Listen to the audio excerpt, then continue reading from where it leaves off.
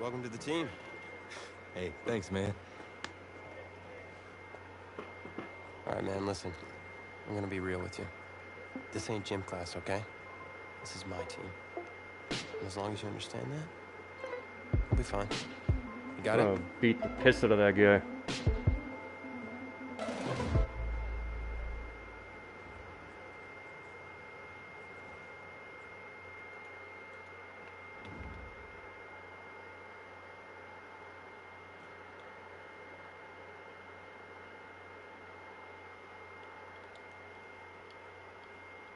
Find yourself a box, keep it clean.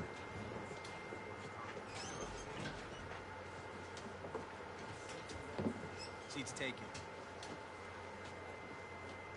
I'm not Forrest Gump. Don't do this shit to me. Get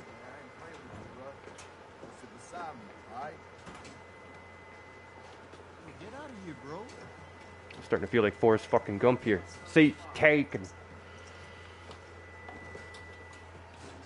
Captain of the team in the corner away from everyone?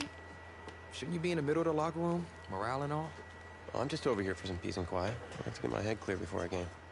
But I can't really do that if guys like you keep bothering me. I should knock him out. No, I'm sorry, man. I'm sorry. It's just... this whole recruitment thing, it's really stressing me out. Thought you had a ton of offers. I did, but they can disappear as quickly as they come in. Plus, if I'm not on my game at all times, I can pretty much kiss it all goodbye. I mean, no full ride to college and no shot at the NFL. You're not making it. NFL? It's a bit lofty, isn't it? Maybe, but I got a lot of people counting on me, so it's the NFL or bust. Well, if you're as good as advertised, that shouldn't be a problem. Yeah. You'll get a chance to see up close on Friday night. Howdy, Mike.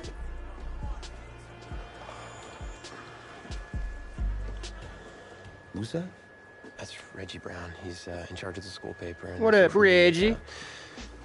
He's a pretty good kid, just, you know, a little annoying. Great, and here he comes. What's up, Reggie? Tommy Matthews, the man, the myth, the legend. What's up, Reggie? Or maybe a Dude, your hair for is the paper? fucking weird. You know, winning me over with flattery will absolutely work every time. Okay. Looks like he got a fucking mushroom cloud on the top of his head. Okay, so get this. You're really gonna love this. Okay, so today I was in the cafeteria, and you know how I usually have a chocolate shake at lunch, right? Okay, so today, this is crazy. I had a vanilla shake. That's crazy, right? I mean, vanilla. What an ass. Yeah, Tommy, man, you gotta give me something I can use here. Anything, man. Well, how about a quote? Okay, Reggie, here's a quote. Touchdowns and leads his team to another victory. How about that? Okay. Yeah, I'm sure I can make that work. It's better than nothing, I suppose. Hey, if you really want a quote, I can help you out. Who are you, exactly? I'm the new backup QB. Backup QB. Yeah, I'm good. No, thanks. What a dick. On second thought, I need something to report on. And There's it might something be here. It's worthwhile for the fucking fans weird. to learn the new face of the team. Be all rude to me. Yeah? Yeah. Ask me anything. Okay. First question. Which quarterback style would you say you emulate the most? Well, it's been a while since I played competitively. Man, back really? in the day, Big my arm. game was closest to Patrick Mahomes.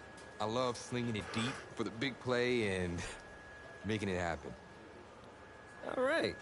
All right. Solid answer. So when I wasn't picking fucking how Brady. would you describe your personality in the huddle? Win at all costs, bitch. Well, I'm extremely competitive, and there's nothing I hate more than losing, so I'm the kind of guy that's gonna bring a win-at-all-costs type attitude to the team. Finally. That's something I can report on. Thanks, QB2. I see you out there Friday night. Right.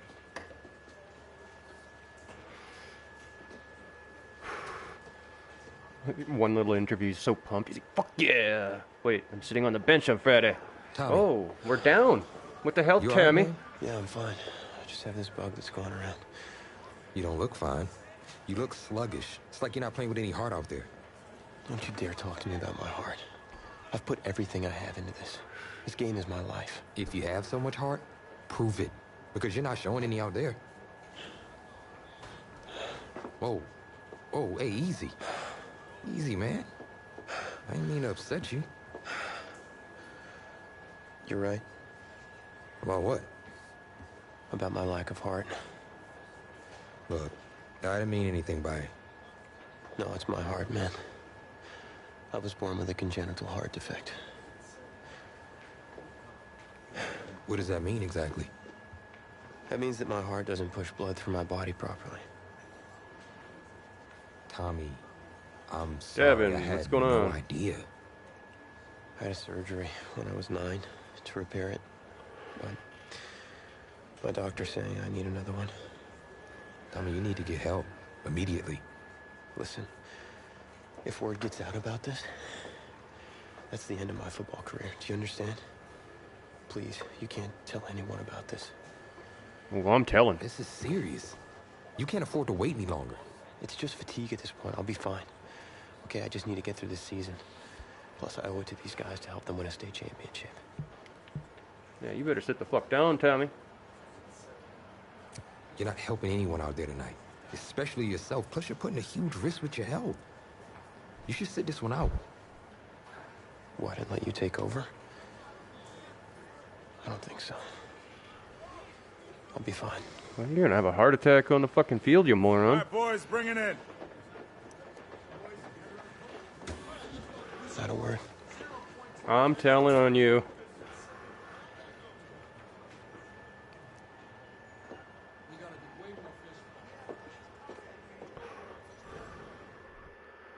I'm gonna rat his ass out so I can play some football.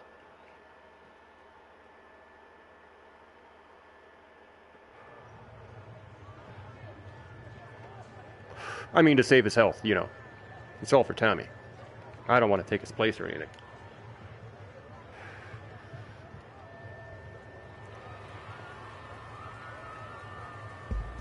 Well, it's hard to celebrate homecoming when you're being shut out by your crosstown rivals. Tommy Matthews is just not playing like himself tonight, and that is the major storyline as we continue our coverage. Tommy. Hey, Coach. What's the plan? Let's tell on him, Mike. For the rest of the half. Take off your helmet. Have a seat. Wait, what? What do you mean? You're pulling me from the game? Coach, I've given everything to this team. Hey, Kutch. I'm doing what's best for you and for the team. Please, sit down.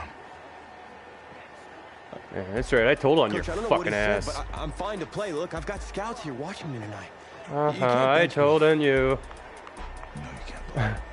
For me, please, sit down. Yeah, we'll talk about this later. I don't want to steal his spot. Tommy, you're okay. Just sit down, Tommy. What'd you say, man? Nothing. I had to. He also takes drugs, Coach. I seen him. All right, but I need you to focus. You got 52 other guys out there counting on you now.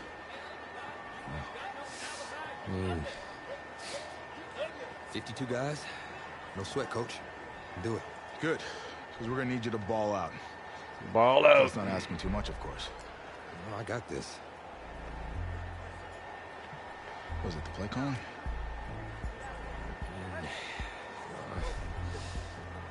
I had 2 whole weeks to digest everything. I'll be fine. What can go wrong? Great. Well, with your raw athleticism, you got this. Hope you're right. Whoa, you forgetting something? Your helmet. I don't need a It's the helmet. Renaissance, the No most one's gonna important fucking part. touch me. Come on, you got this. Yeah, you're right, coach. I got this. Yeah? Yeah, you got this. He so doesn't got this. Fuck. Thanks, Coach. And welcome back. Kevin Connors with you on one of the most special games Don't on the do this now, schedule controller. each season, Homecoming Weekend. This live stream is brought to you by EA Sports. he'll be brought down after finding a bit of room up the field. So, I'm not sure Fuck what to off, make controller. of this, but Tommy Matthews was just benched for a backup who joined the team only a couple of weeks ago. And get this, his teammates nicknamed him QB2 because they thought he'd never see the field, but here he is. Baptism by fire, they'll throw it here. Now he completes his first throw, and meanwhile, there's Coach Fetu breathing a huge sigh of relief on the sideline. Makes you wonder, what was he expecting out of this guy? Good God, this fucking thing. Just short of the marker. Here's second down.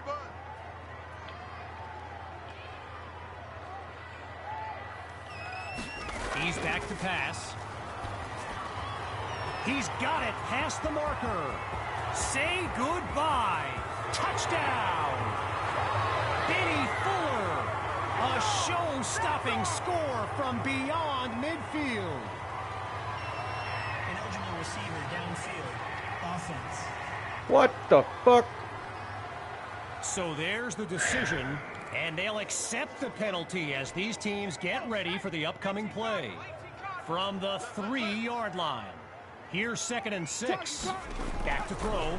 Here's QB2. Finds Patton on the slant. And he's down at midfield.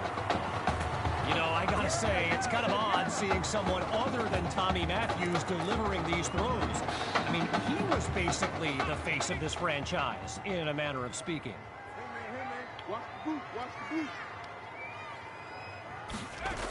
Hawk gets his first carry of this second half.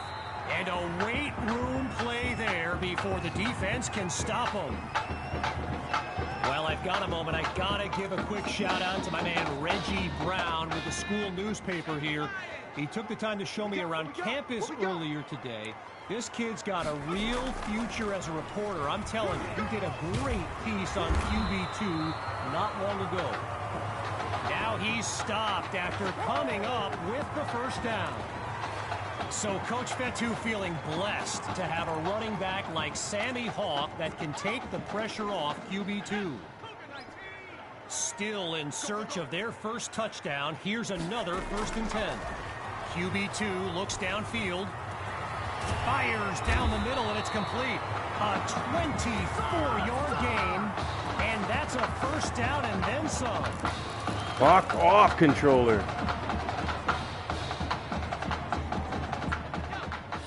Lined up in the backfield. The Knights will run it.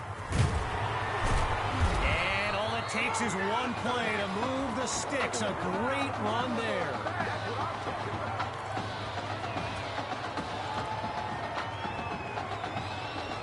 Still in search of their first points. It's 1st and goal. Going with the run. And he goes straight at him. Touchdown. QB2 leads his team to the end zone on the first drive of his high school career. What the fuck? Now fucking controllers drive me crazy.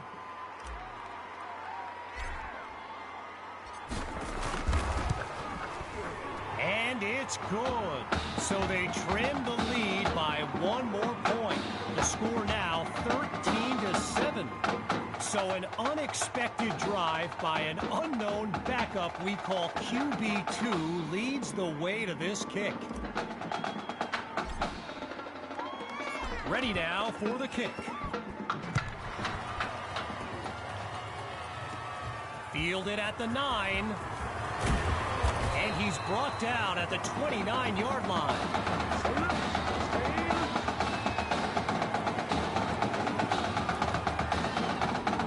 The Bearcats take over on offense.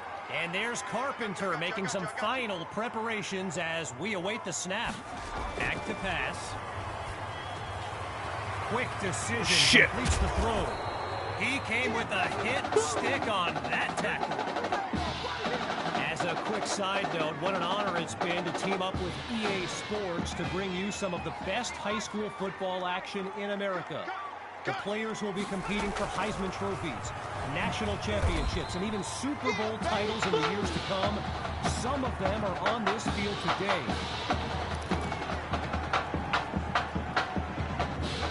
All right, so following the short game. No, this is Madden 21. Here we go. Here we go. From the gun, it's Carpenter. On the slant, gets it to Justice. And that's good for a first down. Well, what a scene here today. And I'd be remiss if I didn't remind you that our next live stream will be from the state championship game later this season. Most believe the Brush Hogs are the team best positioned to raise that trophy. My opinion, pigs will fly before the Brush Hogs win it all, but what do I know?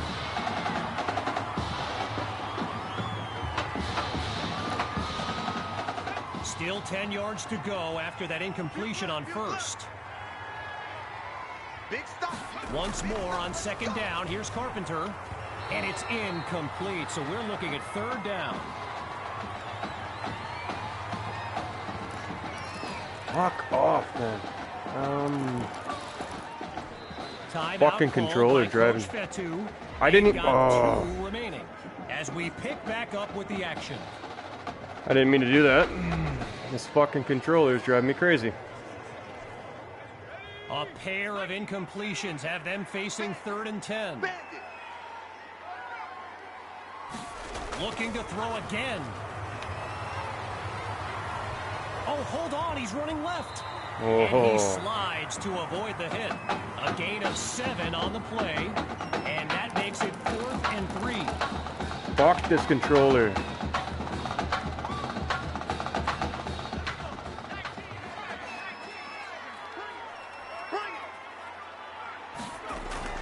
They'll run for it. But he doesn't get to the marker. So the Knights will take control of the football.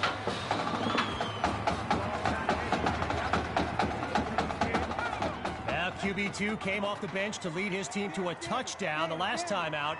Here's a chance now to prove it wasn't a fluke. Oh, and it's incomplete. Attacked the secondary to start the series, but they couldn't make the connection. Following the incompletion on first, here's second down.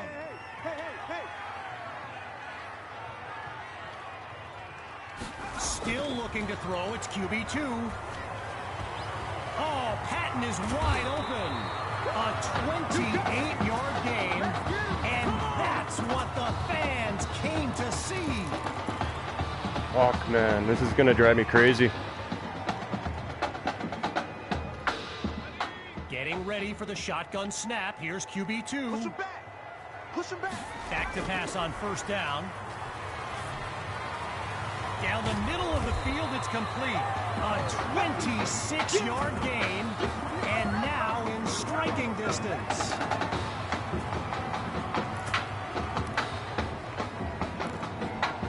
With the aerial attack looking good on this drive, it's 1st and 10. Now from the red zone, it's QB2. And there's a strike to his tight end over the middle. And he takes it into the end zone. Touchdown, Knights.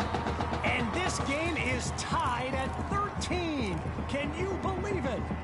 Myers is on now for the PAT.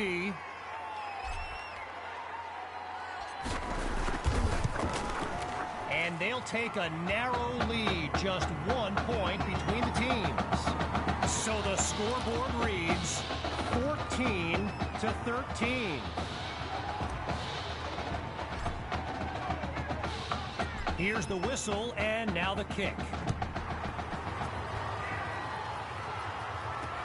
Fielded in the end zone. And he's not able to do much with it, just a decent return.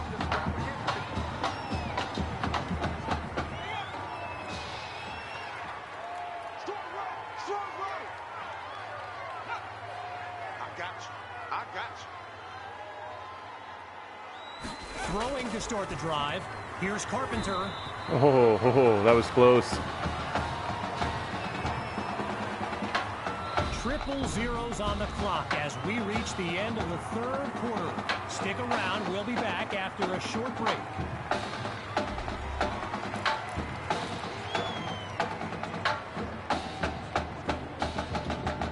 We return to a tightly contested matchup as we begin the fourth quarter. Surveys the field. And he's not able to come down with it. Third down on the way.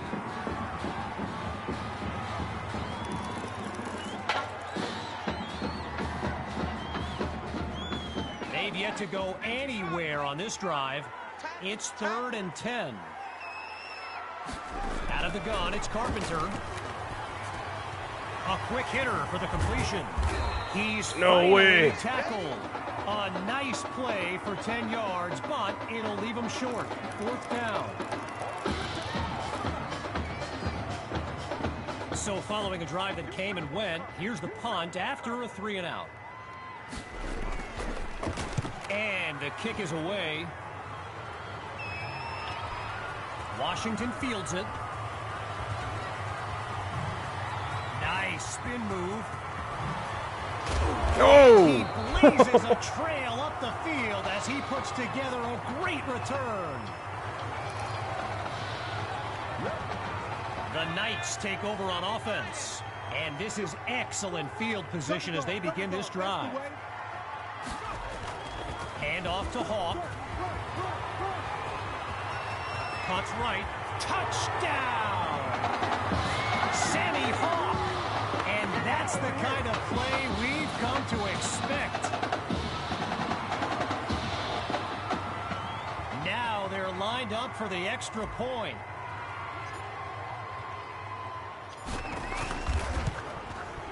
And he knocks it through. The lead now, 21-13. God, this fucking controller. Everyone's lined up, ready for the kick. Fielded at the 6. Live ball. The D's got it. They're on the move.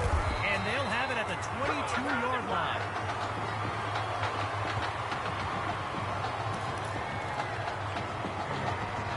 So the Knights are lined up now. And let's be honest, the playbook should take advantage of the way QB2 is reading the D and making great decisions. And they bring him down after a short pickup. A gain of 3 on the play, so it'll be 2nd and 7.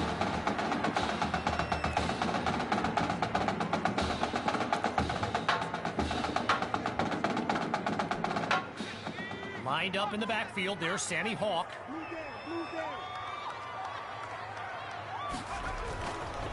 On 2nd down, they'll run it here. Shit. Really not able to get much before he's tackled. He wasn't ready.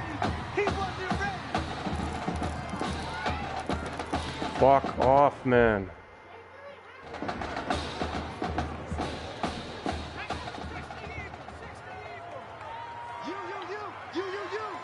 Drops back to throw here on 3rd. And he's into the end zone. Touchdown, Knights. And they extend.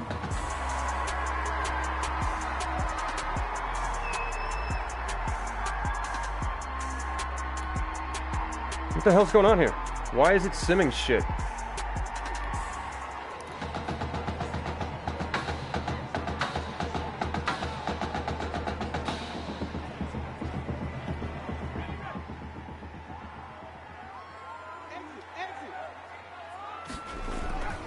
Looking to run some clock. Here's the handoff.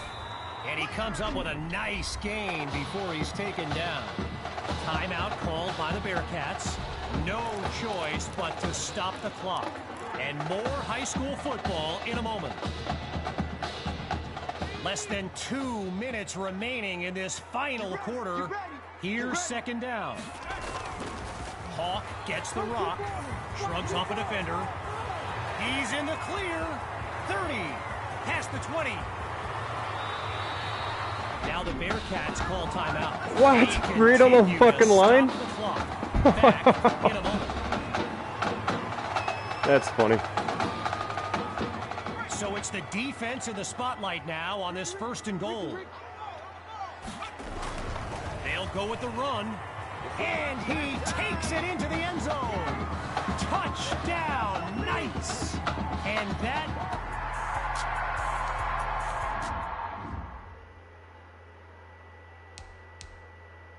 Why?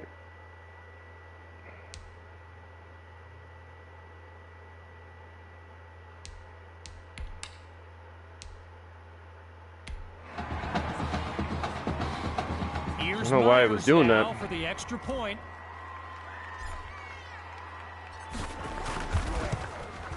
And he puts it through. The advantage now 35-20.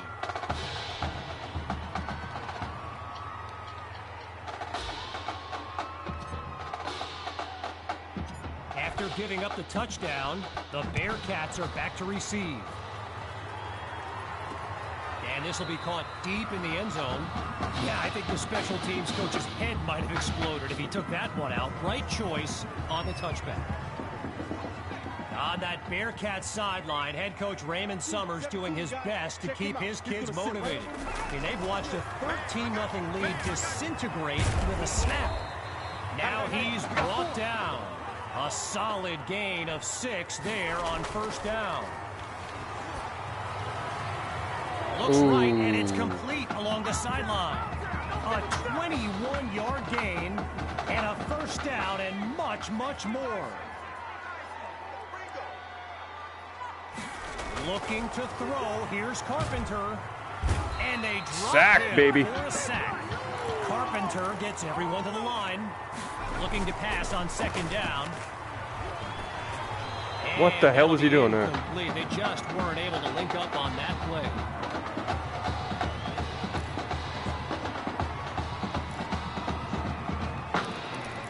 Fuck off.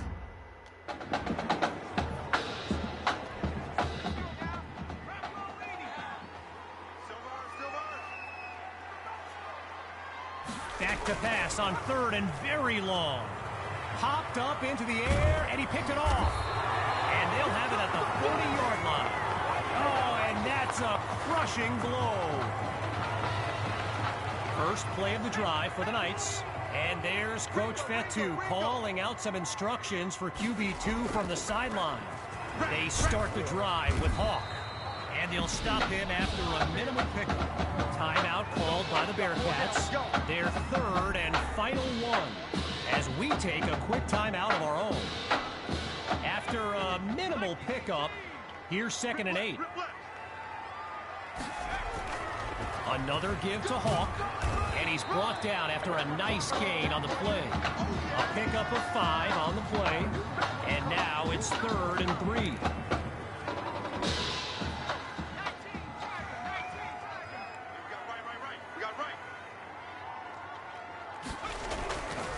He'll try to pick up the 1st with Hawk. Now he's dropped after getting past the marker.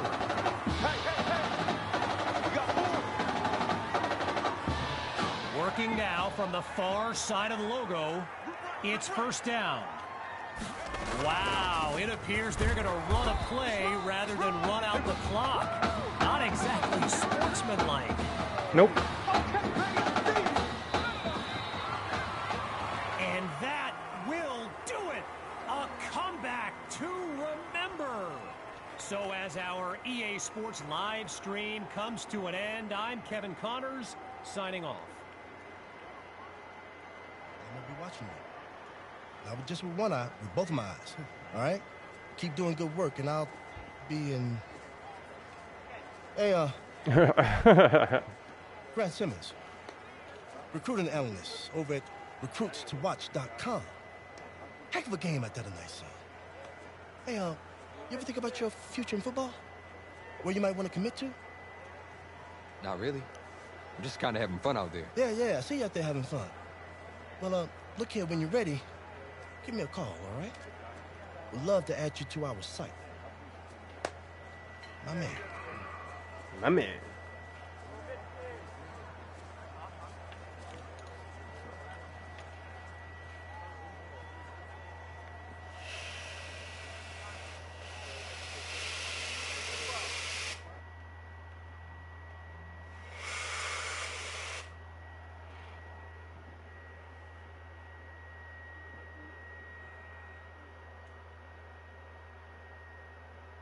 The man of the hour. And you're the hottest scoop this year. Got a few moments for an exclusive? Sorry, maybe some other time, Reg. I got a lot to prep for the playoffs. But I'll tell you what, if you give me the exclusive, I'll put together your senior highlight reel for recruiting next year. Oh, you really do that? Heck yeah. Man, I got a lot of tricks to get a lot of eyes on your tape, too. Yeah, I do that for all the guys that are pretty nice to me, which is the kicker and now you. So, I need as much help as I can get with recruiting. All right, let's get started. Wow, great, okay. Let me think. Oh, regarding your last game, what would you say is your biggest strength? Biggest strength? Just think of one of them, anything. I feel like my receivers would say I throw them a pretty good ball. You know, I got this touch pass that puts it right where it needs to be. All right, well, if you're not going to play me, I quit. Haha. Well, Reg, I guess there's your excuse. Need a word from my office.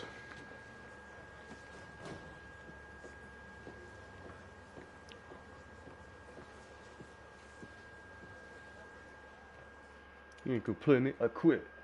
Alright. Quit. Fuck.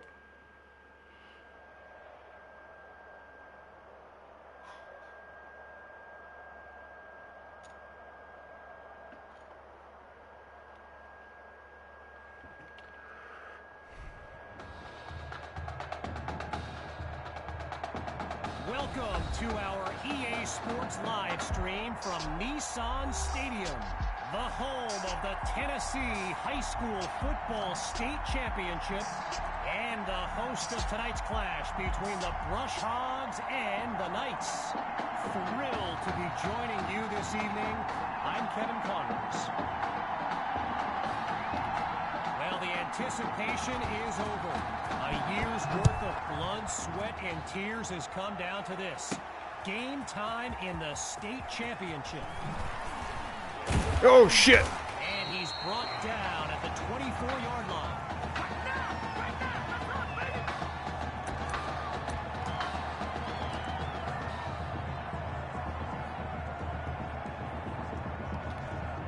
The Knights take over on offense. And, you know, with a state championship on the line, every drive can seem like it's the most critical. They give it to Hawk. And he doesn't waste any time picking up the first. He opens that series with an excellent run.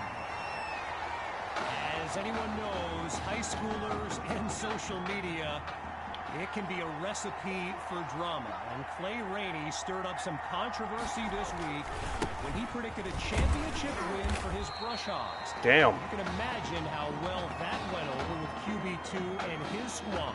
Spoiler alert, not well. All right, so following the short gain, it's 2nd and 9. Grabs the snap. Fires down the middle, and it's complete. And he's stopped at the 21-yard line. A 39-yard gain. And now everyone's on their feet, myself included. Well, another 1st and 10, and even more of a threat to score now.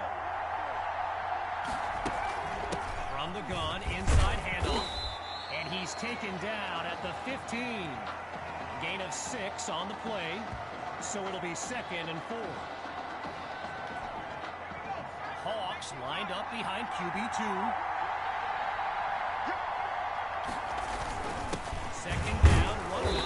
Damn. They bring him to the ground after just a short pickup.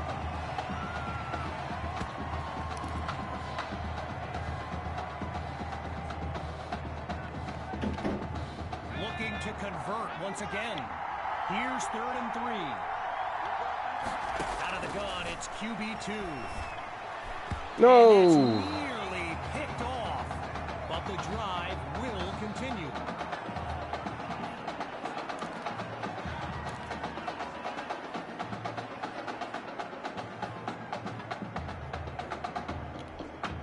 Oh, it appears we have ourselves an offensive coordinator ready to take a risk. 4th down, but the punter doesn't even have his helmet on. They're going for it. I should have went circle. I didn't even see that until it was too late. Possession.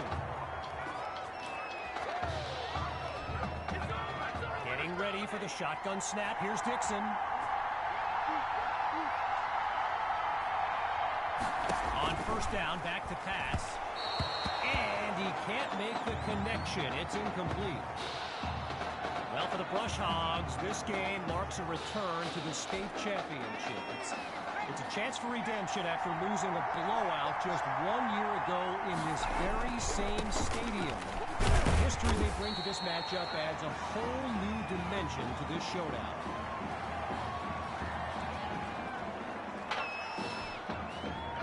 Five wideouts on the field, 3 to the left, 2 to the right. Third down from the gun. Dixon's pass is intercepted. And it's all the way home.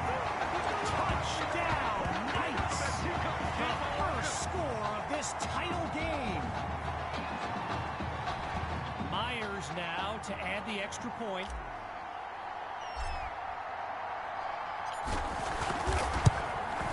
And that'll make our score 7-0.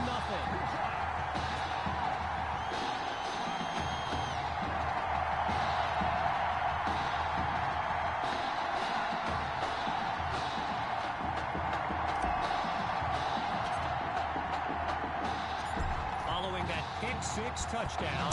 The Knights are ready to kick it away. He fields it at the 8. And he's brought down at the 24-yard line.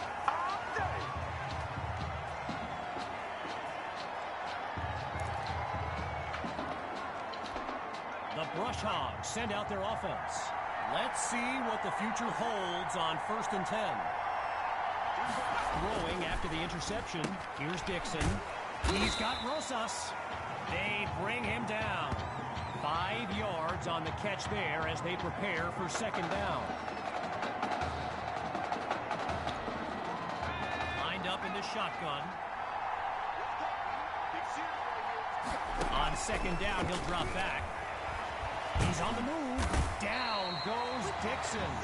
Tried to use his feet, but could not avoid the takedown. So earlier today, while speaking with Brush Hogs coach George Thompson, I asked if their loss in the title game last year came up at all in their preparations this week. And you know what he said? He said they took the game film and Dixon is sacked. The defense does it again on back-to-back downs. Not bad. The drive that came and went. Here's the punt after a 3-and-out. And he gives it the boot. He's got it with great field position. And not much to it on that return as he's unable to find a seam.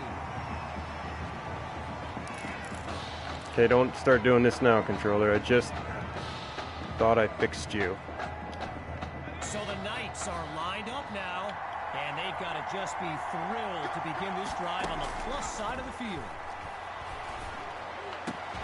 No! And the ball pops free as the defender timed that hit perfectly.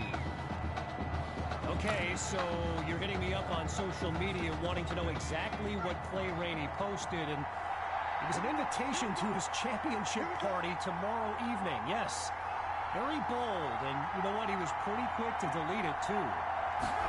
QB2 takes the snap, and that's what the hell, man? I can't fucking pass now? These guys are just waiting for it. Zero progress on this drive thus far. It's 3rd and 10. Looking to throw. Here's QB2.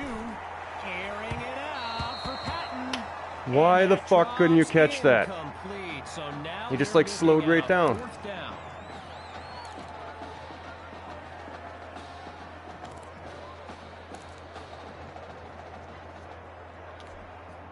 Looking to roll the dice. Here's 4th and 10. Drops back again. But it's hold the fucking ball. So the Brush Hogs will take possession. God damn, man.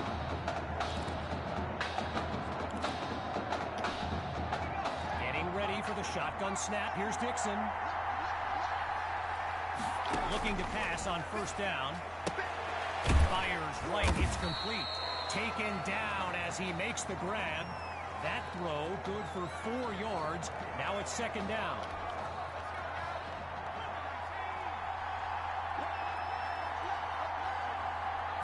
Shotgun snap. Here's Dixon. Caught by Rosas. And he picks up the first down. Yeah, we dominate today. I don't think you can say you're dominating or you're gonna dominate unless you're ahead by a bunch. From the shotgun now, inside handoff. How the fuck is he still standing? Work his way to the 34-yard line. So time expires on the first quarter of play. When we return, the quest for a state championship continues. Stay tuned. Back to pass on second down. Kirkpatrick brings in his first catch. And he gets leveled on that huge collision. A 20-yard gain. And that's a first down and then some. Rainey's lined up behind Dixon. They'll go with the run. Not much there as they're able to bring him down. A gain of 1 on the play. And now it's 2nd and 9. Looking to pass. And it's incomplete, so we're looking at 3rd down.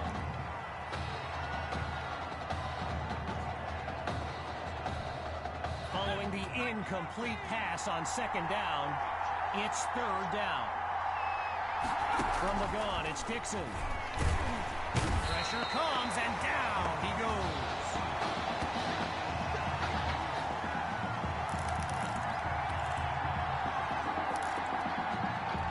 First field goal attempt for the usually steady kicker.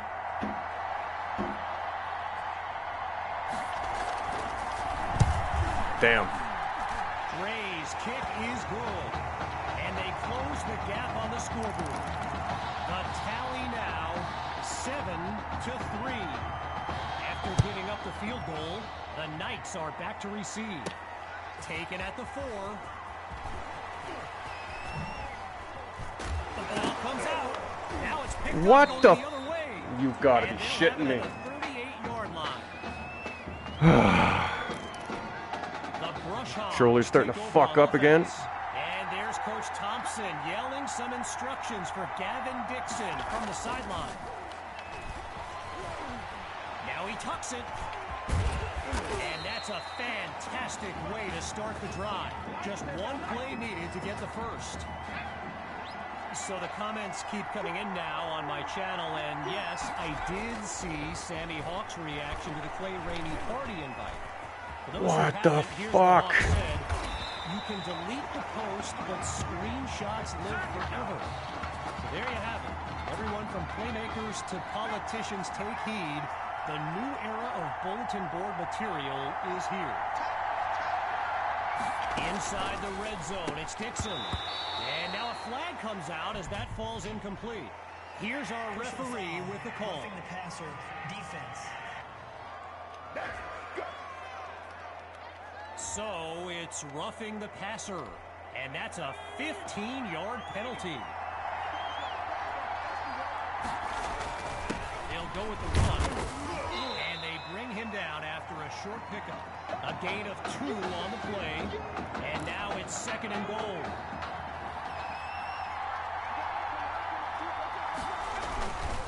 Going with the run. And he's into the end zone. Touchdown for Rushhogs. Clay Rainey. And he's enjoying every moment. And the kick is good. Our score now 10-7. Following the touchdown, the Brush Hogs are ready to kick it away. Fielded at the 3. And he's brought down at the 29-yard line. Okay, fuck controller, you're driving me crazy. First play of the drive for the Knights. And just 3 points separate these squads in a tight first half. The deep pass. He makes the catch. Oh, it's a touchdown. There you go. A show-stopping score from beyond midfield. Now for the point after.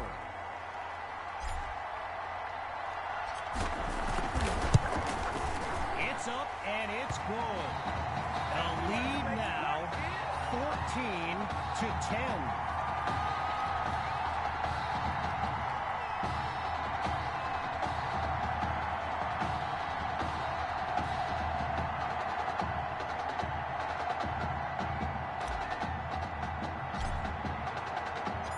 Shit. Not the greatest. The Brush Hogs are back to receive. It's taken at the 4. And he's taken down after crossing the 20-yard line.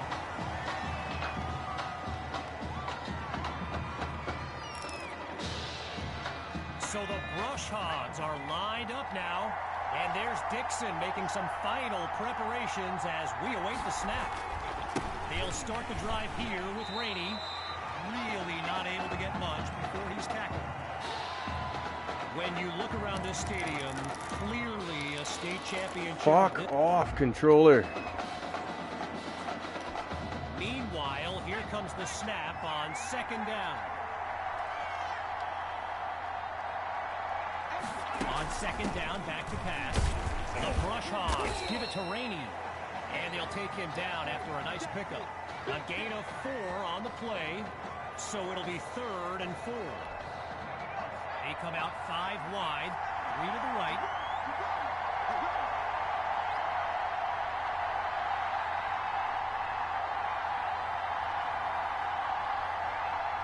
Out of the gun on 3rd.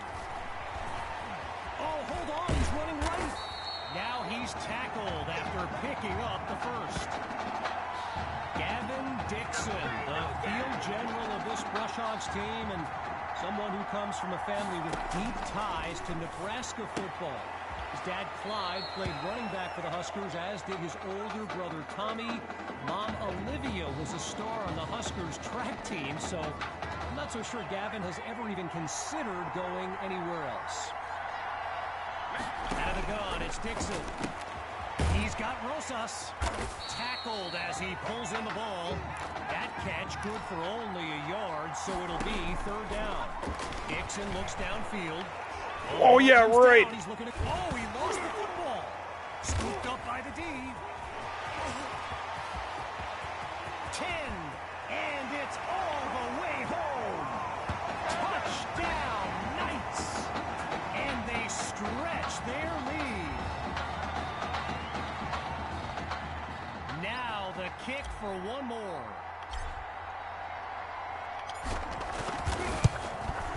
And the point after attempt is good. The advantage now 21-10.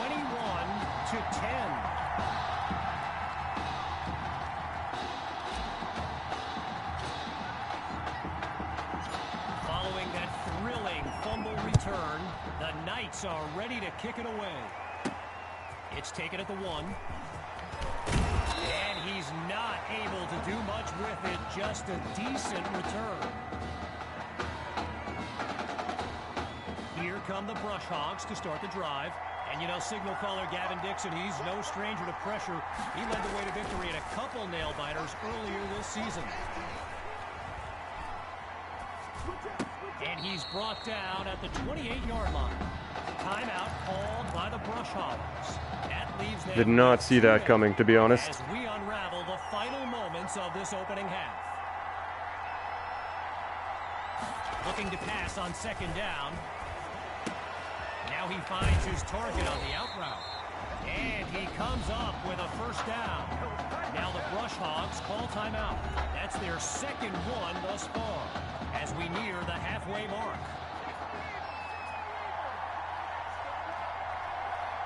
On 1st down, he'll drop back. Dixon is picked off. Again picked off. And it's a pick-6 touchdown. They just continue to light up the scoreboard. Myers news is on now for the PAT.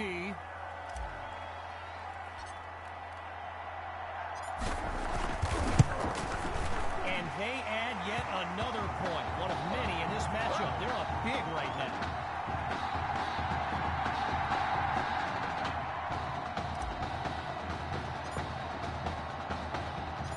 Following that pick-6 touchdown, the Knights are ready to kick it away.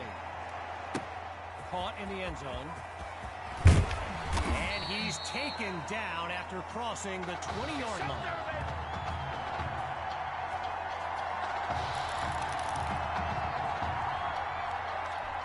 The Brush Hogs send out their offense. And with this kind of deficit, Gavin Dixon and his playmakers will need to come up with something big on this drive. Finds Rainey underneath. Now he's taken down. The connection on that play, good for 7 yards. Now it's second down. Getting ready for the shotgun snap. Here's Dixon. One last try before the break. Oh, bitch! Get sacked. So, after 2 quarters of action, it's the Knights out in front. And when we return, the second half of this historic showdown.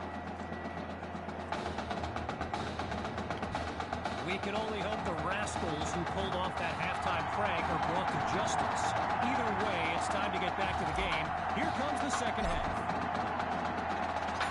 Here comes the kick. Taken at the 4.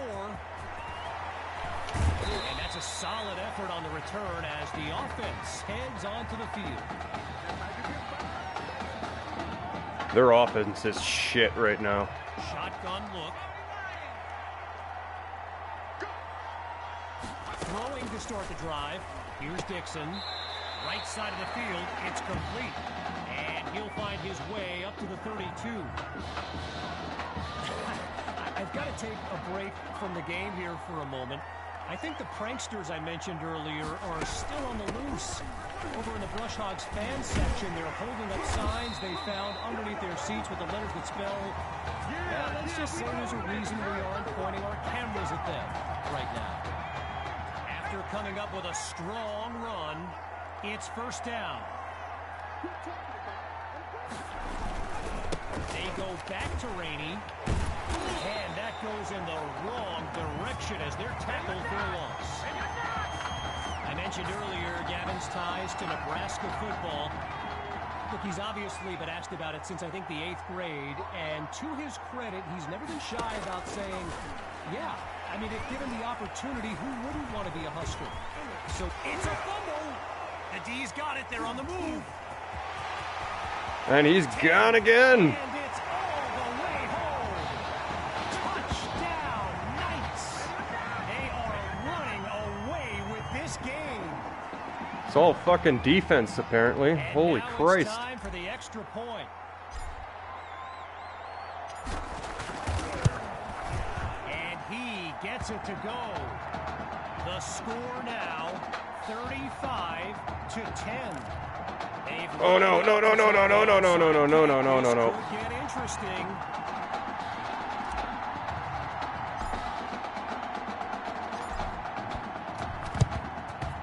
The Knights have recovered the ball. Nice. And that changes everything. Kick it hard enough, it bounces off somebody, you get the ball back. Opening play of this drive for the Knights. Man, it's been a while since this guy's been on the field. Every drive with a score, so a chance now to continue that streak. And that's a tremendous run to lead off the drive. From first down to first down. I spoke of the NFL players in attendance here today. Earl Thomas and Jarvis Landry happen to be watching from the sidelines tonight. And get this, Adrian Peterson showed up at Coach Fetu's request and surprised his players with a pregame speech. Can you imagine that? After a minimal pickup, here's 2nd and 8. Shotgun snap. Here's QB2. Oh, man. And he's not able to come down. Why didn't he fucking turn? He was supposed to turn. While I've got a moment here, I'd like to thank my guy Reggie Brown for the well-researched game notes he gave me earlier. Reggie writes for the school newspaper that's covered QB2 since he joined the team, and I got to tell you, that little Sparky has really earned my respect. Might be after my job one day. Looking for a receiver. Deep throw for Fuller. And there's a fight for the football before it falls incomplete, setting up 4th down.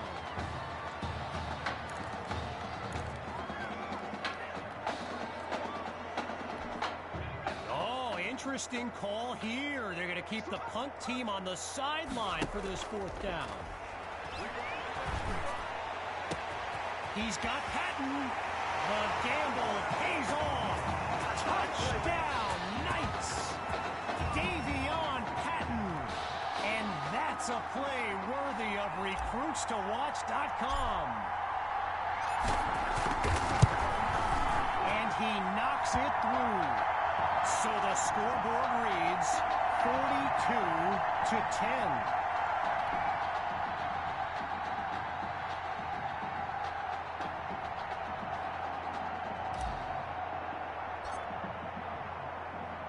Still ahead by a wide margin. Here comes the kick. He fields it at the 2. Boy, and that's not a great outcome as he's brought down inside the 20. Fuck does that guy think he's going?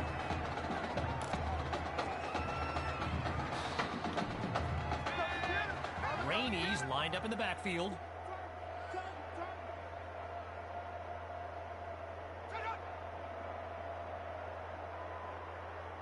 Throwing to start the drive. Here's Dixon. Absolutely nowhere to go, and he eats that sack. You know, another thing about Nebraska football, we got a couple of former Cornhuskers in the house here today. Levante David and Rex Burkhead are here to take in this championship game. Tip of the cap to my pal Reggie for the heads up on that. Completes that throw to Rainey on the screen. And they go backwards, losing yardage. Well, the last 2 plays, a trend they don't want to continue. Each of them going backwards. So now it's 3rd and long.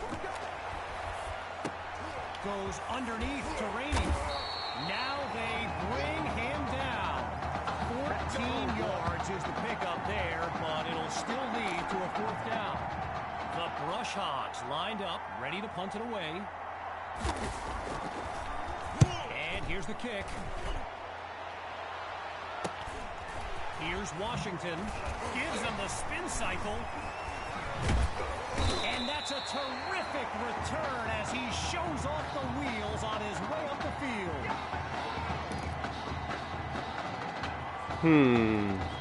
The Knights take over on offense. And all eyes are on QB2 as he gets set for this drive. I think every smartphone in the stands is pointed at that young man. And he's brought down at the 37. So I mentioned the game notes Reggie gave me earlier, and here's an interesting fact. Rush Hogs head coach George Thompson once played Coach Fetu in a football game back in college. Now, it wasn't for a championship, but Coach Fetu's Trojans won that non-conference showdown. Amazing how we've come full circle here today.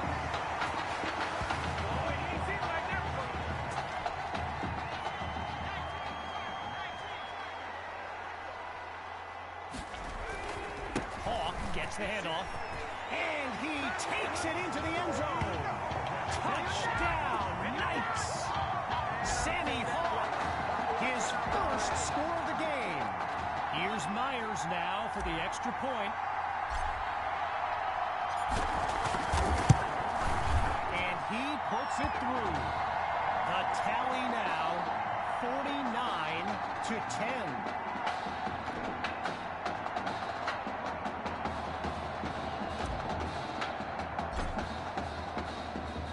After giving up the touchdown, the Brush Hogs are back to receive. This is fielded just inside the goal line. And he'll be marked out at the 23-yard line.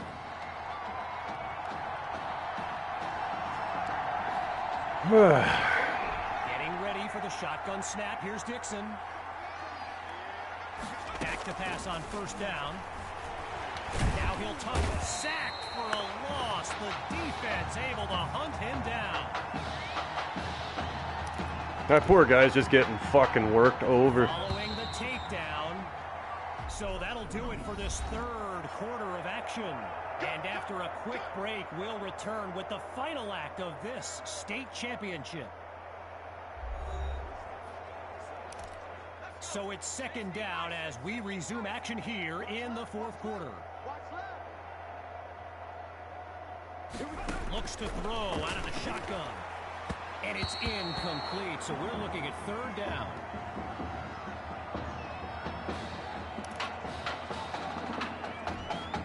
Wanting nothing more than a score. Here's third and long. Out of the gun, they'll throw. Sends it to Rainey in the flat. Now he's brought down. The completion good for only 6, so that'll make it a fourth down. So following a drive that came and went, here's the punt after a 3-and-out. And he sends it away. Spins out of harm's way. And he's stopped on a solid but not spectacular return. What?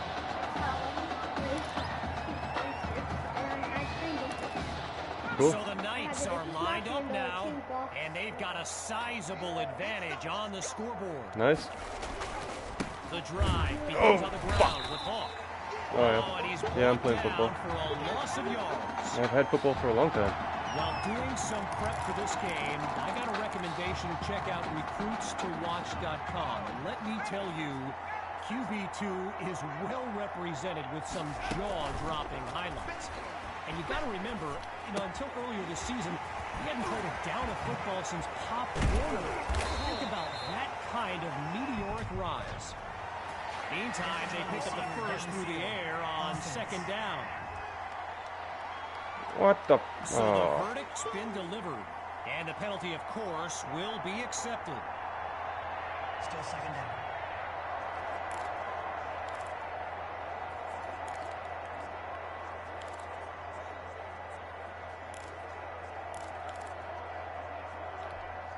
With just a mile to go, it's second and long. Fakes the handoff. Play action. No! Football, and it's intercepted. Picked off by Singletary.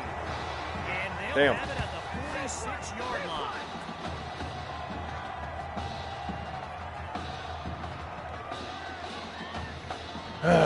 I can't believe I threw a fucking interception. The drive, and they're playing for pride at this point. Their deficit a considerable one. Looking to throw. Here's Dixon. Caught by Rosas. They bring him down.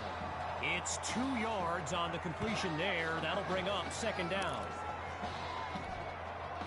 Getting ready for the shotgun snap. Here's Dixon. On second down, he'll drop back. Now he brings the ball down. He's on the move. And he's stopped at the 37. One last thing on recruits to watch. You can go to the archive and watch videos they have on players that are now in the NFL. I highly recommend you search for DeAndre Hopkins and Le'Veon Bell's highlights. It's like watching someone play Madden. You know, Madden, the video game. Madden. And meanwhile, that pass play pushes them deeper into enemy territory. Halfway through the fourth quarter, here's second down. Gathers the snap. And he's not able to come down with it. Third down on the way.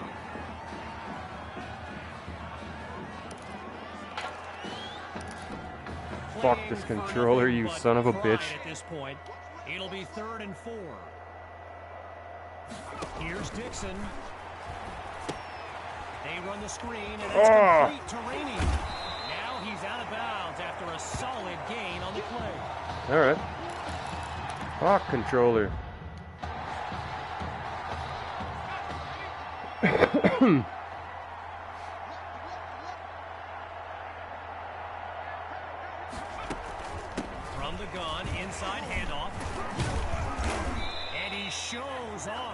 strength before he's wrangled to the ground. A pickup of 6 on the play, so it'll be 2nd and 4. Lined up in the shotgun. They go back to Rainey. He's got enough for the first down. Not gonna happen. And he's finally tackled after a solid run.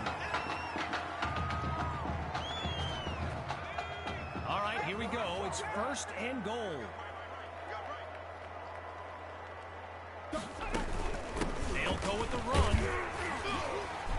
And they'll stop him after a minimal pickup. And now just a couple yards separate them from Hader. 2 yards closer to the end zone now. Now they'll throw from the gun. No. And it's in. Oh. So we're looking at 3rd down. That was close. Fuck off, controller. Just 1 yard away. Here's 3rd and goal. From the gun, looking to throw. And they're unable to make the connection. So here comes 4th down. Well, they're going to get a field goal. No, they're going for it. Number 10 coming up. It's 4th and goal from the 1. Dixon takes the snap. No way! Touchdown, Rush Hobbs. You little fuckers, they finally got it. I didn't think he was going to get that toss through. Dre is on for the PAT.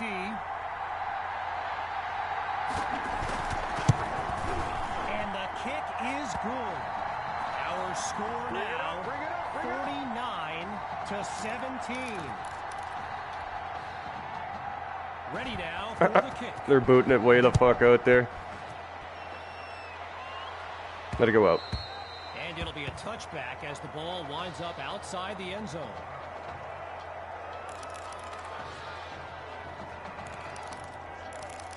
Okay, controller, fuck off. Opening play of this drive for the Knights. And they are very much in control of this game. Trying to chew up some clock. They give it to Hawk. And they'll make the stop after a solid gain on the play. During my pregame interview with Coach Fetu, he expressed all kinds of excitement about this opportunity for his kids. But I detected a tinge of sadness when the conversation turned to the subject of Tommy Matthews. I mean, it's hard not to feel for the young man, the former starter at quarterback, who was sidelined indefinitely due to that heart condition earlier this season.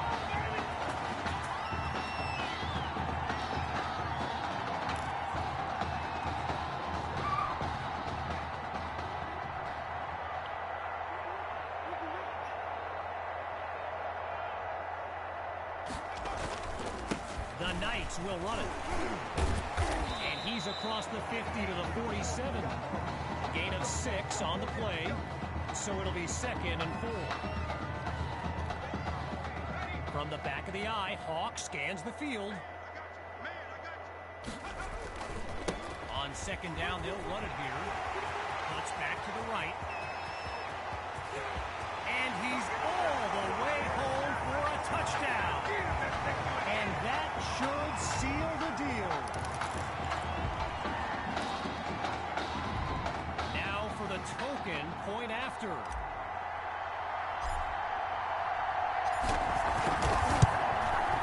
And that should do it. The coaches are struggling to keep their players from running onto the field, but even they're having a tough time containing their excitement.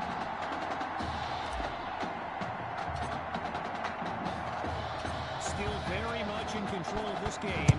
They're lined up for the return. Fielded in the end zone. Hey, nothing ventured, nothing gained. They'll take it, right? This drive starts out past the 25. Here come the Brush Hogs to start the drive. And to be honest, all hope seems lost, but these kids continue to show some heart. The desperation heave. Throws into a double team, and it's intercepted. Picked off by Last play of the game, and he gets picked off.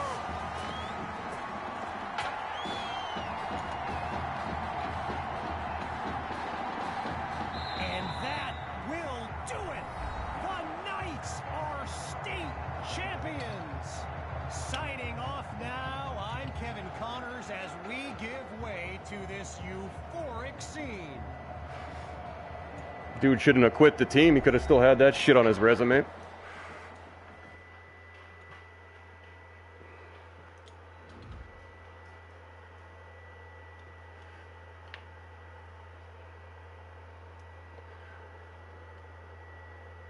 Right here, this is my favorite part. The spin move you do. Breaking that dude's ankles and the stiff arm, woo! Reminds me of my playing days, Samoan warrior style. It's too bad you stepped out of bounds. You could have scored a touchdown. Well, there's no way he could have dodged. Tommy, how the heck have you been? Hey, Tommy, how you feeling, man? Good.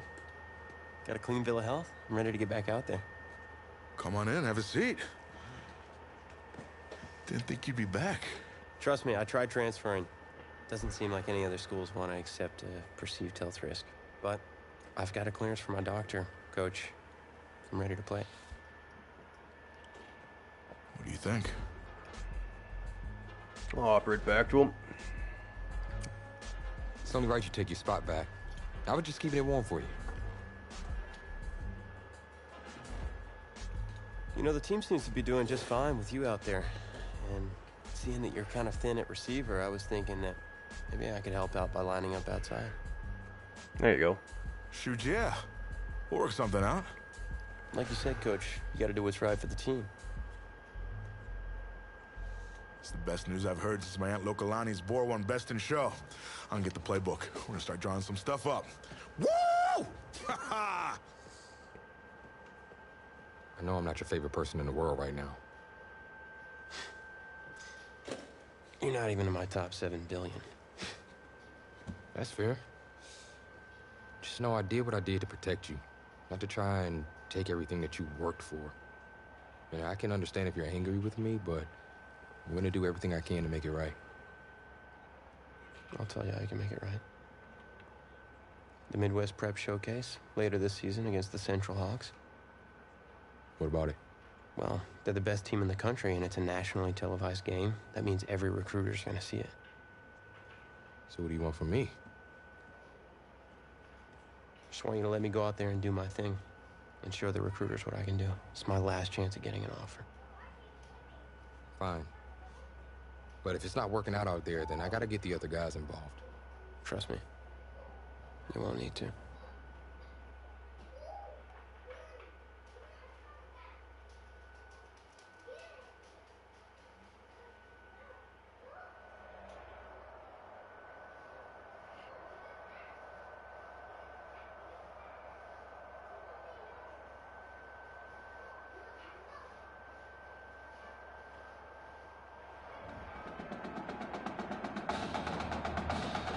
One of the loudest venues in the NFL on Sundays looks to be no different on a Friday night.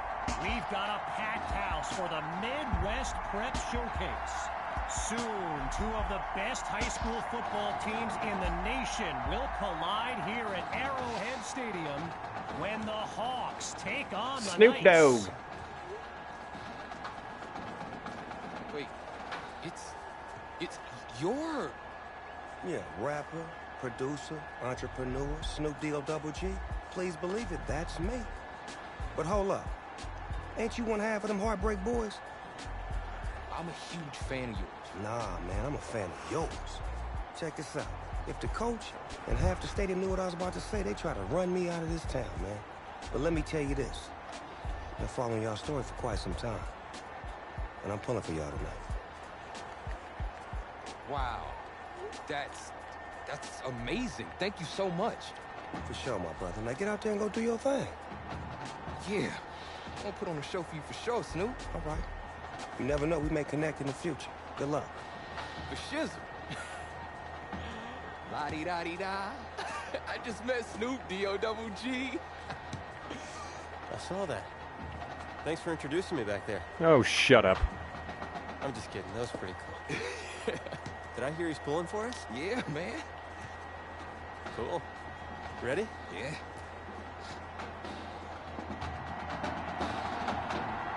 Okay, Tommy, your hands better fucking be... Oh, fuck off. Not this... Not this crap again. Rising to their feet as we await this onside kick. No, we're not doing that. By the Knights. That'll leave them with 2 in this opening half.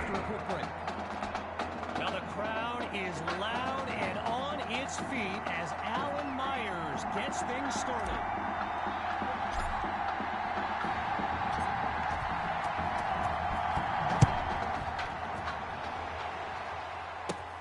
Fielded at the 6. Just a bone-rattling tackle as he's dropped to the ground. That's what you got coming, choice. You're just gonna get hit every time.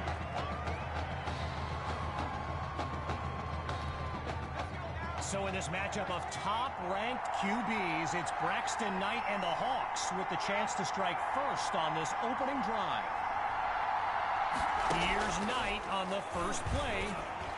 And they're unable to hook up on that play. Here comes second down. Braxton Knight, easily one of the best quarterbacks in the nation, hasn't faced a double-digit deficit since he became a starter last season. And when he gets this offense clicking, it is a sight to behold. And he'll pick up a few yards on second down. Jason Coleman there to stop him. Off control. This controller's really starting to piss me off.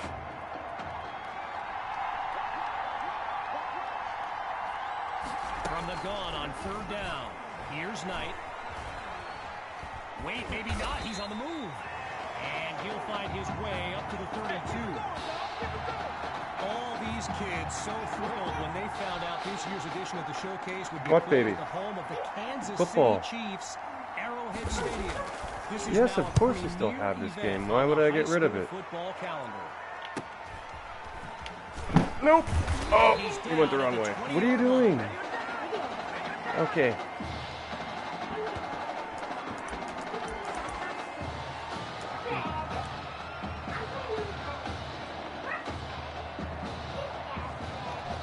So for the first time in this showcase, we'll get a look at QB2 and his offensive weapons, Tommy Matthews among them. They start the drive with Hawk. Cuts to the right sideline. He sees daylight. Touchdown! Sammy Hawk, a show-stopping score from beyond midfield. What? Well, I'm playing right now. I got a touchdown. Myers now to add the extra point.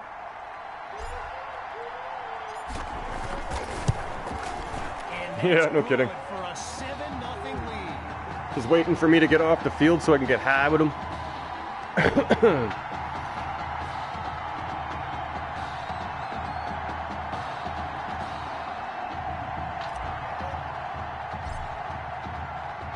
Following the touchdown, the Knights are ready to kick it away. Fielded at the 3. And he'll be brought Man, he down got up after a finding ways. a bit of room up the field.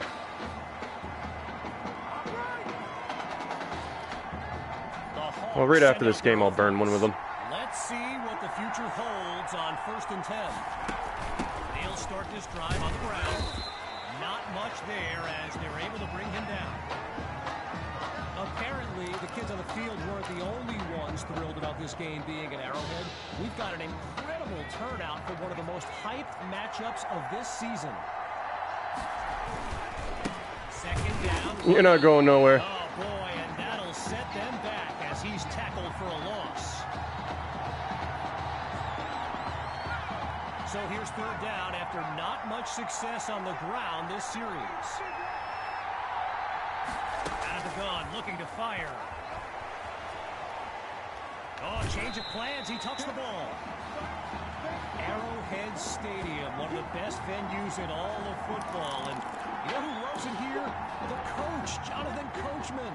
Big-time Chiefs fan. He's a Kansas native. In fact, I wouldn't be surprised if he's in the house today.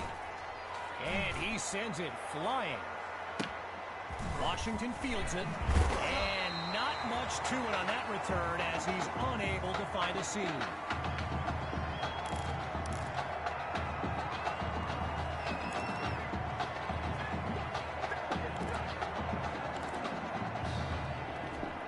First play of the drive for the Knights. And all eyes are on QB2 as he gets set for this drive. I think every smartphone in the stands is pointed at that young man. He gets He face masked me, man. And wow, listen Listen to this crowd. Face mask. I mean, Yeah. if that doesn't give you goosebumps, everyone here well aware of his story with a heart condition. Talk about a moment. Automatic first down.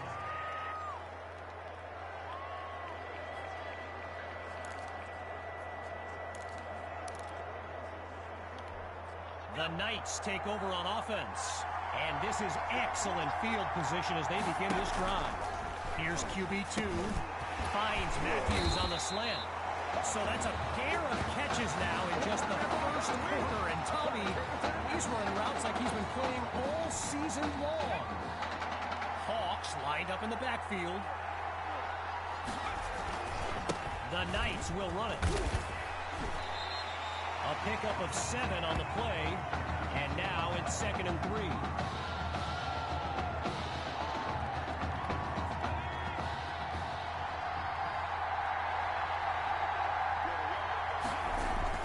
Hawk gets another carry. And he goes straight at him. Touchdown!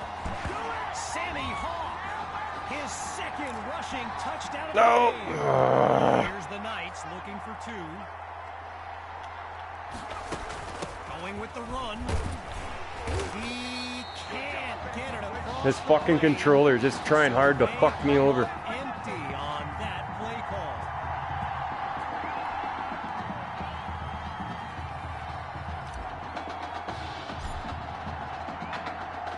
After giving up the touchdown, the Hawks are back to receive. Caught in the end zone. Puss. And he'll take a knee for the touchback.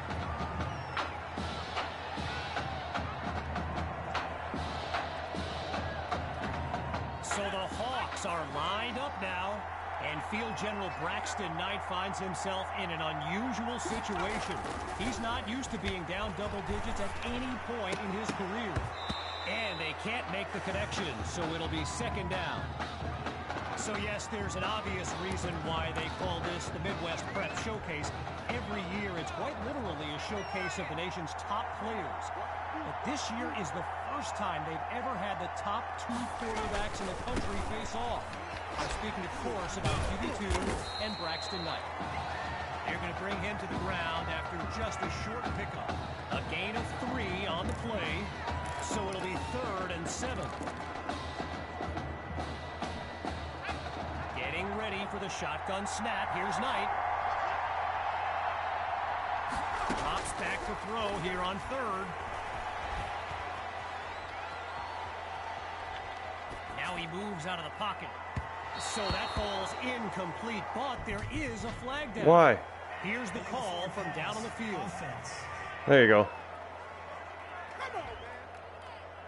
So there's the decision, and the penalty accepted as we pick back up with the action. And so the Hawks are ready to punt it away. And he gives it to Booth. Here's Washington.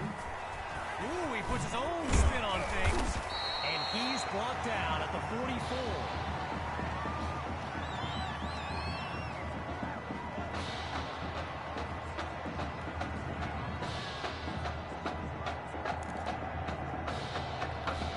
So the Knights are lined up now, and they're working with a 2-score lead as they fire up this drive. They snap the ball, and he makes the catch. And he's got it past the marker, 1st down. So get this, earlier today I was speaking with Hawks coach Kevin Robbins, and in typical fashion, he did not hold back about today's matchup. He proclaimed his D would be so good against QB2, they'd end up putting Tommy Matthews back at quarterback. Old words. He makes the delivery. So that's his 3rd catch of the night as Tommy shows off his versatility, first as a QB and now as a wide receiver. The Knights will run it. And they bring him down after a short pickup. A gain of 3 on the play, so it'll be 2nd and 7.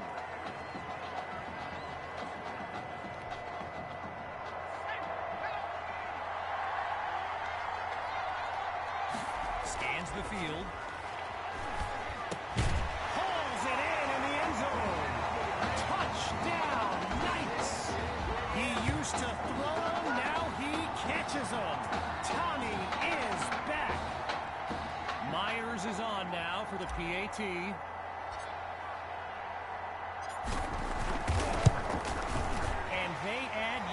another point. One of many in this matchup. They're on big right now.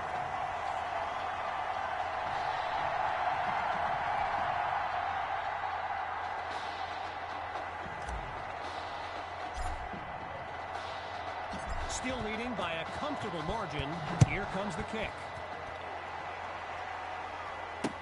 It's taken at the 4. And he's out of bounds at the 22. Now it's time to switch sides as we conclude the opening quarter. And after a short break, we'll begin Chapter 2 of the Midwest Prep Showcase. Throwing to start the drive. Here's Knight. Fires the ball, and it's taken down as he makes the grab. A good pickup there. 8 yards leading up to second down. Getting ready for the shotgun snap. Here's Knight. On second down, they'll run it here. And not much, if anything, on that play. It'll remain 3rd and 2. You know, a high-profile game like this can generate the interest of some big-time schools, and this stadium is loaded with coaches from powerhouse programs. LSU, Clemson, Oklahoma, you name it, they're here. Meanwhile, they pick up the first with that run on 3rd down. After a solid pickup on that previous play, it's 1st down. The Rock goes to Grove. And all it takes is one play to move the sticks. A great run there. I mentioned a few colleges earlier with recruiters in attendance. My guy Reggie gave me a list with a few more names on it, and you know it's a heavyweight matchup when you've got schools like Oregon, Florida, and Southern California among the fans here today.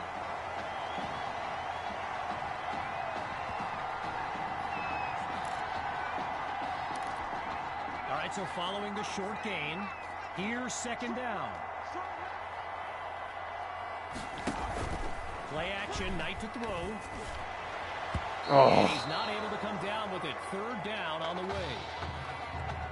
Gotta share a quick story. All right, so I'm making my way to the press box before the game, and who do I see but the Dogfather himself, Snoop Dogg. And he's seeking out QB2. And here's the thing. Snoop is a diehard Hawks fan. Into heavy traffic and is picked off. Thank you. Intercepted by Douglas. And it's a pick-6 touchdown. They're looking unstoppable right now.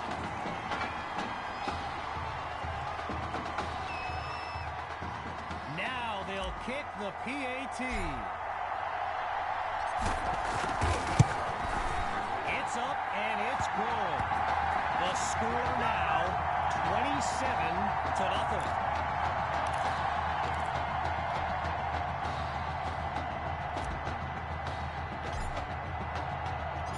Following that pick-6 touchdown, the Knights are ready to kick it away. Fielded in the end zone, and it'll be a touchback as he elects to take a knee.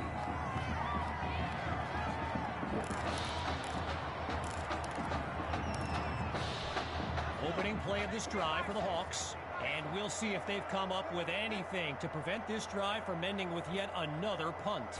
Throwing after the interception, here's Knight. Oh! And that's going to be incomplete. Took a shot as he let that one go. I thought it was a sack. One last thought on Snoop, you know. He's a Southern California guy, Long Beach, if I'm not mistaken. And I wonder if he wasn't whispering in QB2's ear about the Trojans, right? I mean, who knows, but I wouldn't be surprised. Knight hands it off to Grove. Whoa, and that play goes backwards as he's tackled for a loss. Midway through the second quarter, here's 3rd and long. Shotgun snap. Here's Knight. He's got his man in stride. It's complete. And he's down at the 35. So let me just take a moment to say here, when you stand next to some of these young men as I have, they look ready size-wise for the next level. I mean, some of these kids are huge. Fights through a tackle, and he'll scoot his way forward for a solid gain. A pickup of 6 on the play, so it'll be 2nd and 4. Getting ready for the shotgun snap. Here's Knight. Back to pass on 2nd down. And that's off the mark, incomplete. I mentioned it a little bit earlier, the size of some of these kids. Just take a look at Kelvin Thrash, number 87, the Hawks tight end. He could suit up for a primetime college game tomorrow, no problem, and not get thrown around. Finds his man, and that's complete. Now he's out of bounds, and they'll mark it just inside the 50.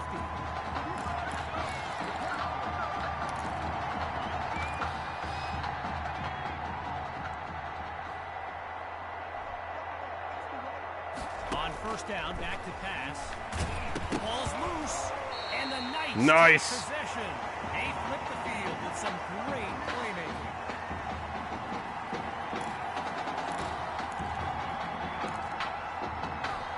First play of the drive for the Knights. It's just been amazing to see. They've yet to finish a drive without putting points on the scoreboard. And they're unable to hook up on that play. Here comes 2nd down. Naturally, people across the football landscape are sharing their thoughts on where they think QB2 will go to college. Some think Miami, others insist it's Texas. But I can tell you this, I'm beyond. There's room to run. Matthews is wide open. Touchdown! That's another score in his return. It's a legend in the making. Here's Myers now for the extra point. He gets it to go. So the scoreboard reads 34-0.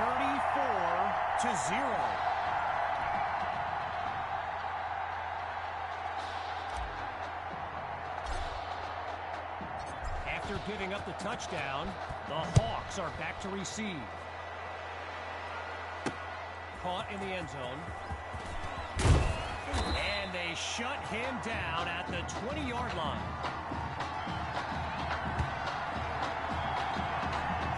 Opening play of this drive for the Hawks, and they really need Braxton Knight to flip a switch and march this offense down the field for points. He's got a man. 1st down, Hawks. Damn. So Coach Fetu, spelled F-E-T-U. For the longest time, I was pronouncing it Coach Feta, like feta cheese. So let's just say I'm thankful he's a forgiving guy for as big a guy as he is. He got that? Okay, I was going to say, what the hell?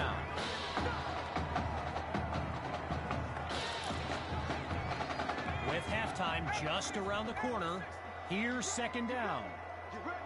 Still looking to throw. It's Knight, and it's incomplete. So we're looking at 3rd down.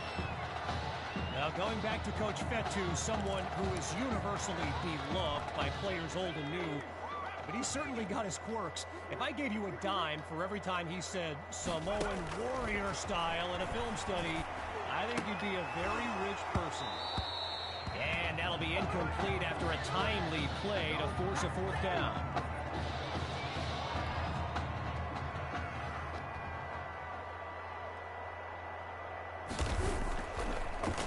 And the kick is away. Washington fields it. And he's tackled at the 38-yard line.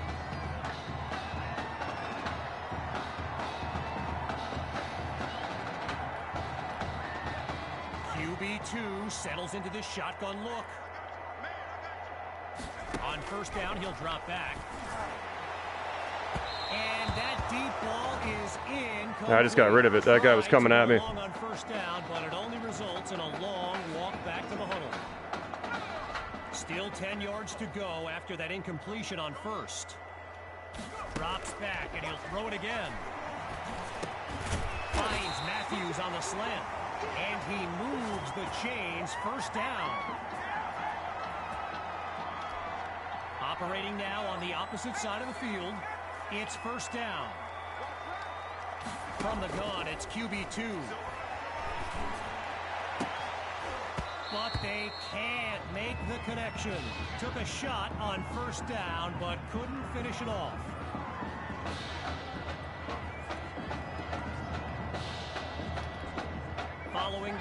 incomplete pass on first down. Here's 2nd and 10.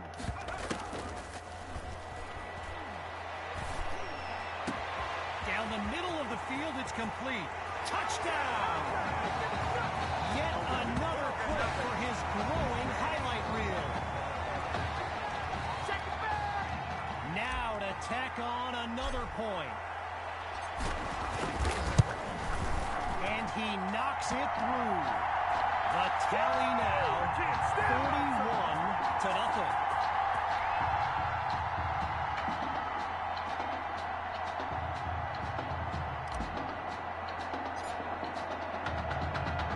Following the touchdown, the Knights are ready to kick it away. Fielded at the 3. And he's down at the 25.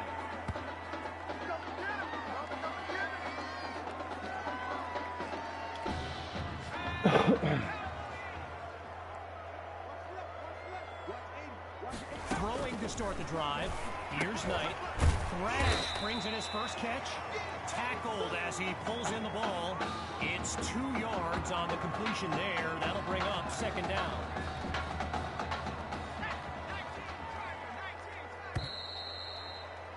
So after a lopsided first half, it's the Knights in control. And when we return, even more of this clash between 2 top teams. The wait is over. Time now to kick off the second half of this matchup. Fielded in the end zone. And his decision to bring it out proves fruitful as he puts together a great return. Lined up in the backfield, there's Sammy Hawk. And his drive will begin on the ground. Picks up a nice chunk of yards before he's brought down. You know, going back to signing day, I gotta say, despite the crazy number of people who came out to see QB2 in person here today, there are so many more following him on social media, waiting on any kind of announcement. Truly, the level of interest is like nothing I've ever seen.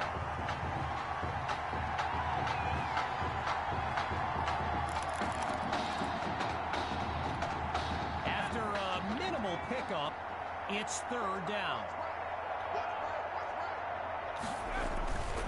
Seeking the first. Here's Hawk.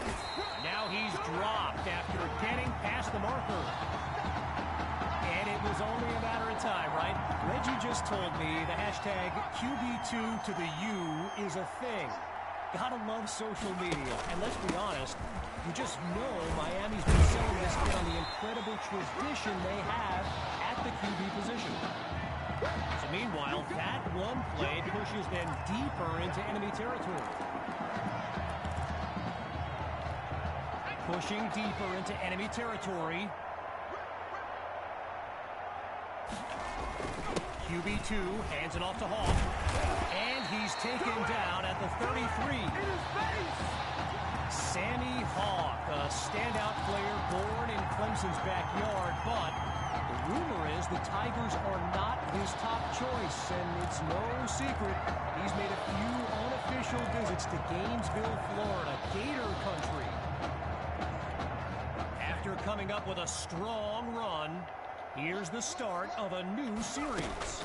He's back to pass. And the ball pops free as the defender timed it perfectly. Still 10 yards to go after that incompletion on first.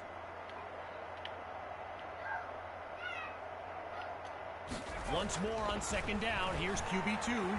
Lets it fly for Matthews. Oh, come on. Hold the fucking ball. Amazing that he got a step on the defender, turned on the Jets to get there, but he dropped what would have been a big-time catch.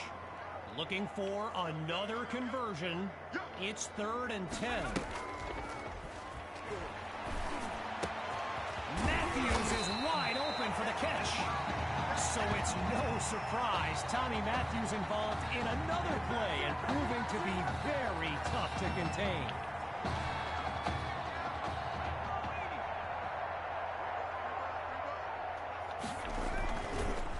QB2 gives it to Hawk.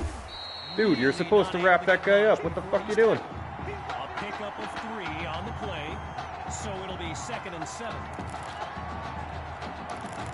Fuck off.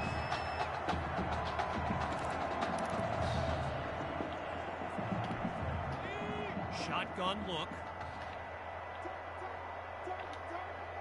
To throw on 2nd down. Here's QB2. It's caught at the 7. And he's got the 1st down.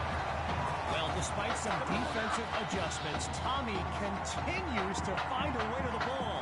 You can practically see him rising up the rankings. Lined up now for the 10th play of this drive. Here's 1st and goal. Going with the run. And he's into the end zone.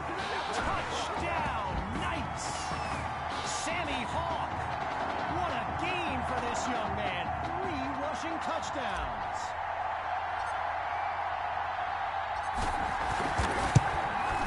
And the point after attempt is good. Our score now, 48-0. These guys are getting fucking crushed.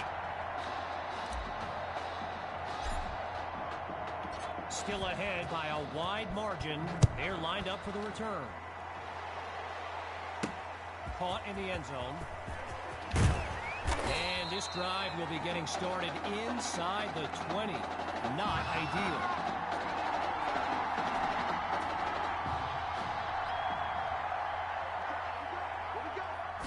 Looking to pass on 1st down. And Oh, I hit the fucking, hit the QB, I think. Let's listen to the call.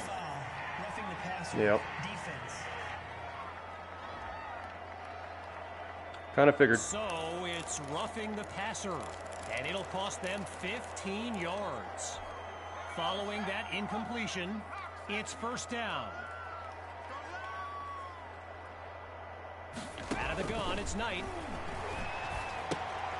Into the flat, it's complete. And he's out of bounds at the 34. Getting ready for the shotgun snap. Here's Knight. On 2nd down, back to pass.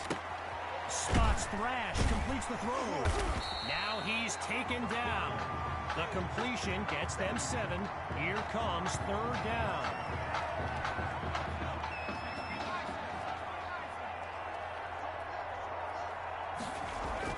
They go play action. And that drops incomplete. So now they're looking at a 4th down.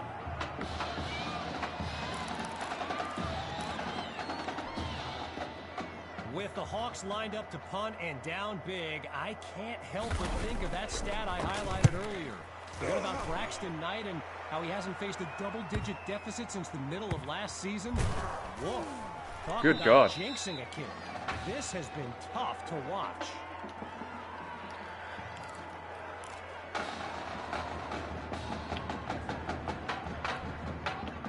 Hawks lined up behind QB2. Off the play fake. Throws left, it's complete. And he's taken down at the 45-yard line. A 36-yard gain and a 1st down and much, much more.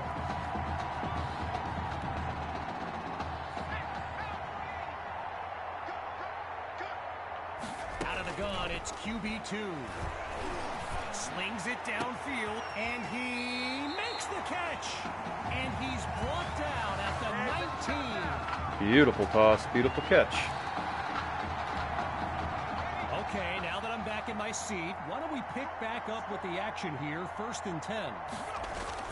Hand off to Hawk, and they'll stop him after a minimal pickup.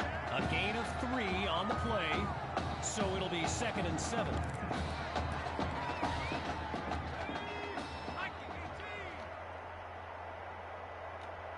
Shotgun snap. Here's QB2.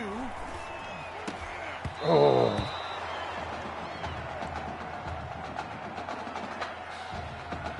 Whistle blows to signal the end of the 3rd quarter. We'll be back shortly with the final stanza of the Midwest Prep Showcase. Hi, Froggy. Fucking control. Fuck off.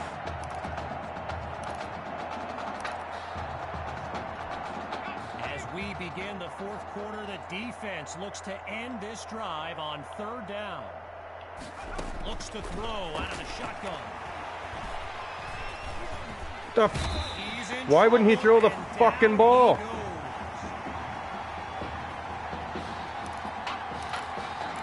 Okay, this fuck off already.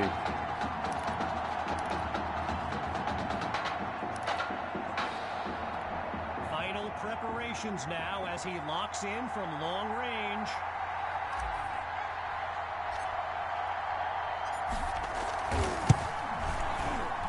Myers drills it. I think I see smoke coming from that scoreboard. What an offensive showcase today.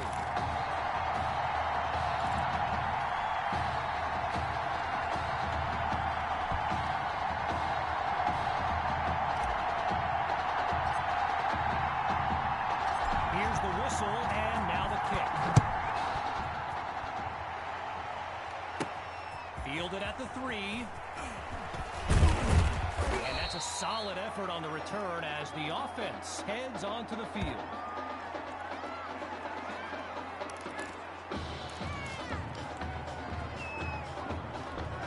Needing this drive to finish in the end zone. It's 1st down. Throwing to start the drive. Here's Knight. Fires quickly, and that's complete. And that's good for a 1st down.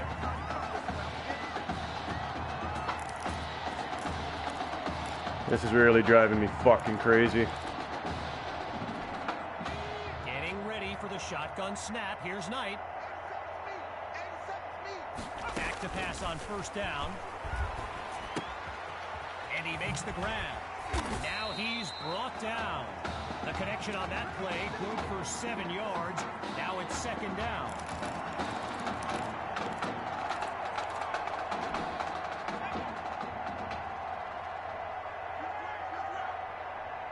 From the gun, it's Knight. Spots Thrash, completes the throw. They bring him down. That throw good for only a couple, as it'll be 3rd down.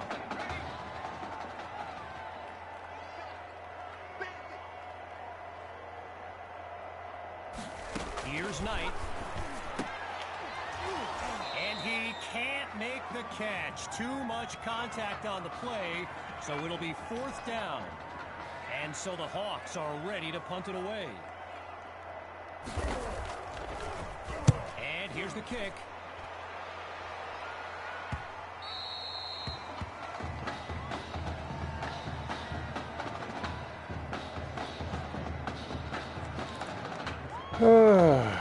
This game's almost over. I can smoke a joint. Jesus, it's taking forever. Holds on 1st and 10. The drive begins Oh, around out. the Hawk. And they give up yards as he's tackled for a loss. Stuffed on the previous play. It's 2nd and long. Off play action. Airing it out for Matthews. He comes down with it. And he Fuck yeah, look at that. Before he's tackled, but there is a flag down. Pass interference. Defense.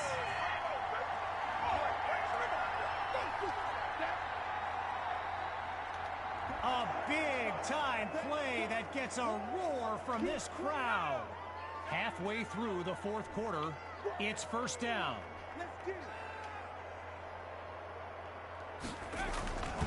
They keep it on the ground with Hawk. Not much there as they're able to bring him down. Well, this is the game Gator fans want to see from Sammy Hawk.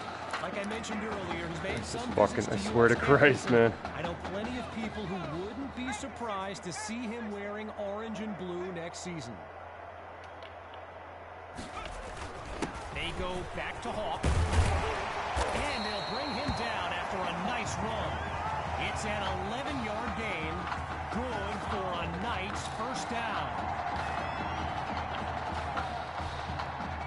5 wideouts on the field. 3 to the left, 2 to the right. In the red zone, looking to throw. It's caught.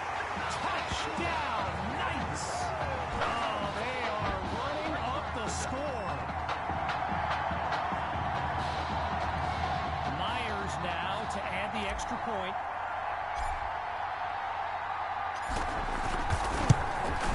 And he puts it through.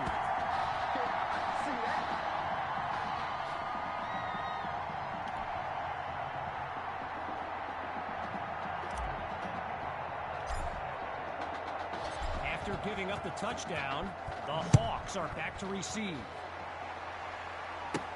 He fields it at the 2. Geez, all that effort and not much to show for it. They'll start this drive just 2 minutes left. 20. Can I keep them shut out? First play of the drive for the Hawks. And the last thing they want is for this drive to end with yet another reason to bring on their punt team. On first down, back to pass. Oh no, he coughs it up! And the defense takes possession. They closed in on that ball quickly.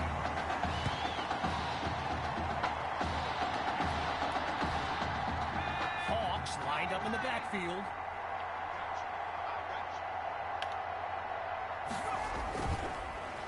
The Knights will run it.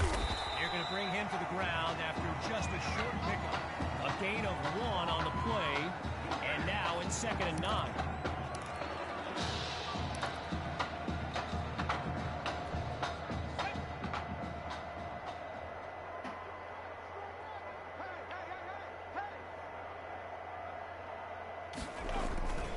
Another give to Hawk, and he's tackled right at the 10.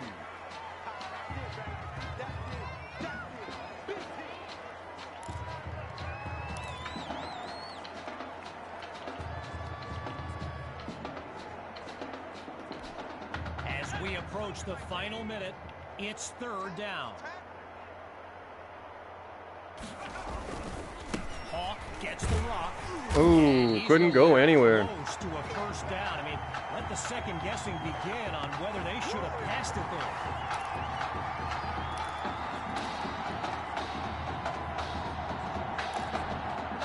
Ready to take a chance. It's 4th and 5. Out of the gun, they'll throw. And that's nearly intercepted in the end zone. Oh well. So the Hawks will take possession. Going through the motions now. It's first down. Throwing to start the drive. Here's Knight. Goes to his left. It's complete. And he's down at the 30. Can you guys do it in 38 seconds? Good for a Hawks first down. Getting ready for the shotgun snap. Here's Knight. On first down, he'll drop back. Sends it to Thrash. Taken down as he makes the grab. The connection on that play, good for 7 yards. Now it's 2nd down.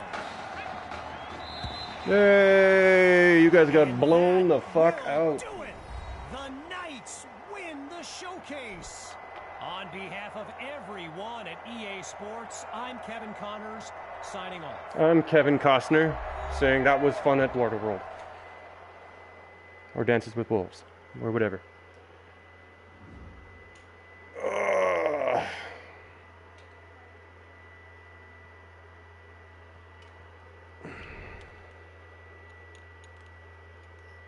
This question is for both of you. What trait do you think will give you the edge at the next level?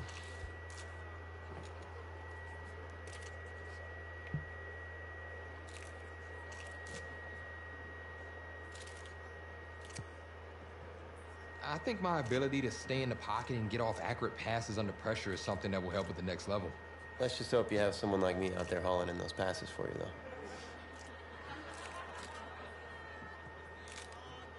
But seriously, though, the past 2 years have really put things into perspective for me, and thanks to this guy, I'm just fortunate enough to have the opportunity to go to college and further my football career.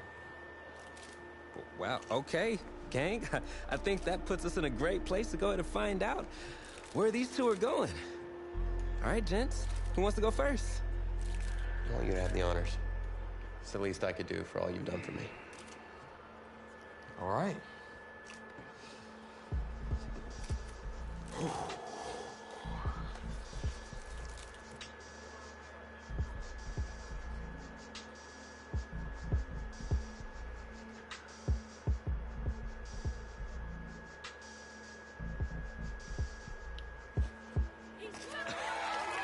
Oh, wow, man. Wow. So the decision is made. Tell us, when it came down to it, what led to this choice? Well, there's been a lot of elite talent that have walked those halls, and I'd love to add my name to that storied list. Plus, the opportunity to play for a legend like Coach Miller is too much of a draw. Yeah, he's a guy that's had a ton of success with the school, and I think there's a lot I can learn from him. All right. All right, Tommy. What you got for us? You pick the same hat here. I'm gonna kick your fucking ass after this interview. Don't do it. Go somewhere else, dickhead. Let's see. Who's it gonna be? Don't look at my hat. Yeah, go with that one. You know you want that one. You motherfucker. Whoa, Tommy, same question. Well, isn't it obvious? I mean, Batman needs his Robin, and can't break up this dynamic duo. You better be Robin, bitch. Case, I'm Batman. You fucking wish. I never said I wouldn't try to win back my whole position. You dirty little motherfucker. I'm killing him. This guy just said he takes roids.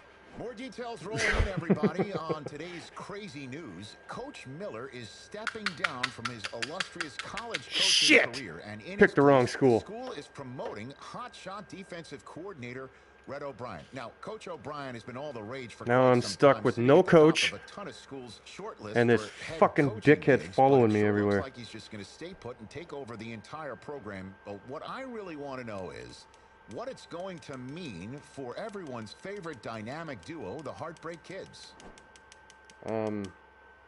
I hate that guy. You've been sitting patiently for the past 2 years, waiting for your shot, so I made a decision. Neither one of you will be starting. Fuck you. I ain't sulking. The fuck do you mean, old man? What do you mean? Here you go. We've done everything that you asked of us. Put your fucking... Yeah, I got those two right here. See? Right there. Mine are bigger. You don't have those. How many of those do you guys have? 9. There's another one. Now, as I was saying... 11 if you want to count my nipple rings. Starting, but both of you will be playing. Coach, I'm sorry, but I'm not switching positions. I'm not asking you to switch positions.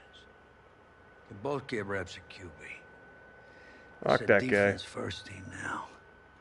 So I don't need your Heartbreak Kids nonsense. All I need is for one of you to manage things and make sure the offense doesn't give the game away, because my defense certainly won't. I'm so glad I went to this fucking school. I don't care what the Heartbreak Kids did 2 years ago, son. I'm more concerned what you can do now in college and winning a lot more of these. He's just mad I was fucking his daughter. So I'm Like gonna a cat. rotate you guys. I'm gonna stick with the hot hand until I see what I can get out of one of you. And you'll start the first half. If you do well enough, you'll stay in. If not, we'll see what Tommy's got. Coach, you can't be serious. You two are competitors, right? That's how you're gonna have to approach this, as a competition. Where's Snoop Dogg? We were supposed to get high together. Now go on, get out of here. This coach sucks.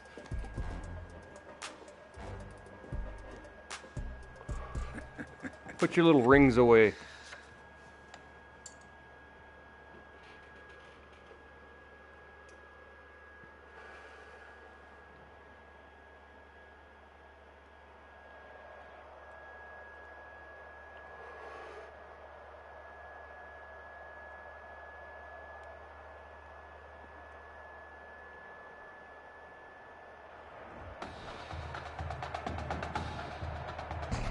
Well, there is no hint of fall here on this hot and humid Saturday afternoon. Students and alumni have made the early season pilgrimage to Hard Rock Stadium in Miami for the season-opening kickoff classic on EA Sports. It's the home state Florida Gators taking on the Longhorns from the University of Texas.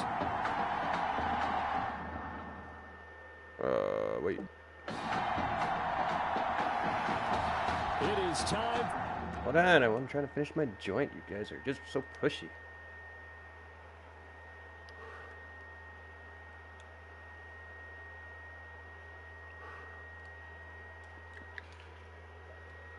What's this?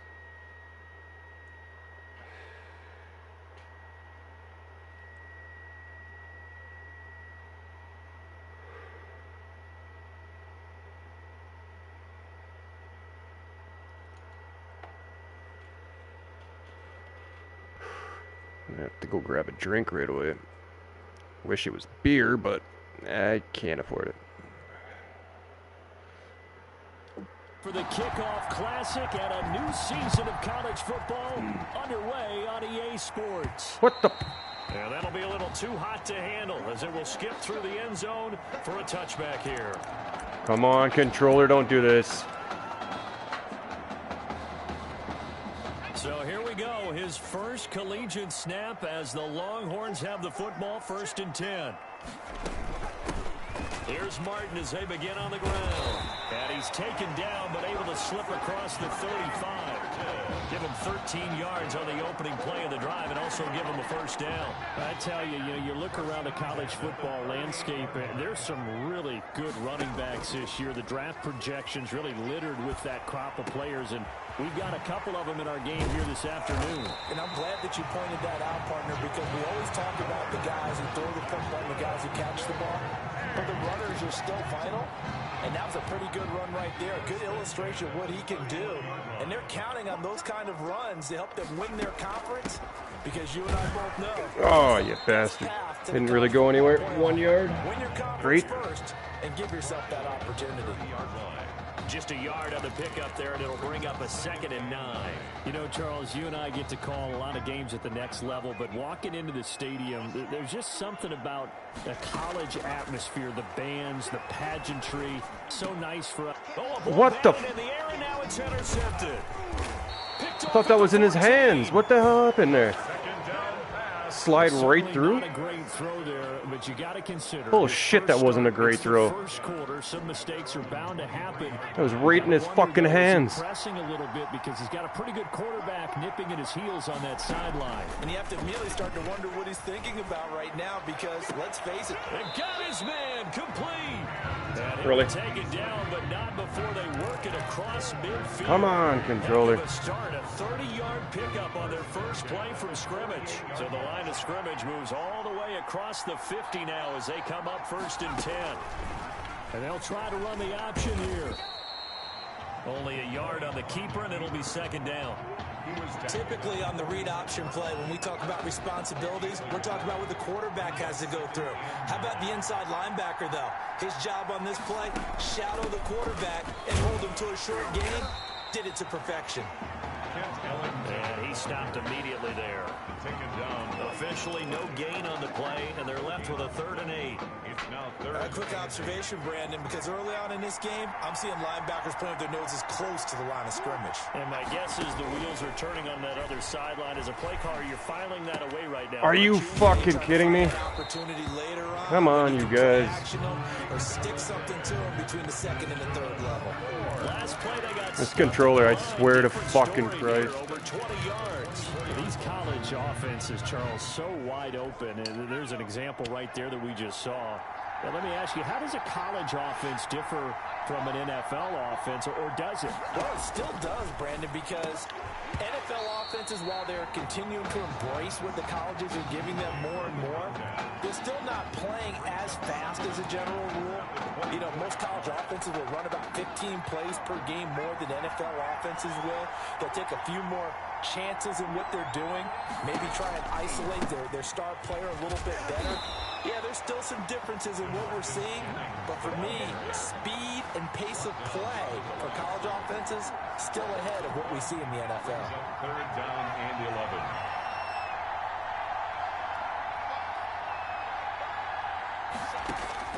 White now on third down. He checks it down here to Ellington. No fucking way. Inside the 15, shy of the 10.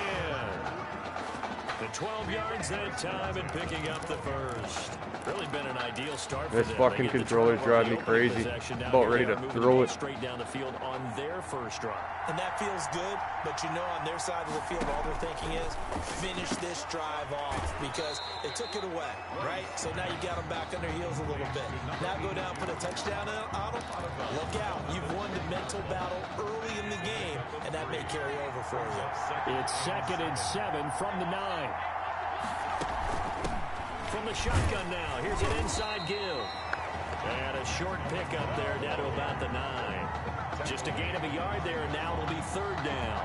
Well, they certainly had success throwing the ball on this drive, and not as much running it as we just saw once again on that last play. Stopped after a very short gain.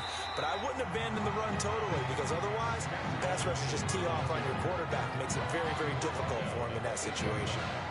But that call makes sense because they've been throwing it well on this drive, and once again they show passing formation, showing the shotgun, then they ran out of it. That's a nice play by them defensively, though, to hold it to a short game. And his kick here is good. And that will break our tie and give them a 3-point lead. Well, after marching down the field, only getting 3 there, kind of feels like a win for the defense. And it does. They'll go to the sideline feeling a lot better that they didn't give up a touchdown after the march against them. But if I were the offense, I wouldn't hang my head over that one. That's a good drive, and 3 points were put on the board. Over 1st and 10 at their own 31-yard line. Dude, fuck off already.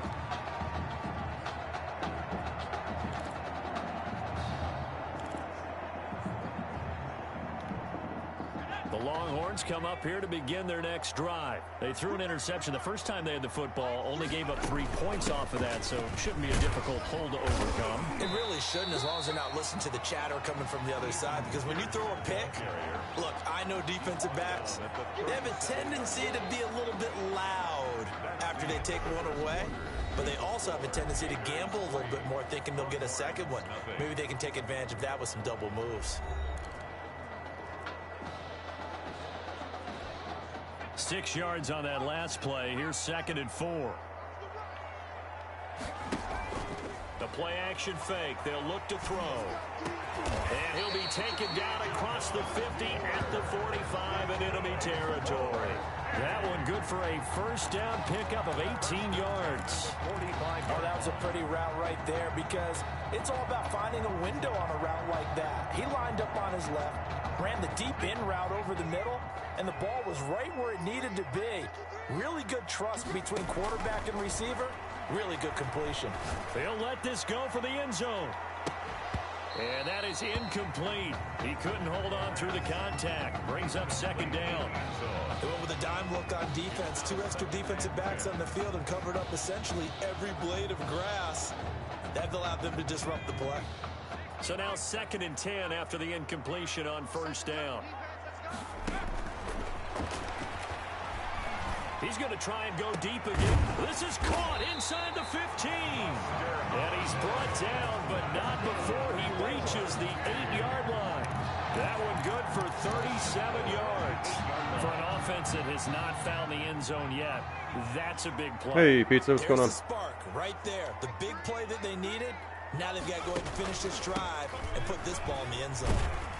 And he'll work his way closer to the goal line as he's got 5 down to the 3. So that run gets him about halfway home. Yes, now 2nd and goal. The end zone beckons. It looms. They can do whatever they want. Full playbook. Run it again, or they can go play action and try and put it in that way. They're able to get a couple here, but won't get across the plane as they stop him right around the 1. Short of the His path became similar to almost running a stretch play, didn't it? Trying to find a crease. Fucking controller, man. Ground and cut back. It just never returned. I swear to Christ, I'm gonna fucking throw this thing right away.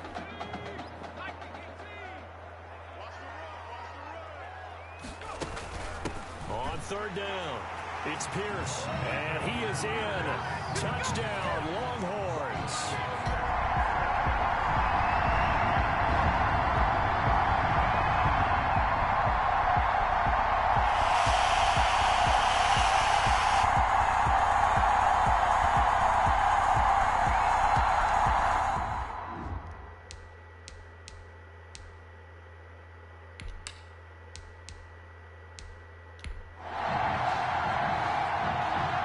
Extra-point attempt to come here.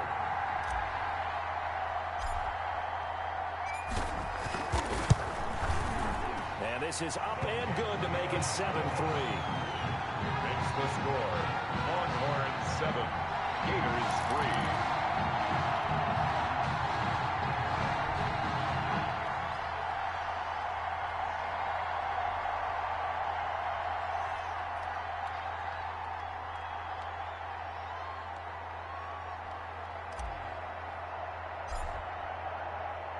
So now after the touchdown, the Longhorns get ready to kick it off.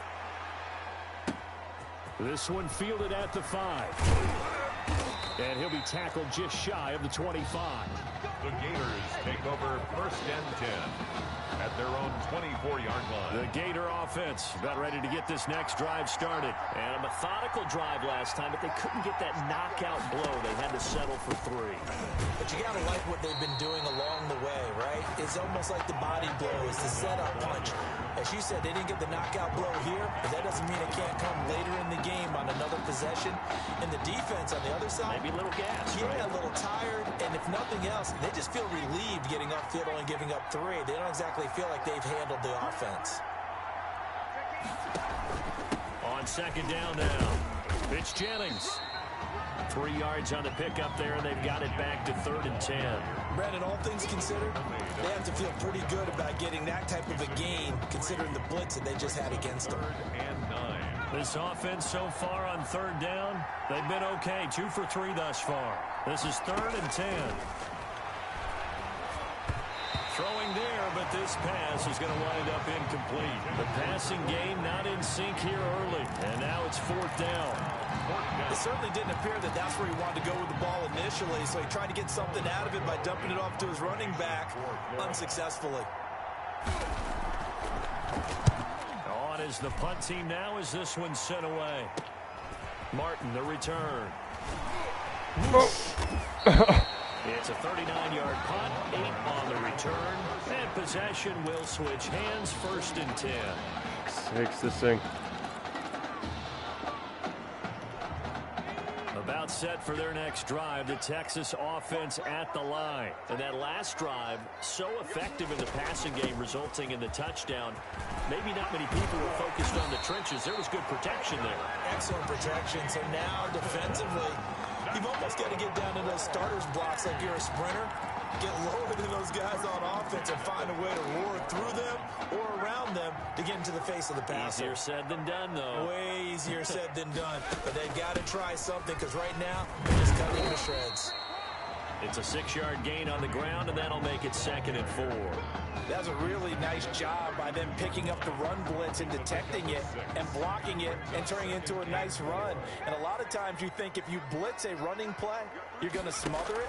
But a lot of the blitzers, they come in a little bit high. They don't have great leverage, and they're easily blocked and turned to the side. A gain of 5, good enough for the 1st down. So many teams want to throw the ball in this situation nowadays, but I love watching a team that has enough confidence to go ahead and run the football in that situation. That's almost a tendency breaker. Give him 5 on the carry there, and it'll be 2nd down. Looks like they're establishing a pretty good pattern here because they've been very heavy in the running game on the last 4 plays. Yeah, you took the words right out of my mouth. So far, 4 plays in this drive, all 4 on the ground. The 1st down run got 5. Here's 2nd and 5. His throw caught right around the 6. And they are able to stop him, but he does take it all the way to the 2. An excellent pickup of 20 yards.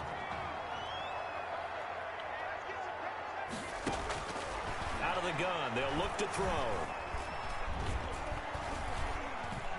And he'll take it into the end zone for a touchdown. taking it in from 2 yards out. And the Longhorns add on to that lead. The kicker on. As we saw right there, they've got a quarterback that, while, yes, he can throw it, he's not afraid to tuck the ball and run, and it paid off with a score on that last play. Yeah, Brandon, he's a true dual threat guy. I mean, if you take away the passing lanes, he'll use his legs and create plays like one that we just saw there. I really think this young guy could just tuck it and go more times than not if he chose to do so.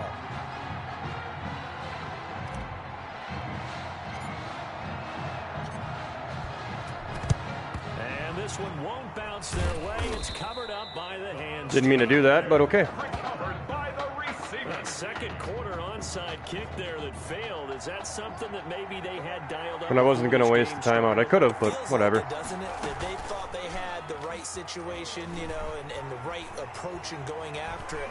And he's going to go down. They sack him back at the 42. Now the offense going to use the first of their timeouts, as the stoppage will come with a little under a minute to go in this first half.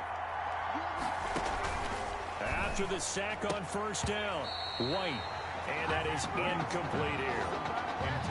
Well, as we get ready for third down, let's go back and recap here. The sack on the first play of this drive. I'm good. That threw a wrench in what they Could were be better, trying but to what are you going to do? Because they were compelled to throw the ball on second down. A running play was not in the works. And that incompletion set up another passing down here on third and long. And this time he's able to take it down to the 42. Despite a pickup of 16, they're still well short of the sticks on fourth. They had quite a hole to dig out of there on third and long. Not able to get the first, but a pretty good size run. A really good run. But how much confidence do you have in your next play call that you can sell to the head coach? Let's go get it on fourth down. Do you really have a play you believe in? Or are you just hopeful, and you got to sell it to the big man before it gets called? 15-yard line. The Longhorns come up here to begin their next drive. Time for a final kneel down or a safe run, and then they can head to the locker room with a lead. Yeah, or they can even run a screen. You know, something they feel is somewhat safe that might actually pop and turn into a big play. That's what you usually run in this situation. Or go 4 verticals, because why not? Because you're feeling it, right? You're just feeling it. We have hit halftime. Still 2 more quarters to go. We'll take a timeout. We'll be back after this. You're watching the NFL. This fucking, I swear to Christ, this controller. It's in the game.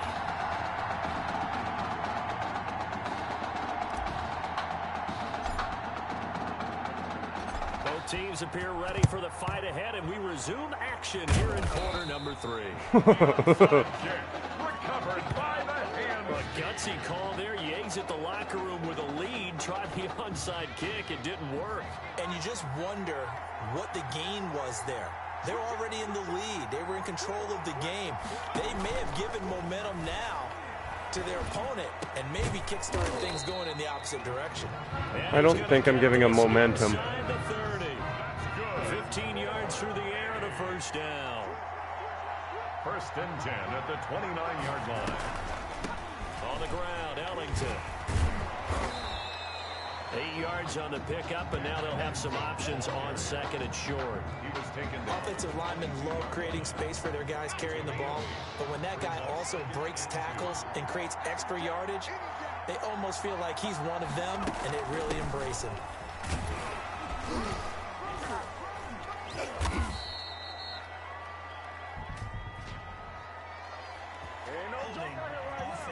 There you go.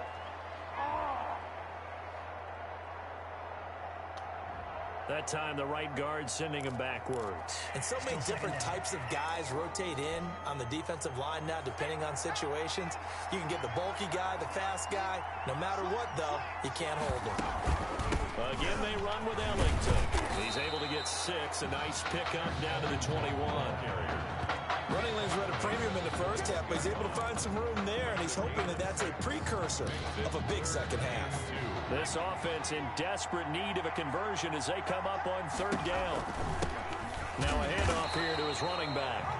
And they're going to mark him down short, maybe by about a yard, if that. Ladies and gentlemen, that is a force of nature at the defensive tackle position. Yes, he's as big as they come, but still plenty agile. He's able to make a nice play there to swallow up the ball carrier.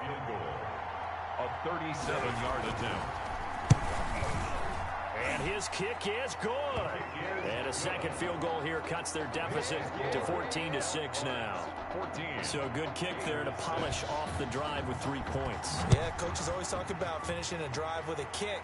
2 of them give you points, either an extra point or, in this case, a field goal. And they'll get him down right around the 25, actually the 26 officially, so a net gain of 1 there. 26-yard line. About set for their next drive, the Texas offense at the line. Off the play fake, he'll look to throw. He's letting this one go for Fuller. And incomplete, a drop. Fucking Fuller, you're supposed to catch that shit. That'll bring up second down. On every offensive coordinator, every play caller sheet, they have about 5 or 6 plays per game that they call shot plays or big plays, and you don't get many opportunities to dial them up, and they just did, and they drop it with a great chance to make a big play. That's going to hurt. And they work this well upfield across the 45. 22 yards there, a first down. Now, that was a fun one to watch right there. A nice in-breaking route and plenty of room in the middle of the field. And he was able to get behind the linebackers and grab the completion for a really good pickup. On play action, they'll throw. He's letting this one go for Fuller. That is caught for a long. That was a over-the-shoulder catch. A big play there. 52 yards. And the Longhorns add on to that lead. What a special moment for him. The first passing touchdown of his college career, and certainly a moment that he will never forget. And it always helps to get that first one out of the way, doesn't it? I know right now that he just wants to go and jump to the top of the stadium and throw his hands up and exult a little bit. But he's had a chance to prove that he can do it now. He got it done. It's been a long time in the making. Now he's just got to harness that emotion and continue to play. So now after the touchdown, the Longhorns get ready to kick it off. From the 6. And the tackle going to be made right there at the 25-yard line. At their own 25-yard line. Ready to begin their next drive. Here's the Florida offense. And tough to win games if you're going field goal, field goal, field goal here. They got field goal last time. Now they'll be looking for a touchdown. They're looking for the big chunk now because, as you noted, the field goal way of doing it makes it that much harder. Puts more pressure on every possession for you now. Go ahead and get 6 and feel a lot more comfortable about the position they're in. Bigger chunks. We'll see if they can get the score. Now Ellington. And he'll be brought down right around the 37. A gain of 5, good enough for the first down. He hasn't had a ton of success here so far, but you get the feeling that he might be on the verge of popping one. Yeah, even on that one, there was a little bit of a hole, but it closed there quickly at the end. He's got the first down. God damn it, man. Midfield. And gets it across the 50 and down to the 48. 15 yards there on the play as they try to chip away at this 15-point deficit. So on the other side of the field now, it's 1st and 10 as they've got things rolling on this drive. A throw there, but that's going to wind up incomplete. Another attempt, another incompletion, and when I look at the scoreboard and where we are in this game, it comes to mind that they have to start getting the ball in the hands of their playmakers. Throw it to the guys that maybe can take a short pass and turn it into a long gain or make people miss downfield. They've got to have points, and the guys who can put the ball in the end zone, they're the ones that need to touch the ball. 5 yards, now it's 3rd and 5. This offense in desperate need of a conversion as they come up on 3rd down. No way. He's just standing there. Nobody has him. The first down yardage to the 35. That's good for 9 yards as they convert on the 3rd down play. Here's Ellington. And they're able to get this one past the 30 to the 25-yard line. It's a 10-yard pickup, and that's enough to move the chains. 1st and 10 at the 25-yard line. From the shotgun, here's White. No fucking way. This fucking, you gotta be kidding me. They're just getting through everything now. He's able to slip it inside the 5-yard line. 4 yards. Well, they had a gain of 10 last time, now a gain of 20 here. Back now here on EA Sports as we are just about set to go here in quarter number 4. Out of the gun, it's White. His pass caught at the 4. And he will score. Touchdown, Florida. From 4 yards out. And his guys are able to close that gap just a bit. You get down near the goal line, this is where having a sure-handed tight end becomes a luxury, and it pays off big time, especially when the defense sells out against the run, and he finds himself open for an easy touchdown.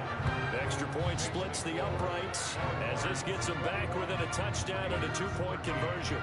Here's Florida now after the touchdown, back out to kick it off. Slater on the return.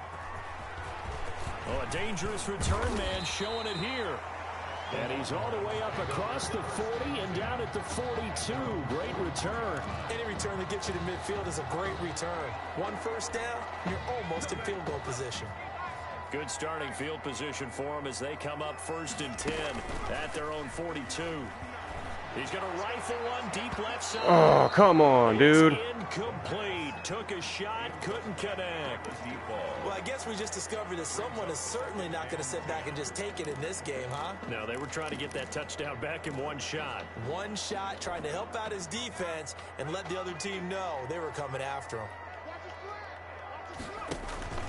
Here's a play fake as they set up to throw. Under pressure, and down he goes. Okay, you know my bias is about to come out here. A lot of people think that the offense is just moving in the wrong direction. I'd say they're moving in the right direction because the defense is pushing them back. Former defensive guy. Now, as a quarterback 3rd and long, you really got to rally the troops here, don't you? Yeah, you do in a big way. And what else do you have to look out for? More pressure coming at you because it seems to be working pretty well. No way. Shot taken on 3rd down, but it's going to wind up incomplete. Critical play in this football game because if they pick up the first there, that clock keeps rolling. Has to be a little frustrating for them because they know that if they pick up a first down there and continue to eat away at the clock, really increases their chances of closing this one out. Now they're likely going to have to give the football up and sweat it out on the sideline. And this time he's got the hook up. Damn it. Complete. And unable to break away. They stop him a few yards shy. The decision to go for it doesn't pan out. And the ball will go over on downs on the short side of the field. Now a throw over the middle, and he's got it to start the drive. And he'll be taken down at the 44. You gotta try shit anyway. Like, if not, I'll just have a blowout, right? Fuck off, controller. Touchdown to the 2-point conversion. Field goals are going to help you. Yeah, but how about that first play of the drive? Just to get them started, nice gain, got some positive momentum going. They're on their way, and they don't have to rush. Now this one to his running back. These guys are driving me crazy. He'll be brought down a little shy of the 35 at the 36. This controller's driving me crazy. Fuck. It's not what I wanted. I wanted to pick something else. White looks to throw. Can't get away, and he's taken down. Well, the beauty of screen passes is they take a little time to develop, and they can often hit big, but sometimes they take too long to develop, and sometimes you get sacked. Yeah, what's perfectly called for a defense to attack a screen? Typically a blitz, and even though people think that the screen operates against the blitz, if you have the blitz called and you still cover the screen, now that allows your blitzers to get there. It's a gain of 5. One thing I think that's safe to say defensively, the tackling's been really good. And because of that, it's been very, very hard for them to move the ball because you're not getting the benefits of run after catch. They're tackling them almost on the spot. That means they have to run extra plays, harder to move it. Now a 3rd down throw, but it misses the target, incomplete. Certainly appeared to take away his first read, and by the time he tried to look elsewhere and find an open target, they're going for a fucking field goal? That's far, man. That one falls incomplete. The Florida field goal. A 55-yard attempt. Yeah, I didn't think so. And this one is no good. He missed it. And this score will stay right where it is. Well, this winds up in empty possession. Everything looked okay. He just never got the ball on target. And knowing him, he'll be disappointed with that effort. They'll come out throwing here on 1st down. Green's got it over the middle. And he'll be corralled out across midfield down to the 45. That's a good way to start the drive. 17 yards and a first down. Another nice pickup through the air, and I think a lot of people might expect him to run the ball in this situation, Brandon, but with this lead, they're electing to throw the football. Swings, slants, quick outs, things that they consider safe. A throw over the middle, taken in, and they'll wind up getting this one all the way down inside the 20. 26 big yards on that one. It's another first down. And these guys certainly are not hiding what their intention is. They're absolutely showing it. They're definitely not going to sit on this lead here in the fourth quarter.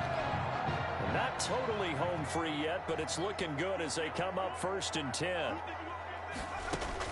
From the red zone now, they'll look to throw. And it's caught. And he will take this in for a Longhorn touchdown from 19 yards away. And the Longhorns add on to that lead. Extra point forthcoming. Brandon, what we just saw there were two guys who are in sync. The person delivering the ball, but especially the person running the route. Tremendous job.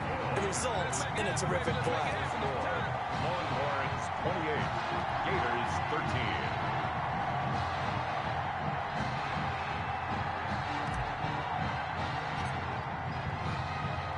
So now after the touchdown, the Longhorns get ready to kick it off.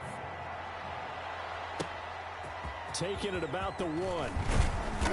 And he won't get this to the 20-yard line as he's down at the 19. At their own 19-yard line. The Gator offense about ready to get this next drive started. On first down, it's White. Oh. And he's taken down. A loss of 7 yards. It's 2nd down.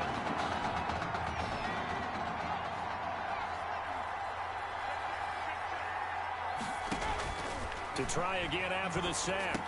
White, and this one incomplete. Too much contact to hold on to that one, and it's 3rd down. Normally being a big-bodied receiver plays to their advantage downfield. Go up and make the catch, take the hit, and pick up yardage. But in this case, the hit was timed really well and popped it free from his grasp. Now throwing on 3rd down there, but he cannot connect. And that's one of those plays where it's hard to keep two eyes on the football when you know the contact's coming, let alone getting two hands around it, hugging it to your body, and absorbing the hit, even for those big tight ends who you would think could absorb that contact. On 4th down, White. There's no way. And he's able to get this one all the way past. That was into triple fucking coverage, and he comes down with it. For the moment, as it's a first down. One crisis averted, but they still need to move hastily. Now he dumps this off over the middle, and he'll be taken down, but not before he works it past the 50. 19 yards there on the catch and run. First down now, but that clock rolling. Well, that certainly has to feel good. It's not all the time that the play caller should get all the credit. Sometimes I think in the huddle, the quarterback just says, hey, who's going to make a play for me? I just need something right here. And the end result there, nice first down. Drive keeps moving. The catch and run, good for 24 yards. Florida, first down. Under pressure, and he will go down. Sacked back at the 38. Now before this 2nd down play, we'll get whistles and a timeout, as they'll stop it with 25 ticks remaining on the clock. Now that after the sack, it'll be interesting to see what they have planned for 2nd and 23. From the gun, White. And he's got his man out of the backfield. That's complete. White. They'll wind up getting 10 back as that sets them up for 3rd down. And that is incomplete. 2 seconds left on the clock. Are they going to go for it, or are they going to go for a field goal? They're going for it. 4th down. And they're indeed going to go for it here on 4th down. So trailing here in the last quarter. Let's see how this plays out. One final shot. They'll look to throw. And that will be incomplete. They were going for a consolation TD, but it was not to be. And time has run out now on this game. Longhorns 28, Gators 13.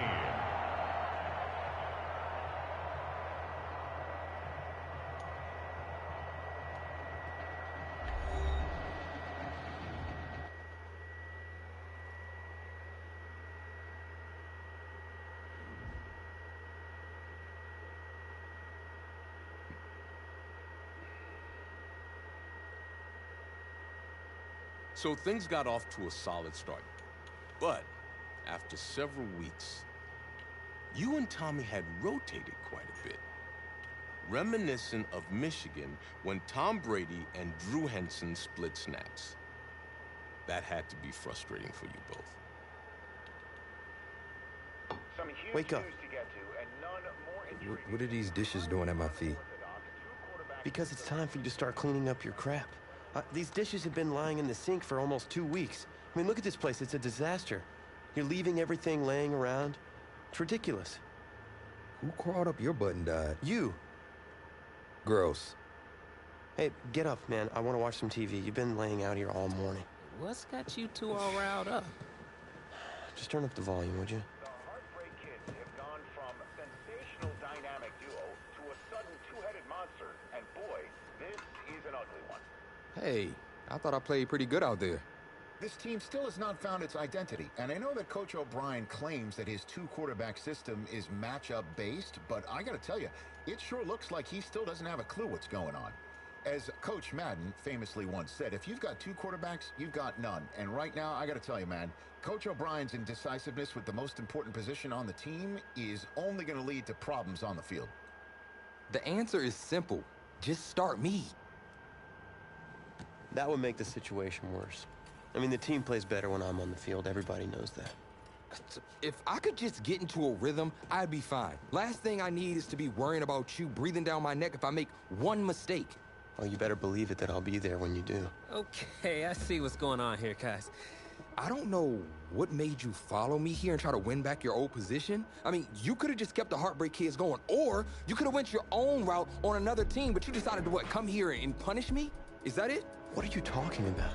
You're the one who showed up and stole what was mine in the first place, okay? Fuck you. I'm supposed to be Batman. You're Robin. Nope. Oh, this whole thing again? Are you dumb? Yeah, I didn't take anything from you. Your body took it from you. Look, Tommy, I'm sorry. No. I'm just gonna leave. Good, fucker. I don't know what his problem is. You gotta go talk to him, man. Fuck that. Go clear the air. He's the one with the problem. Look, if he wants to talk, he can come find me. Yeah, fuck that guy. Jumping fiddlesticks. Who the hell says that?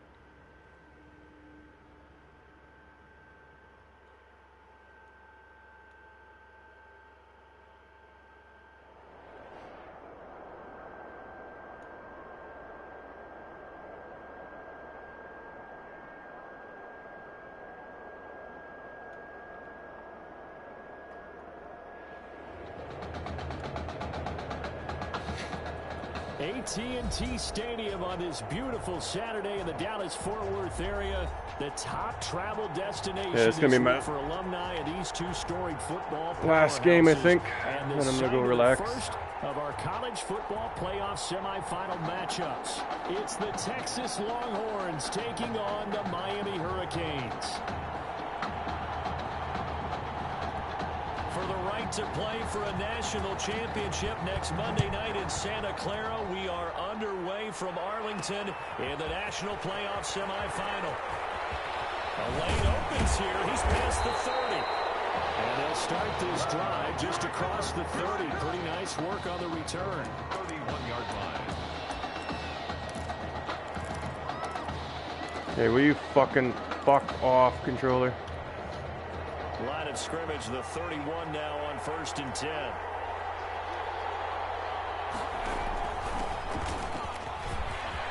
It's a run to maneuver. And brought down, but not before reaching the 45-yard line.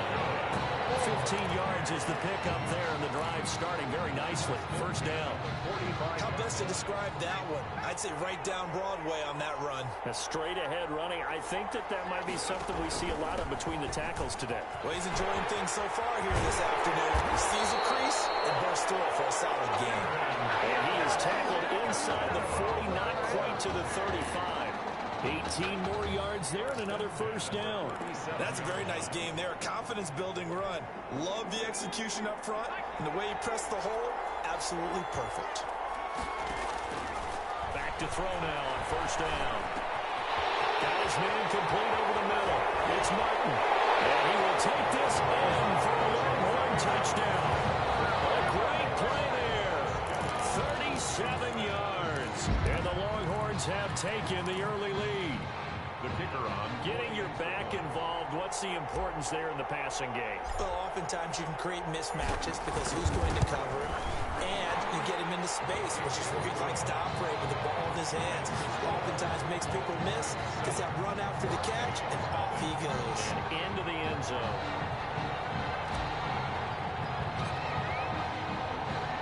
So now after the touchdown, the Longhorns get ready to kick it off.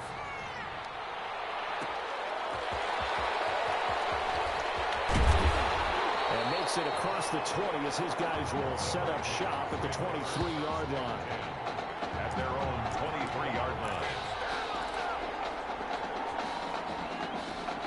The Hurricanes now 1st and 10.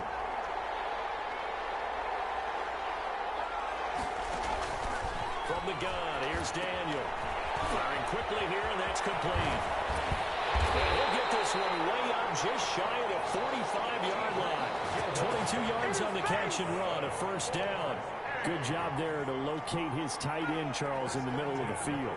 Yeah, he has good pass-catching abilities, and if they're able to continue to find him here in the early going, I think it'll help out his teammates out on the perimeter. You can take the big shots later if he occupies their attention. And a good physical run that time. He's going to wind up gaining 5 on that one. A quick burst there, and he nicely bit off a pretty decent gain. After the pickup of 5, here's 2nd and 5. Back to the ground. This time Langford. And he'll do a nice job here just to fight his way back to the line of scrimmage. Defensively, though, they had a chance there to hit him for a loss. Couldn't get it done. Looked like someone was able to knife into the backfield, but he wasn't able to get him down. But his compatriots, they were able to grab him at the line of scrimmage and not let him get any further downfield. Flush to his right. No way. First down as he's brought down at the 44-yard line. Give him 7 on the tuck and run, and it'll get him a new set of downs. So on the other side of the field now, it's 1st and 10 as they've got things rolling on this drive. And incomplete, a drop there in the middle third of the field. That'll bring up 2nd down. Maybe just a lack of concentration there as he couldn't haul it in. And when you're going across the middle like that, you know, he's running that drag route, you are conscious of all the bodies and the traffic in there. But let's face it, if you're going there, you might as well come down with the football and absorb whatever else happens after that. He'll get only 3 there, so it leaves him with a 3rd and 7 ahead. Never make the mistake that the slot receivers, especially the little guys that we're watching here, are just quicker than fast. A lot of them combine quickness and speed, and they catch a lot of footballs, as we just saw there. Looking for his running back, and he's got him. And he'll be brought down, it looks like right at the 40. That's going to bring up 4th down, only a gain of 2 there. That's a good job there by the corner. We do talk about this a lot, that a lot of corners see their job as simply covering receivers. And they won't try and pooch it. It's a fake. And this is incomplete. A huge gamble, and it does not pay off. They fake the punt. It doesn't work out. And as a result, possession switches hands. That's one of those, Charles, when it works, it looks amazing. And when it doesn't, it means trouble. Yeah, you're right about that one, partner, because that allows us to say, what are you thinking when it doesn't work? Although I know in his mind when he made the call. Accelerating, and off he goes. Now he'll go down, but not before getting this inside the 30. A big-time gain there on the keeper, using his legs to hurt him. First down. And this, I mean, it's certainly something to watch out for. He is not afraid to call his own number on plays like that, and here he takes it for good yardage. And we know this defense prepared all week for this, but sometimes when you see it in person, it's a... That is caught for a Longhorns touchdown. Buster Holiday, 27 yards, and the Longhorns add on to that lead. But we discussed how important it was going to be for this quarterback to get off to a hot start. Well, he has done that. 2 first-quarter touchdown passes. And it's good to make it 14-0. Makes the score Hurricanes, nothing.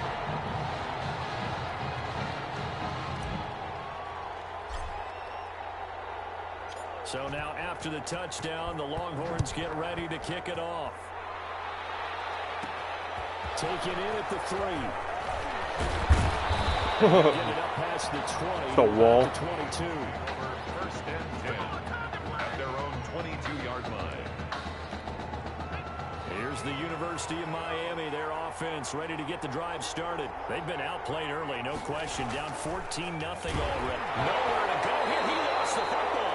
The defense says they have Sacked him and fumble. The defense, they were swarming that time and ultimately got to him before he could get rid of the football and knocked it free. And don't you feel just a little bit of sympathy for him back there, though? So much going on, so much swirling around. He's trying to find someone downfield. He's trying to move around to find an open target. Sometimes you forget the number one thing, take care of the football. 2 yards the loss, 2nd and 12. When a draw works, it can be a thing of beauty. But when it doesn't, oh, it can be ugly. And in this case, loss of yardage ugly. First play of the drive goes the wrong way. Here's 2nd and 12. And he will take this in for a Longhorn touchdown. Buster Holiday with his 2nd touchdown in this opening quarter. And the Longhorns add on to that lead. For the extra point. Boy, these guys are off to the races, Charles. 20-0 already, extra point pending. Yeah, you always hear that term. They just boat race someone. Heck, it's car race, motorcycle race, plane race, whatever you want. Right now, they are sprinting past him.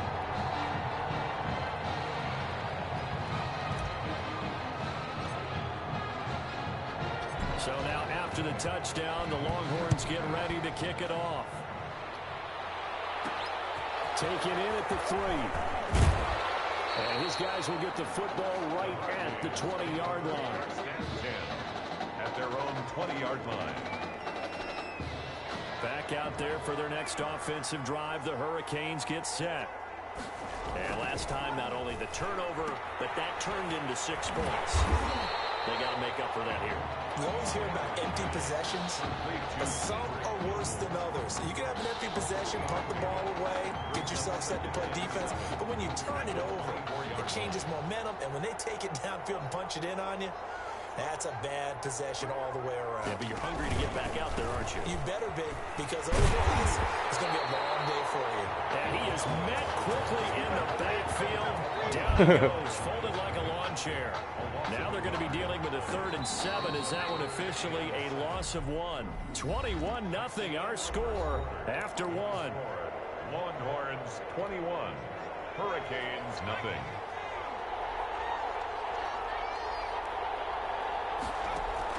Throwing on 3rd down. Daniel dumps it into the flat to Langford.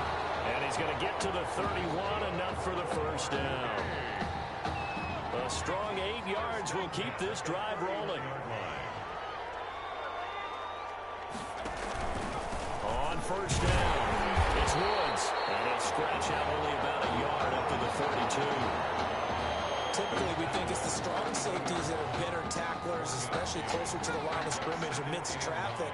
But in this case, how about the free safety coming up and making the big-time play?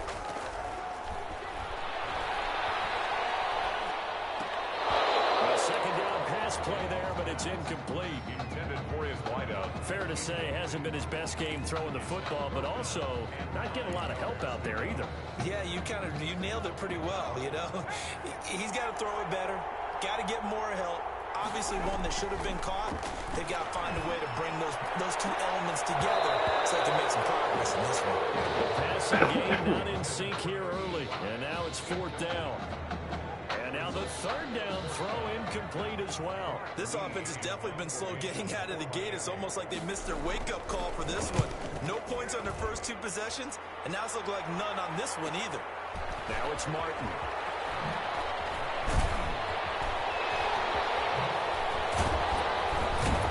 Holy shit. 34 yards on the return. But for a moment, looked like he had a shot to go all the way.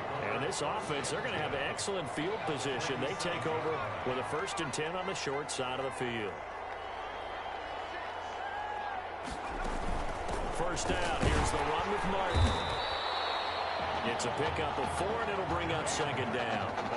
At the end of all that hitting and hollering, it was a 4-yard run, so the offense is going to go back to huddle, feel pretty good about themselves. Defensively, you have to feel okay because you didn't let it turn into a bigger run, but the goal, shut it down for 2 yards or less. That's when you start to feel good about yourselves. And he'll get it down on the play to the 37. 7 yards there and a first down.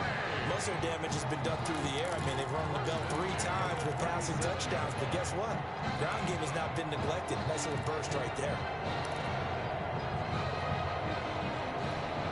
Line of scrimmage, the 37 on 1st and 10.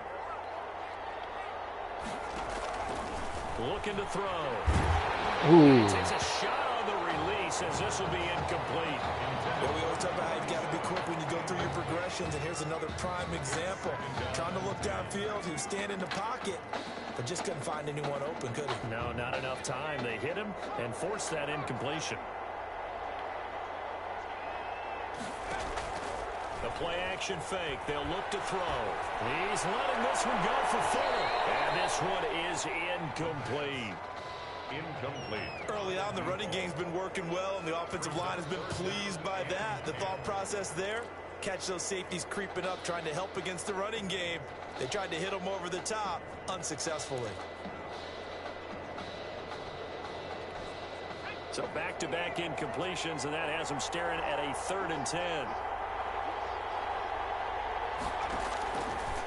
Now a shotgun snap is there. No, you fuck. Pressure comes, and down he goes. Well, maybe that can give him a little bit of a jolt. One of the few things that's gone right defensively. Because other than that, it's really been a first half to forget.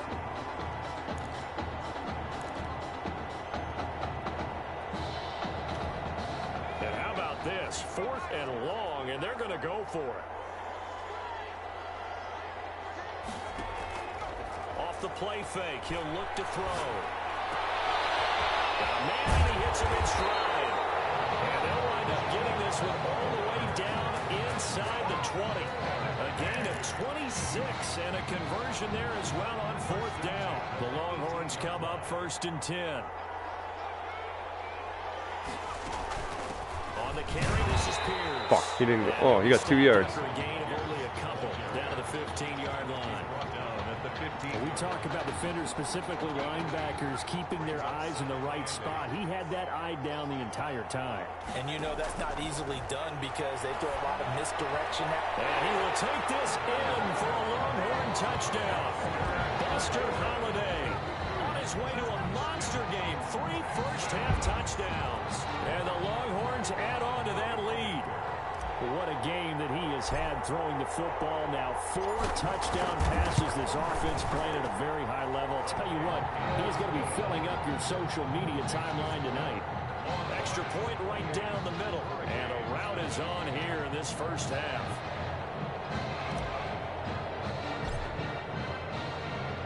So now after the touchdown, the Longhorns get ready to kick it off.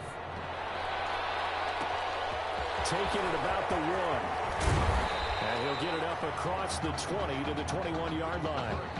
Take over 1st and 10 at their own 21-yard line. Here's the University of Miami, their offense ready to get the drive started. And down on the scoreboard, certainly needing to avoid what happened on the last drive, punting the football. Sense of urgency has to take over for them here. They know the score. They know the situation. And by the way, the punter no longer exists for their offense. That's how they have to treat this drive. They need points. Big time.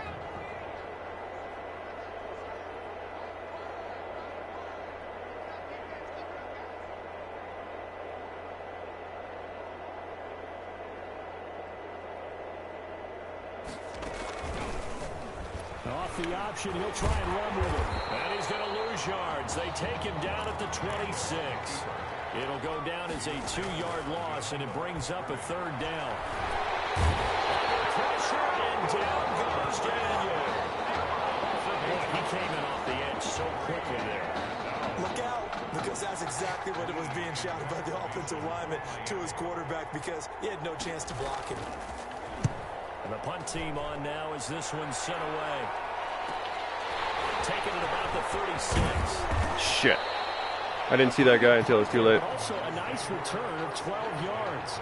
And out will come the offense as they take over.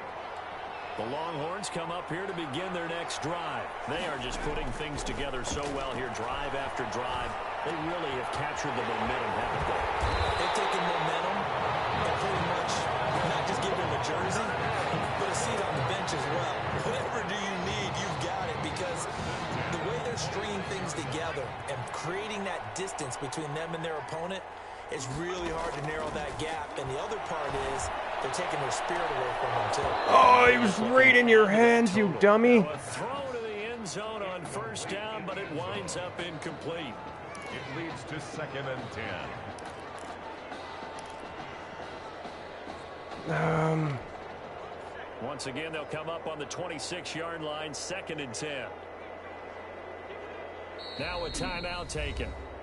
Perhaps a chance for one more quick play and then another timeout if they hurry. We'll see.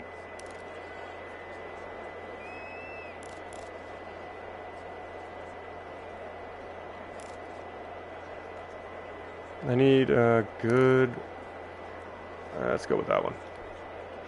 After the incomplete pass, here now is 2nd and 10.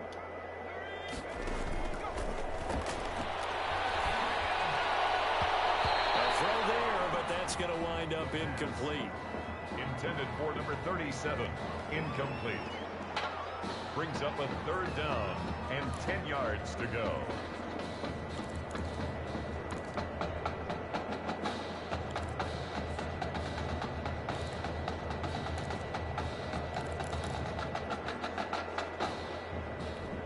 So now 3rd and 10. A big play to start the drive, but nothing since. They'll throw now on the final play.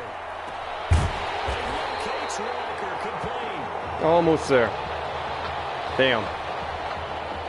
The Longhorn fans, they're saying Tommy who? They've got the big lead as we reach halftime. Hurricanes, nothing.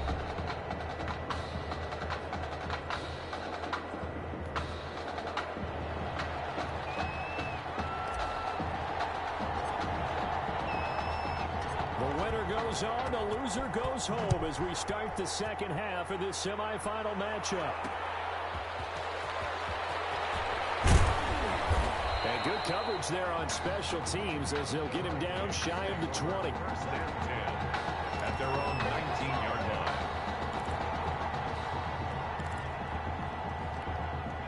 Back out there for their next offensive drive. The Hurricanes get set. And that first half, one to forget really on both sides of the ball. They got to find some way to string something together here, don't they? Yeah, they're down big right now. So as you mentioned, trying to find something to string together, get some consistency, something sustained. I'm surprised you didn't fucking drop that ball. Calm their whole team down and find a way to get back in this one. Yeah, because right now you're down big, you're being shut out. Let's see if this is the drive that kind of kickstarts that. Throwing again on 2nd down, but this time it's incomplete. After watching him drop that slant, I can hear my old coach's voice ringing in my ears right now. You can't run with the ball until you catch it. Trying to get those rack yards before he secured it.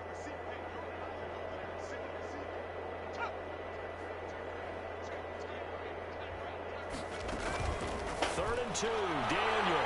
And that is incomplete. Daniel's pass. Well, this is just a continuation of what we saw in the first half. So much for the fresh start to begin the 3rd quarter. Still off-target throws, no rhythm throwing the football, and obviously no touchdown scored in this game. Fielded at about the 28. A good return there, 17 yards. And the offense will take over with a new set of downs. About set for their next drive, the Texas offense at the line. And Charles, look, I mean, coming into this one, you and I, we didn't know what to expect. This could have certainly been a disaster, nothing short of it. But this young man under center, he has certainly risen to the occasion. He certainly has, and we certainly prepared in case it was the disaster that maybe it could have been. But there's no question, he's been the star of the show. But while we say that, let's make sure we remember the rest of the team, the supporting guys, because otherwise we'll have a lot of mamas upset with us if we don't mention them, and they have played awfully well in addition. Now here's a deep shot that's complete. And he will take this in for a Longhorn touchdown. A great effort there. 2 catches, 2 touchdowns here so far, as his guys continue to put this one out of reach. This is really something for a guy who's been rotated in and out of this offense. Heck, the last 2 games being his only back-to-back starts, he has come through with 5 touchdown strikes in this semifinal.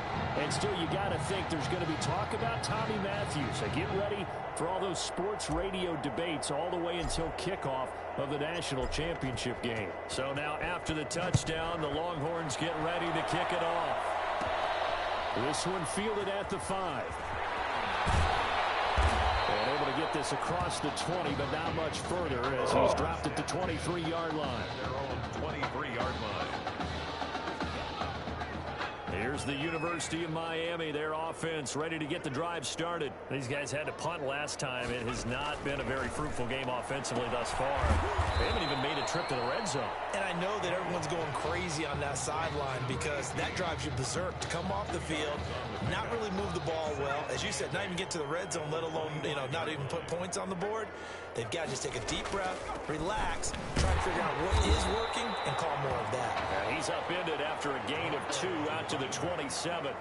He was tackled. Well, they certainly have been able to get him going and establish the run, so I think it's time to abandon that plan and start chucking it all over the park. And you know who's excited about that?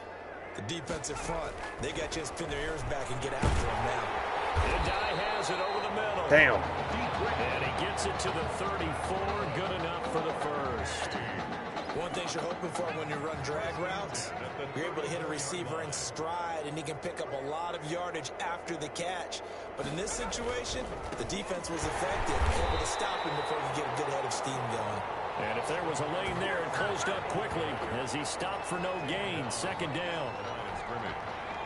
Early down stuff to put this offense in a precarious position. We know that securing the point of attack, especially against the big-bodied guys in the middle of this team, has got to be priority 1. Daniel's pass. Well, if you do read man coverage, Brandon, the drag route's a pretty good one to run against it because you're running away from people on it. 7. To throw on third down, Daniel. Eluding the pressure right. And he's got a first down and then some at midfield. And he's got it across the 50 to the 47-yard line. A nice job there on the escape and scramble. A first down, a 16-yard gain. And they give this time to the tailback. And he'll get this down only to about the 46. He was credited with a 1-yard gain there to make it 2nd and 9. Well done to sniff that out defensively. He had it diagnosed pretty quickly. I love that description because diagnosed is perfect on that one. Read his keys, made the play, and he couldn't even get going moving the football. And he's got this down a yard or 2 shy of the 40 before he's out of bounds. That might feel like a little bit of a lost opportunity there for the offense because the defense brought pressure that time. And sometimes against that, you can get out to your running back, and it can turn into a big gain downfield. But what a nice job they did getting to him quickly and holding him to a short gain.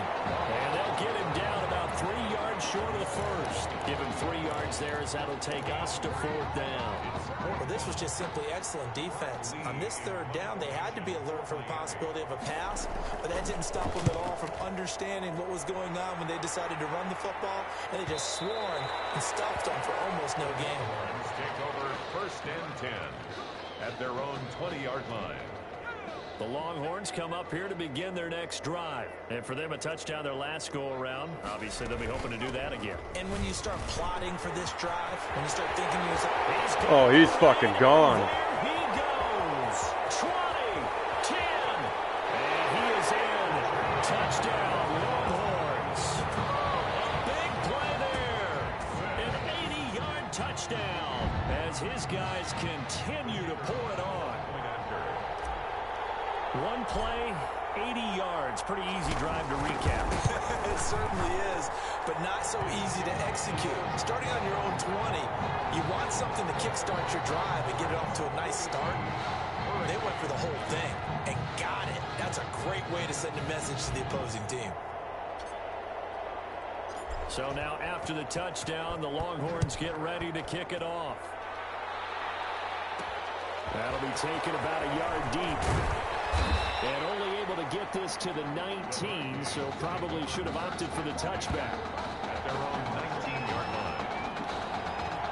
Back out there for their next offensive drive. The Hurricanes get set. These guys had to punt their last possession, and that's become too familiar of a refrain. Too many of these drives just wound up going nowhere. But you know how in baseball, when the pitcher gets a base and he's on base, they bring his jacket out to him to keep him warm? A lot of times the punter goes to the sideline, puts on sweatpants or a wrap Little over his bastard. leg to keep it warm. He might need a massage from the trainer right now from all the work he's getting. So from the 36 now, 1st and 10. Back now here on EA Sports. And this is a blowout so far as we get set for the fourth quarter. A very one-sided affair. The first down throw for Daniel. Looking middle, and it's incomplete. At this point in the game, they've got to continue to try anything they can. They're still working at it, even though this one feels like a lost cause. They'll try again from the 36 on 2nd and 10. To throw again. Daniel. Oh, you fuck. Dump it underneath to his running back, complete. And out across midfield down to the 45. That one good for 20 on the catch and run. Well, this game was certainly pretty well over. They go ahead and mark it in the win column. But as a defense, they don't want to get so soft now that everybody just throws the ball all over the place against them, gets big yardage, and puts points on the board. They have pride, too, on that side of the ball. Now this one complete on the slant route. Another nice gain. That's now 30 yards between those last two plays. They still need about the length of the football here, maybe a little less as they come up on 2nd and inches. It's 2nd and inches. Once again, Daniel is going to find his running back. It's complete. And he works it to the 30-yard line here, right at the 30. A gain of 5, good enough for the first down. But they certainly had success throughout this contest, getting him the ball in the passing game, and there he picks up another first down. Whatever they saw going into this one, they've been in. And he's going to be taken down back around the 35-yard line. Great job defensively. I think he was trying to go through his progressions, find someone to get rid of the football. Before he knew it, he was on his back. So that just brings us right back to what you said in the beginning. A great job defensively. Nowhere to go with the football. That led to the sack.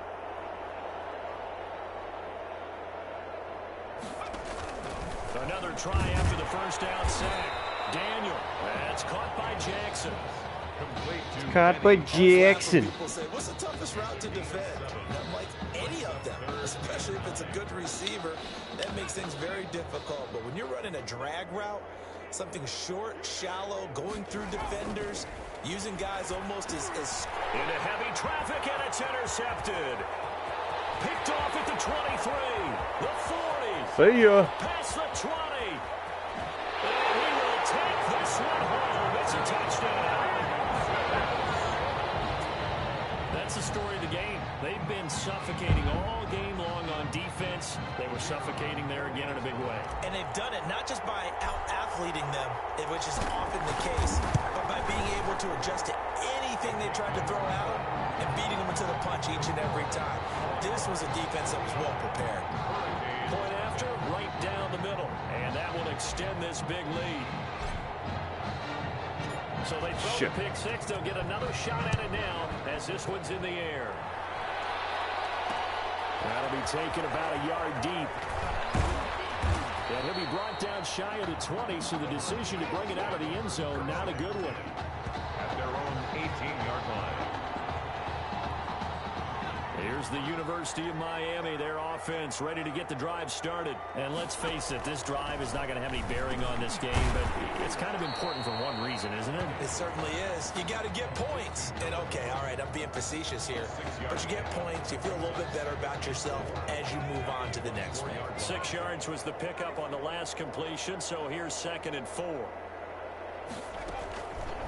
Out of the gun, Daniel throwing over the middle, and it's incomplete. Well, it just seems like all game long there hasn't been a lot of sync quarterback to wide receiver on this side of the football. They haven't been on the same page, quarterback and receivers. Heck, they haven't been on the same grease board when you draw plays up. They haven't been on the same surface tablet that you look at on the sidelines. nothing's worked for them. They've got to find a way to start matching each other's movements. Fourth down. At this point, down big, you'd have to imagine this defense are just going to sit back, blanket the field as best they can. Yeah, this is actually the easy part of the game for them because, just as you noted, they can sit back, keep everything in front of them. But they've blanketed the field the entire game using a variety of coverages.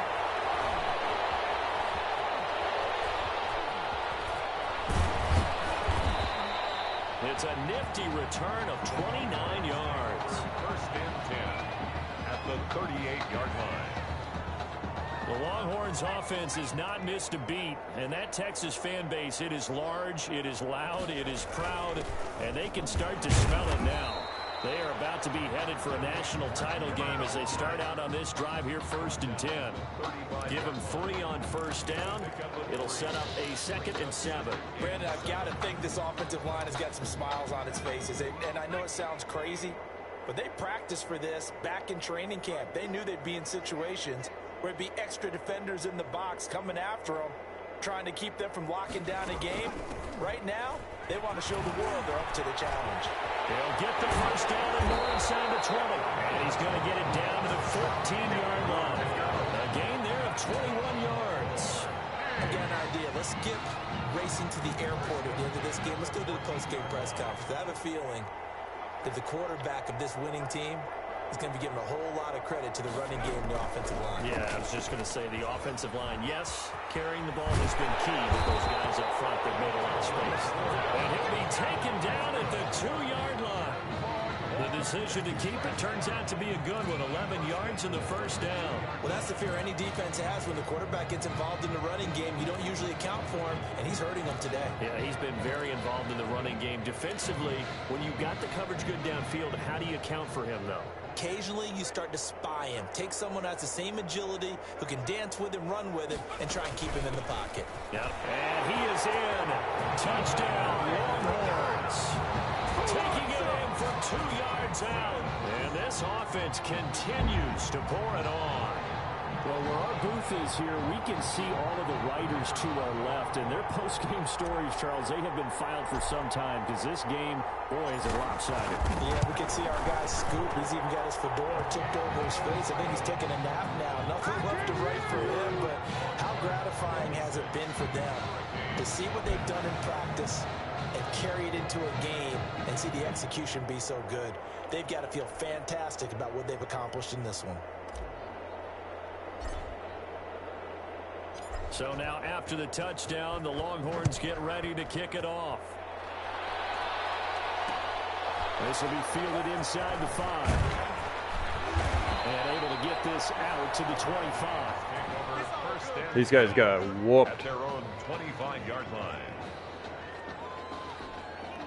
Back out there for their next offensive drive. The Hurricanes get set. A-R-E. They're playing for pride at this point. A-R-E. Because victory, not a chance now. And I can't wait to see how they actually go about doing it because there are a lot of people watching the body language of the guys on the field now. And if they call plays they want executed, they need to do that and do it really well. Otherwise, there could be repercussions. We'll see how they handle the waiting moments of this one. Now a nice throw here, right side. He holds it in. And all the way inside the 35 before he goes out of bounds. And a huge play that time. 43 yards. Defensively, I know they have the comfortable lead here in the 4th, but they do not want to give up big plays like that. They want to finish strong. So oftentimes in this situation, you tighten up underneath in your coverage, and you bring your safeties back. They can pick up anything that leaks through. But in the meantime, upfield, you're making plays on the football. And he's going to be taken down with a marker on the field. So let's see about the call. So a decent gain, but all for naught on the penalty. It's too bad, isn't it? They were feeling pretty good about it. The only people celebrating, the guys who just gave up that play. Shotgun snap for Daniel. Throwing over the middle, but it's incomplete. Another pass attempt, another incompletion, and they're just a little over 100 yards passing here in this game, so defensively, pretty good job. Definitely, because they were never really able to get the ball in the hands of their playmakers, so a lot of credit to the defensive game. Oh, you little shit. Especially the execution. Steps away to what? his left. And he'll get this to the 30-yard line before crossing over out of bounds. Fucker, man. Nice gain on the scramble, gets him 12 yards. Partner was a definite passing down, but he was able to leak out and pick up some good yardage, even though the coverage was excellent. Maybe it's not exactly how they drew it up, but he still got a big chunk of yardage on second down.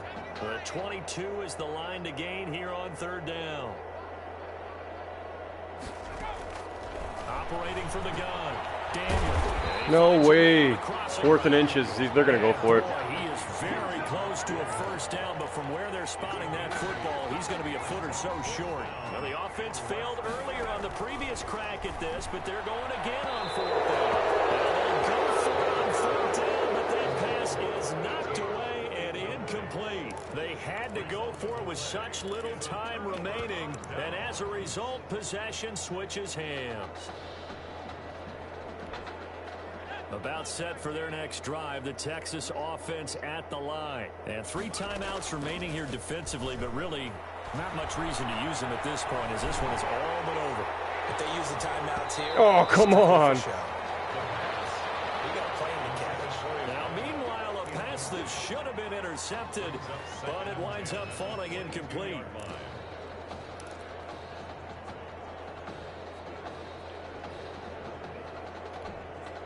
So after the incompletion, 2nd and 10 from the 22. That one looks like he'll throw here. He's letting this one go for this is taken in. It's complete. And he'll have it past midfield almost to the 30 before being taken down. And what are the whistles for? Timeout. 1st and 10. So they'll stop the clock here in a game that's been decided in the closing seconds. So the big play gets him across midfield now for 1st and 10. Now they'll throw here out of the gun. He lets this one fly toward the back of the end zone. Got it. Horns touchdown. What else to say at this point? Just an unbelievable performance. 6 touchdown passes. And you think about this guy, as we said, rotated in and out of the lineup all season. But right now, he looks as if he's had a zillion starts out there. He has been on point all game long. And he knocks it through. Makes the score. Longhorns 63. Hurricanes nothing.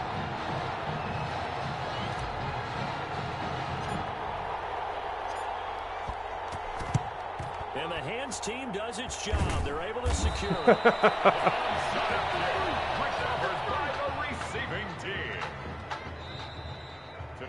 So thanks to, if you can believe it, 6 touchdown passes from their junior quarterback, the Texas Longhorns are moving on to play for a national title. What? Out.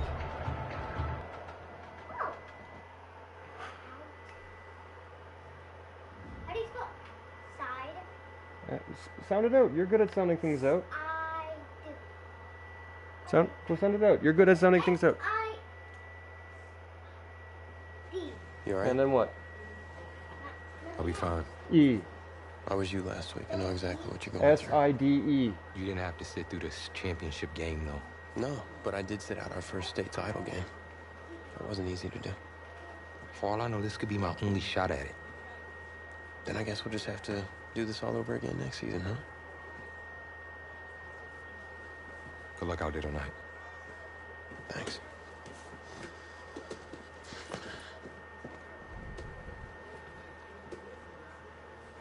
You're gonna make me ride the fucking bench? I threw 6 touchdown passes last fucking game, you dick. Fuck that coach. Who rained on your parade, Little Miss Sunshine? I am not in the mood for this right now. Just because you're not playing, I take it. Like I haven't had a bad enough day already. Now I have to deal with you. I know you're upset. That dude Tommy's your brother. No, he's not. And brothers should always have each other's backs. You get a whiny little bitch that keeps stabbing me in the back. And wipe that sourpuss look off your face. It's game time.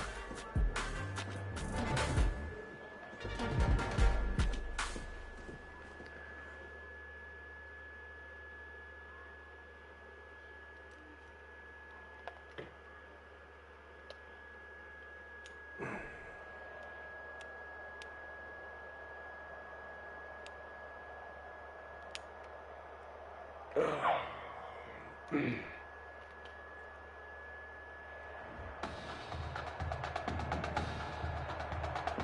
crown a champion tonight here at Levi's Stadium in Santa Clara for the College Football Playoff National Championship game. As we'll see the Oklahoma we'll just finish this up, I guess. taking on the Texas Longhorns.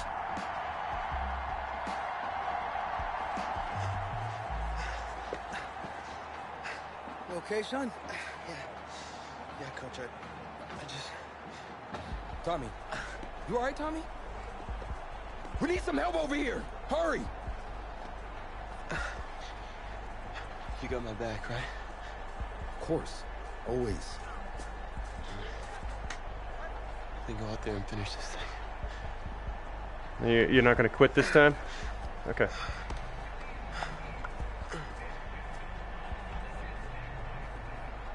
One shot. That's all any of us ever really gets. I waited my whole life for one shot at being a head coach. And here I am. This is your one shot to go out there and show the world who you are. Are you the guy who's going to lead this team to victory?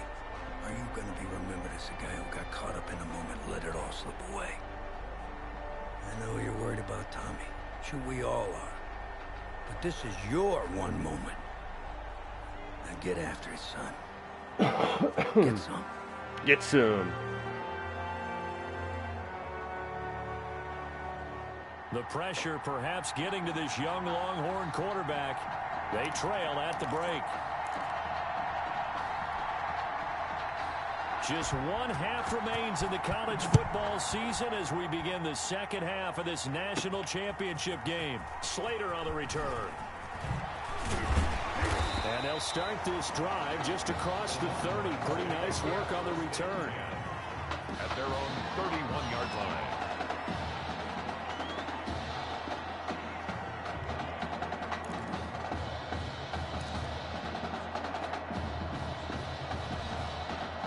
The Longhorns come up here to begin their next drive. And with the way this offense has played thus far, to be frank, they got to feel pretty grateful to be in the ball game. I would agree with you totally because they've done all of nothing What the offensively fuck? in this game.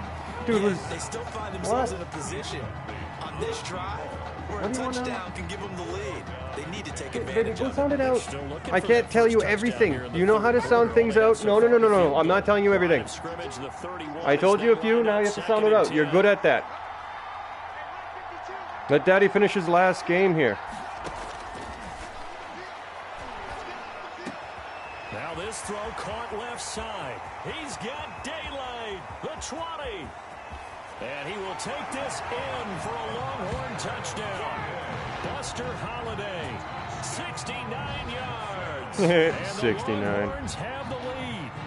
After the departure of Tommy Matthews at the half, the offense able to regroup and put the football in the end zone. Yeah, that's something they couldn't accomplish in the first 2 quarters of this game. So finally, finding their way downfield. I think Coach Red O'Brien, he had shown a preference for either quarterback. But this kid who's out there right now, one thing we know about him, he's a fighter. Yeah, you're exactly right. I was just going to say that, Charles. He's a fighter, and he does have plenty of upside. We know that he can lead. You and I sitting with him this week.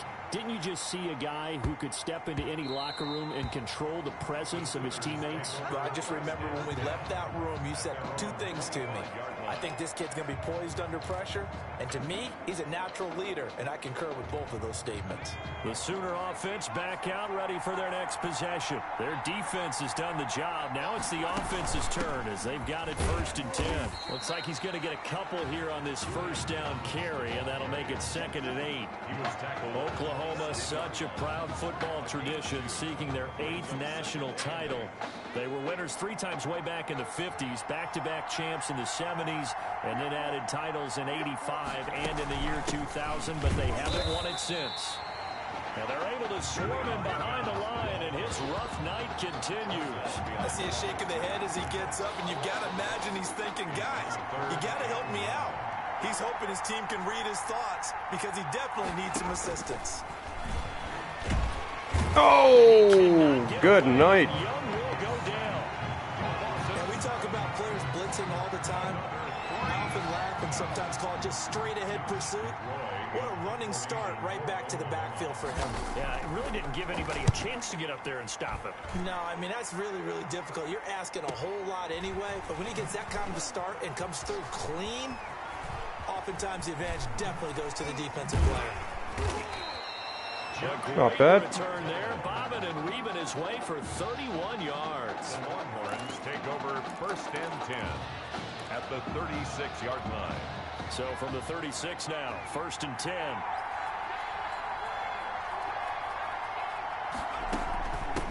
They try to fire up the running game with Martin, and he won't get much. Maybe a couple down inside the 35 to the 34. In the first half, he was held in check on the ground, but despite that lack of production, they still have the lead. And they've got to feel fortunate about that. If they could actually get production from their lead horse, that would help open up this offense and widen this margin, too. They run it again with Martin. He's got a first down and much more inside the 20. And he's all the way down to the 6-yard line.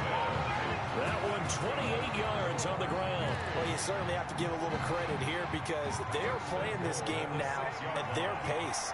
This is ball control football, sustained runs, taking their time, and making it work. Couldn't really move there. He's immediately taken down at the line of scrimmage. No gain on the play that time, and it sets up 2nd and goal. They come up here with another shot from the 6-yard line, and it's 2nd and goal now.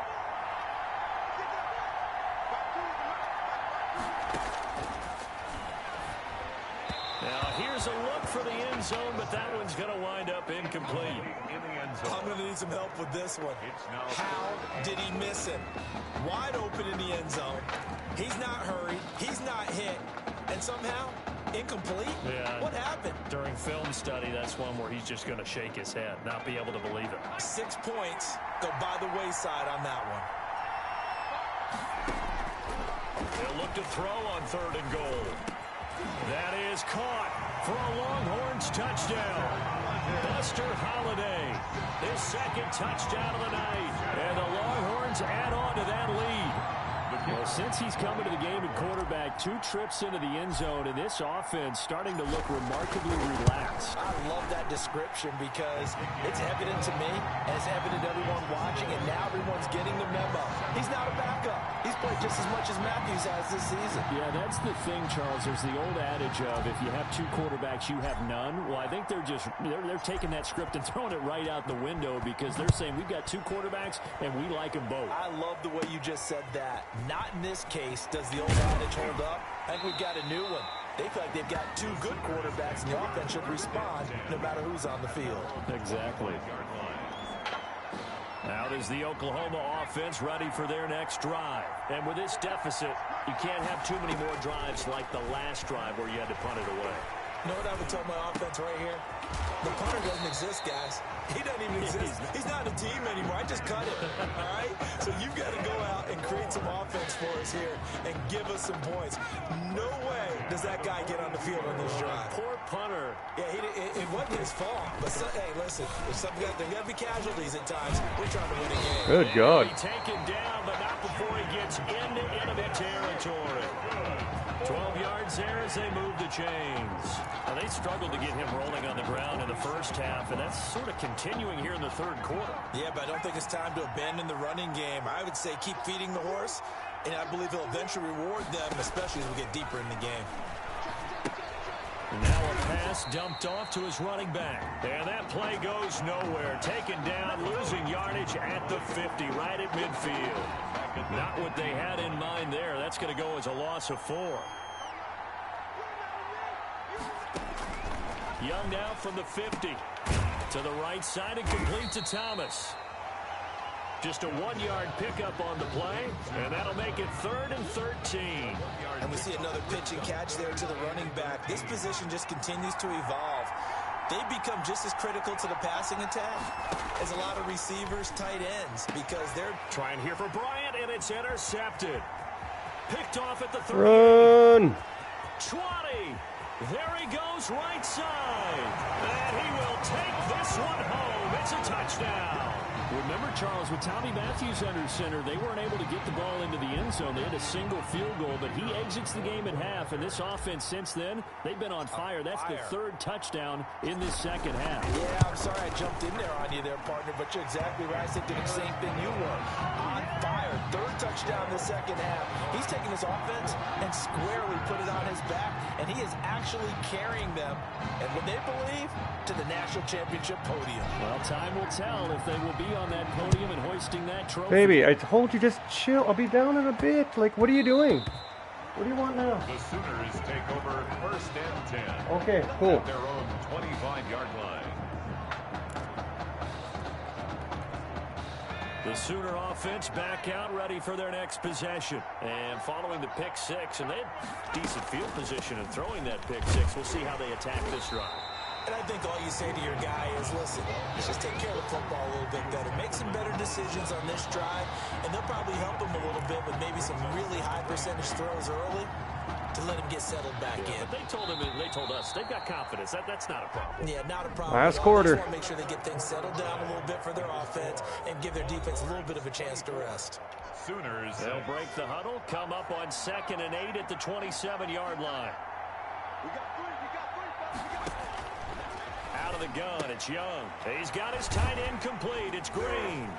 He'll have a first down past the 40. And past the 40 before he's out of bounds. 16 yards, a first down.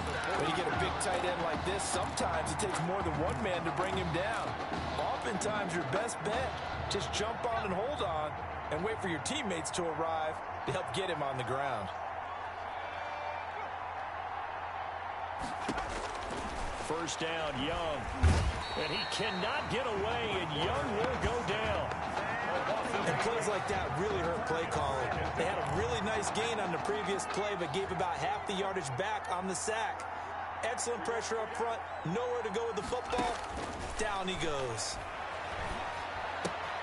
Now he's going to swing this one out to his running back. Call it a 1-yard gain on the play, and they're going to be staring at a 3rd and long here. You got the big lead defensively, willing to give them that underneath stuff, right? And this is why you work on your tackling. Tackle them after the catch, inbounds, keep the clock running. Just go ahead and bleed the game out that way. Man, they didn't go nowhere. Hill there, so he'll take this up to about the 37. Seems pretty obvious defensively. A key was... Fuck, this controller's just starting to fuck up again now. Fuck off.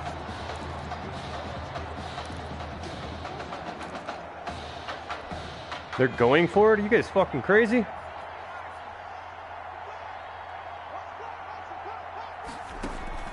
Now Young on 4th down. Trying here for Bryant, and it's intercepted. Dummy. Good positioning, and it's picked off. And now off to the races down the right side. And he will take this one home. It's a touchdown. Little choice, Charles, but to go for it right there, and that pick six will be the icing on the cake. Yeah, you don't know how many more possessions you're going to get, so really, you're almost at the point of no option. Have to go for it. Bottom line, though, is defenders know that as well. They know you got to throw the football. Had the right defense call, it will make a nice play on the ball, and that's all she wrote.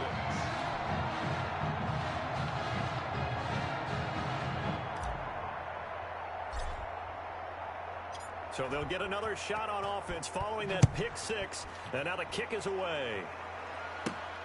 Taken in at the 3. And he won't quite make it to the 25. The Sooners take over 1st and 10 at their own 24-yard line. Out is the Oklahoma offense, ready for their next drive. And you can sort of sense their dejection. That last pick six put the icing on the cake, so to speak. Nice. What has been a rough go for them. That's into the hands of Edwards. And they're going to get this beyond the 40 before he's taken down. Great way to start the drive. 20 big ones and a first down. Here's Young from the shotgun. And a sideline pass. That's caught by Thomas. The completion, but they go in the wrong direction. A loss of yards, and now they're dealing with a 2nd and long. 2nd and 12 after the first down pass play went backwards for 2 yards.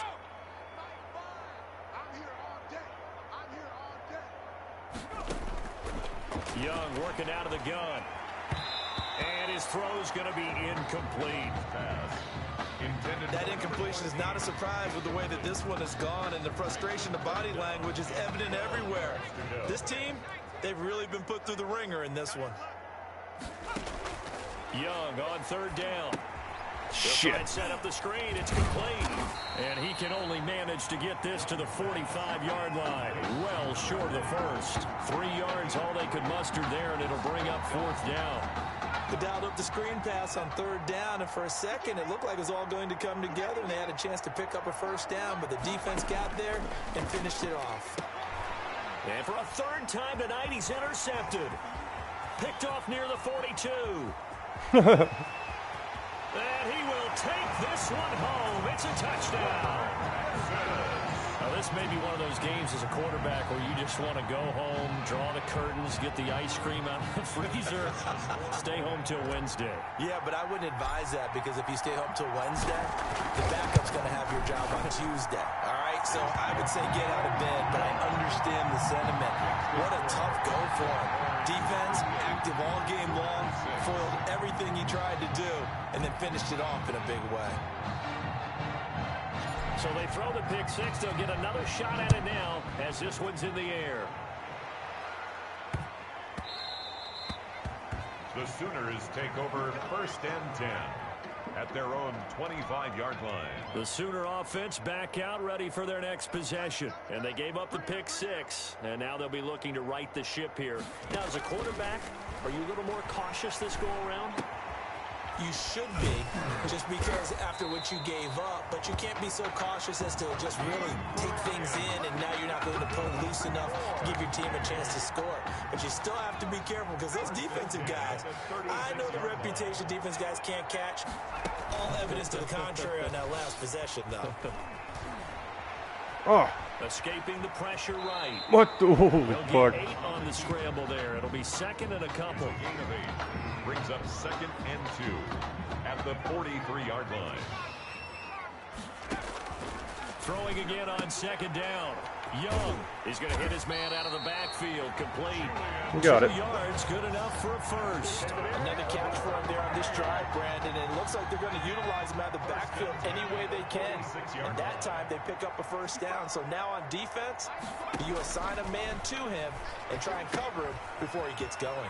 Here's a throw out wide, complete to his running back right side. And he's able to take it across midfield before going out of bounds. 7 yards there on the first down screen play. For a second there, I thought that might break big. A screen pass, looked like it was coming together, looked like there was an opening.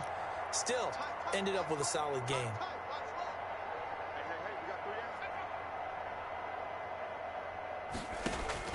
To throw again on 2nd down. Young, nowhere to go here. He lost the football. Now the offense going to use the first of their almost had him. As they'll talk it over here before what will be an important 3rd down.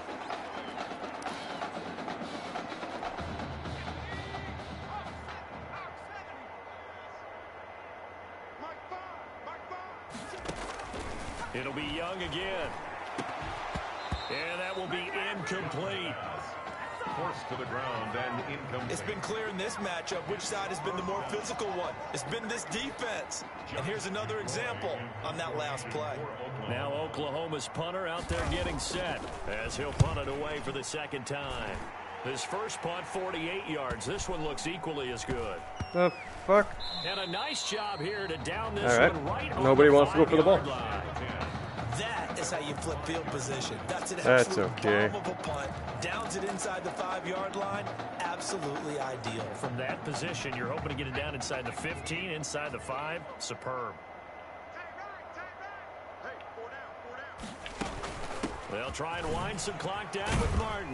Had a decent move, but brought down quickly just outside of the 5-yard line.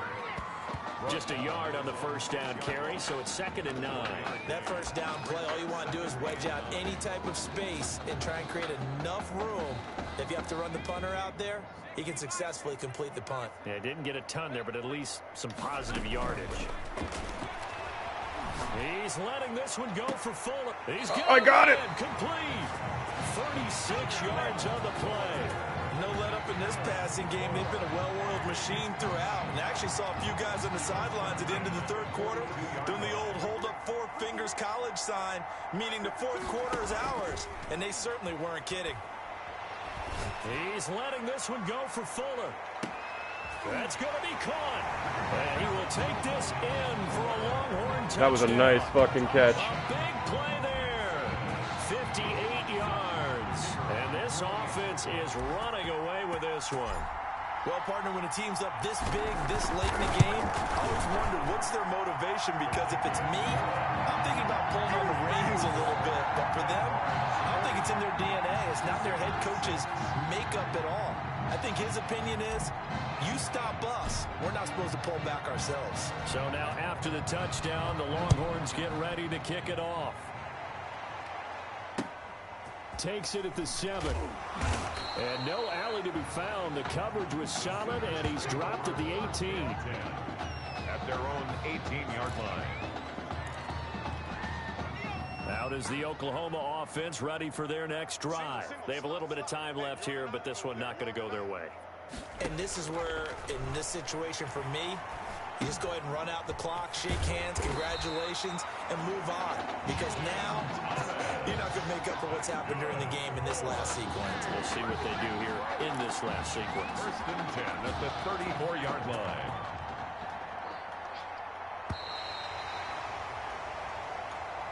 Yay, we're champions! At half and did not miss a beat. Here they are, your national champions.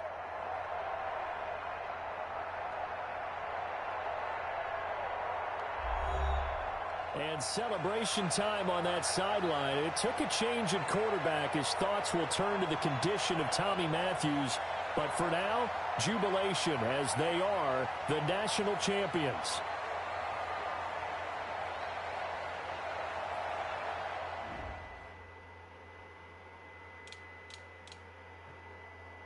Yay, us. We're champions.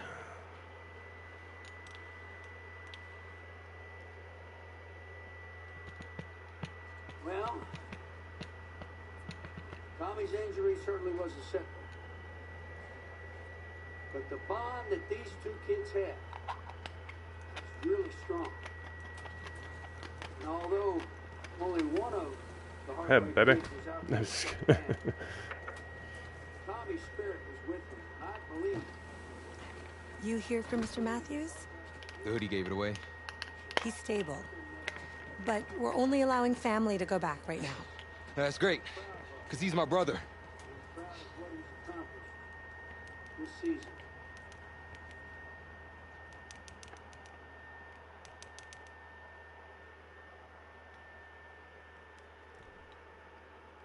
I think there's only one individual on everyone's mind tonight. This one's for my brother, Tommy Matthews. You think that's something? You should see it in person. Oh, man. That's so cool. Why is my guy blue? So much for coming. Walked in the hospital, it just instantly turned blue. You kidding me? I wouldn't miss this for What anything. the fuck? Like I turned into an alien. Coaching the guys in their best. They waited as I'm a long as they could, shapeshifter. but no one That's knew why when I'm you might so wake good up, at football. So they had to catch their flights back. I told Coach I wasn't about to split up the Heartbreak Kid, so I stayed behind. Make sure you were all right. There's something wrong. Thanks, man. Even my glad you're fucking whole beard's gone. Hey, they did leave you a trophy. They wanted to make sure you had it when you woke up. Now give me back my fucking trophy. How you feeling, buddy? Like a sack of crap. It's Good. funny, because that's exactly what I was going to say you look like. That's coming from fucking this weird... Look at his face! Anything. But you'll come back next year and we can win the championship together. Yeah, man, let's do it. Sure. You know I will, brother.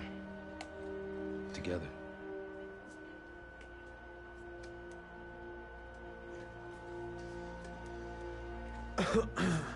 Doc said I shouldn't overdo it. Did she say what caused all this? Yeah. Something about the stress from my filthy roommate leaving his dishes lying around the apartment. She said if it weren't for that, I'd be the pinnacle of health. Please. Hey, seriously. You gotta start cleaning up after yourself. It's ridiculous. Really? Right now? Yeah.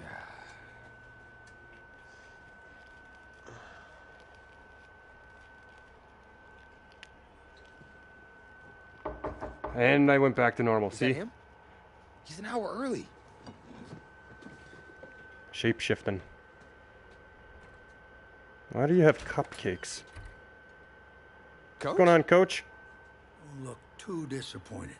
No. I was just expecting Tommy. Come in. Care for a cupcake? No, thanks.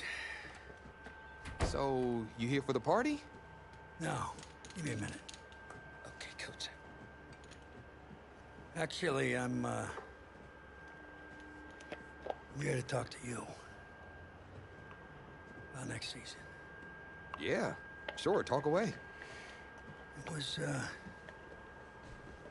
something you said at the start of the season earlier. It really stuck with me. It's, Something good, I hope. well, it was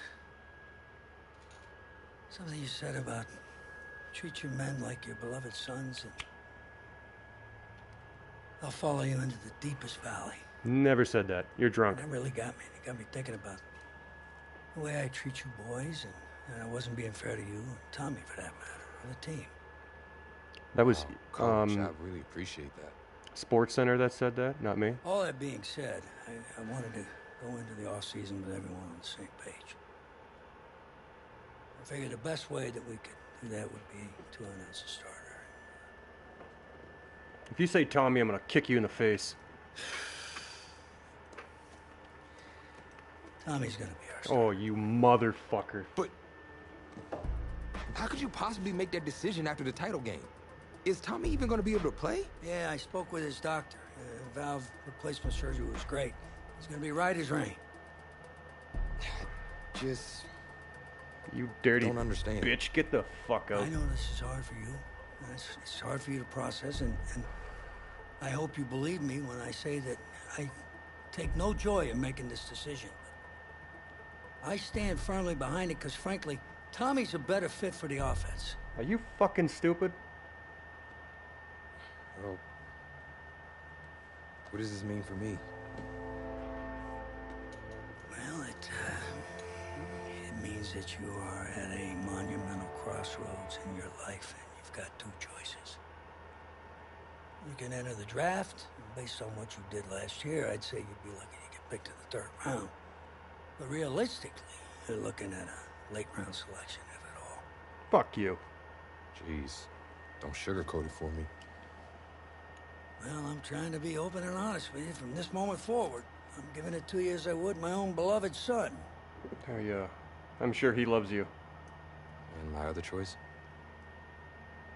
Well, the way I see it, you got too much raw athleticism to waste sitting on the bench. Talent is a true gift. And it's one that I'm going to give you the opportunity to show it to the world.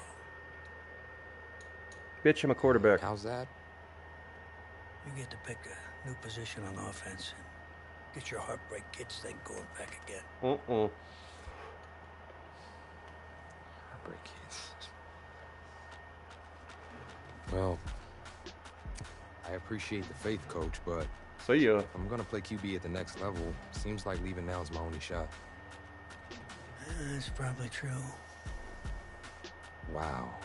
I did not expect all this to come to a head so soon. Well, anything you need, just call. Well, yeah. And when those NFL coaches come calling, trust that I'll have your back.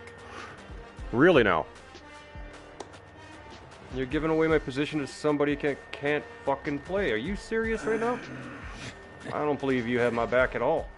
I'm not sure what's more strange, that interaction or the general cleanliness of this apartment. Kill him. Just straight up kill him. Cupcake? Fuck that guy. Have fun in university, Tammy. I'm going to the NFL. So, the NFL Combine. I spent so much time preparing for it, but some things you can't ever really say you're ready for. That's how the week felt to me.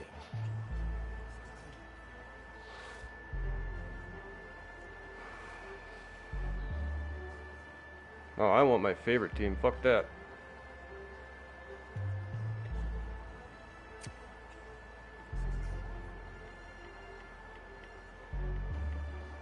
Okay, fucking controller. I know the Titans need me. Because the Titans are cool. Exactly.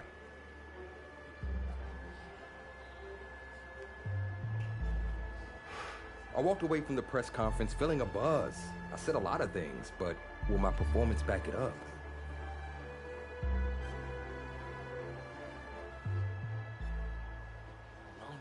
No. No, this cannot be happening. Oh, man, okay. Think. It's the last place you looked at him. If you knew where you last saw them, they wouldn't be lost now, would they? Yeah, thanks. A lot of help you are. Oh, you're rich. Say it with me now. Eisen. Right, Eisen. You're Rich Eisen, big fan. I'm gonna be the laughing stock of your next broadcast, aren't I? Depends. You gonna run the 40 barefoot?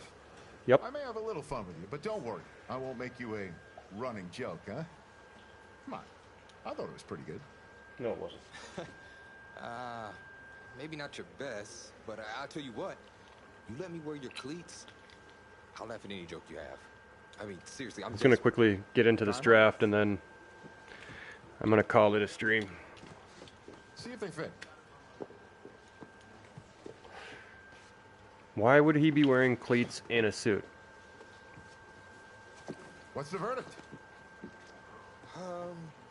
Perfect fit, but honestly, and I don't mean to sound ungrateful, but they're a little damp. They're like really damp. Did you go swimming in these? Thought you said you were a fan. Holy fuck, just then you making know fun of I him. just ran my annual Run Rich Run 40 for charity. Right. How'd it go? Let's just say my days of keeping up with Saquon Barkley are behind me. Maybe you'll fare better than I did out there. What was your time? 5.98, baby. Well, I can't do any worse. I've seen statues move faster than that. All right. Well, I want you to go out there and post a time of at least 4.6. Think you could swing that? With as much adrenaline as I have coursing through my veins right now from trying to find my cleats, there's no way I don't beat the combine record. I tell you what, I'll be even faster. Just watch. I doubt it. Now that is what I like to hear. You're going to be helping those kids at St. Jude more than you know. Go get them, champ. Hope those shoes bring you good luck and an even better 40 time. I hope so. Thanks again, man. Whew. Yep, I feel it.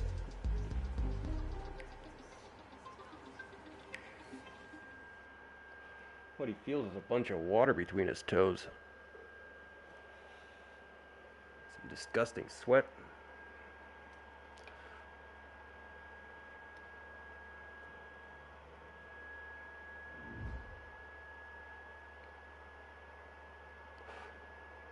Welcome to another exciting edition of the NFL Scouting Combine. I'm Rich Eisen, and I'll be your tour guide as we meet the next crop of elite NFL talent. We're going to start things off with my personal favorite, the event that can break the spirit of any man, the 40-yard dash. First up, we've got one half of America's darlings, the Heartbreak Kids. An intriguing draft prospect, to say the least.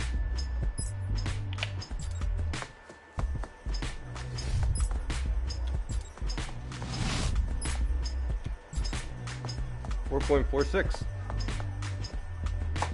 Beat it.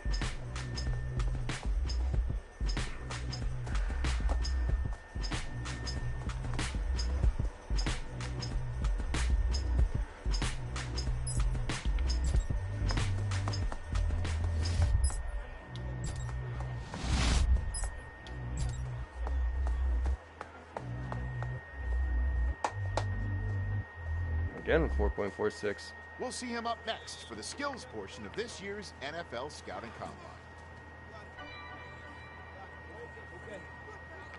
Let's go now. Wrap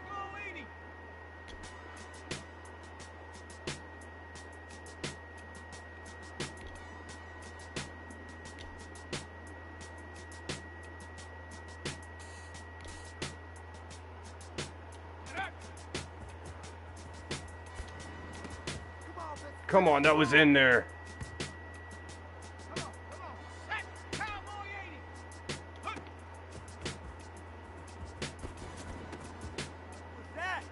Why is it's him that's out, not me.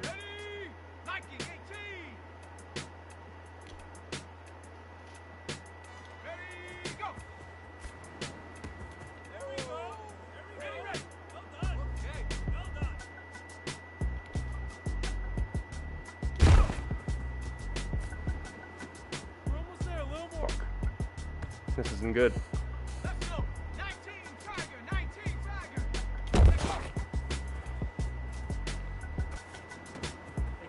Come on, I was in.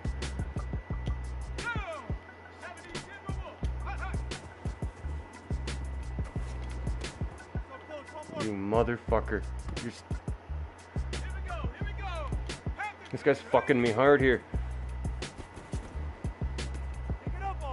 He was in the fuck. Oh, you fuck. Gotta be kidding me.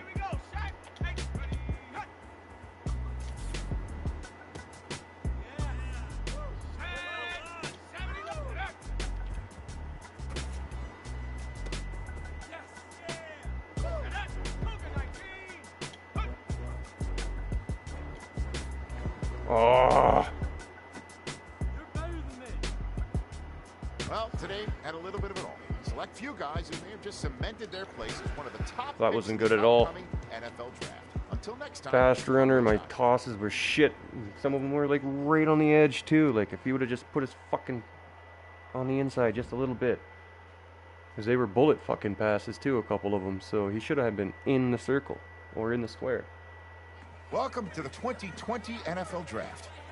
Sure, the experts have done 2.7 million mock drafts, but you can toss those babies out the window. Okay, let's just see the draft. Where am I? And we're back in the fourth round of the draft. The Fourth talent round. herd is beginning to thin, but there are still some real studs out there. Hey, this is the offensive coordinator of the Tennessee Titans. Yeah, buddy. How you feeling right now? Oh, everything's great, Coach. Well, look, son, we've been following you for quite some time, and we believe you could be an integral part of this team. Thank you, sir. Thank you so much. I can't tell you how much this means to me. And I'm ready to do whatever it takes to show you I'm Titans actually did pick me up. Slick. I'll expect you to show up ready, okay?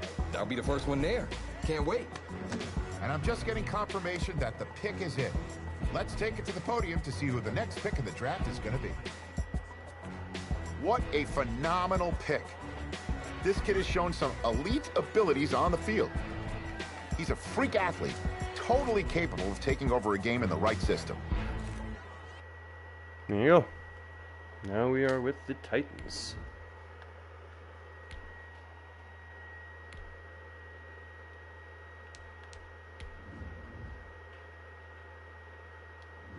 We're a ways back. This is the player card. Here you can see your strength. This is your development trait. Superstar and Superstar X.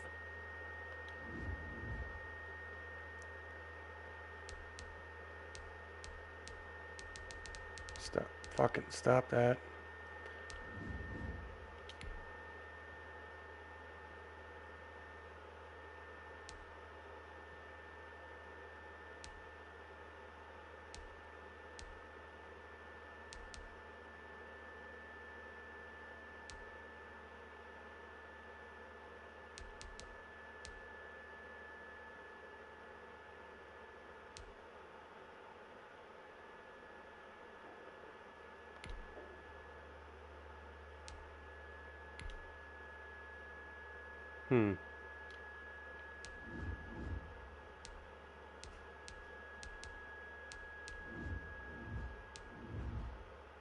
I don't have any points or what?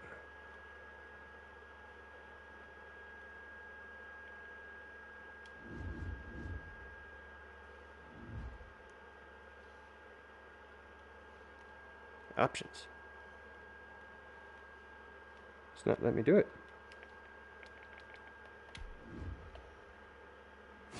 Okay, we'll save and then we'll call it. At your first training camp, who helped you adjust to NFL life? No matter how ready you think you are, nothing really prepares you for the big leagues. so I appreciated having him as a guy. I didn't realize just how much impact it would have over the course of my rookie year, on and off the field.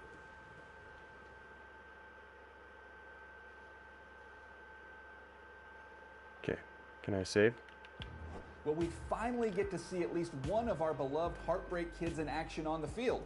Look, I'm a founding member of the Heartbreaker fan club, going all the way back to their high school days. So, needless to say, I for one have been dying to see them step onto an NFL field and show everyone what they can do since we last saw them lighting the world on fire in the college ranks. But as excited as I and the rest of the Heartbreakers are to see them take the field, it's a moment we may all have to wait for until next season. I ain't waiting no fucking season to play.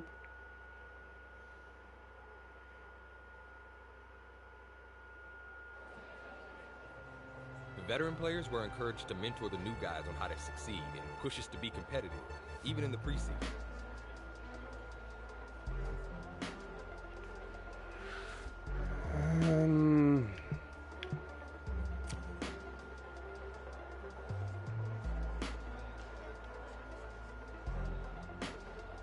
You want to stand out in the crowd, man. You don't want to be just fucking part of the team. Like, it's awesome, but and our extra reps after be out practice there. helped me get dialed in. That's how you get the money.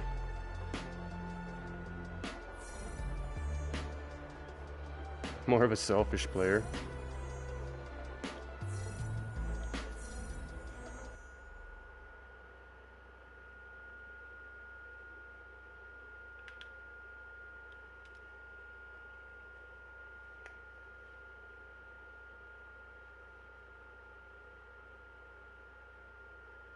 Okay, what the hell? I want to save. I want to save. Let me save. All right, fellas, listen up, listen up. We talked about this all week. I guess it's quick training or what?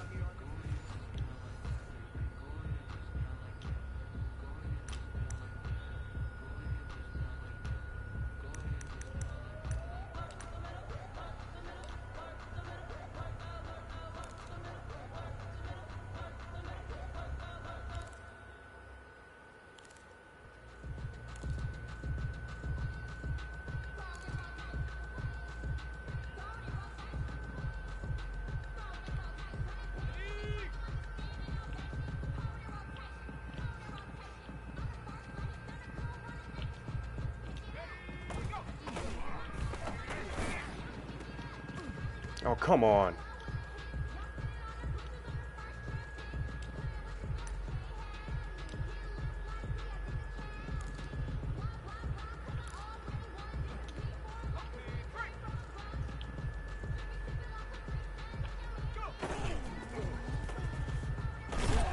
Oh, fuck. Alright. I'm supposed to be fucking trying to save this shit.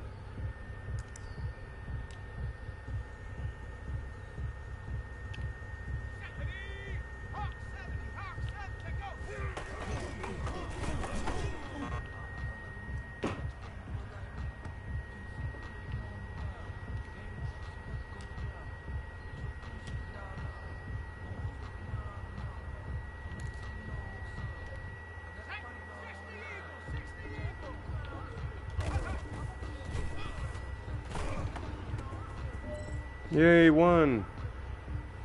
Listen up, fellas. I think we all know what today was. Bullshit. It wasn't good enough. We have high aspirations as a team.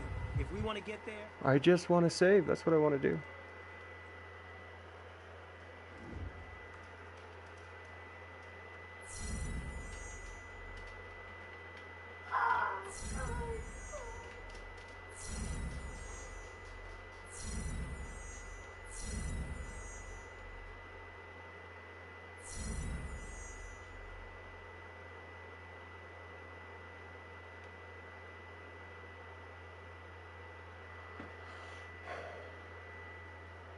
I might have to just like leave.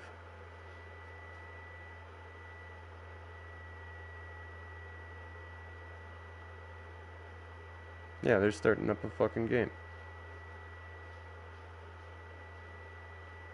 Didn't even give me the option.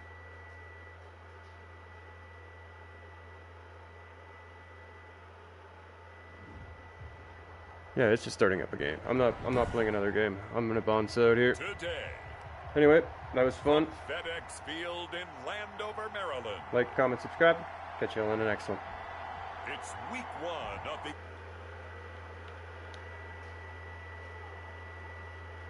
Fucking controller.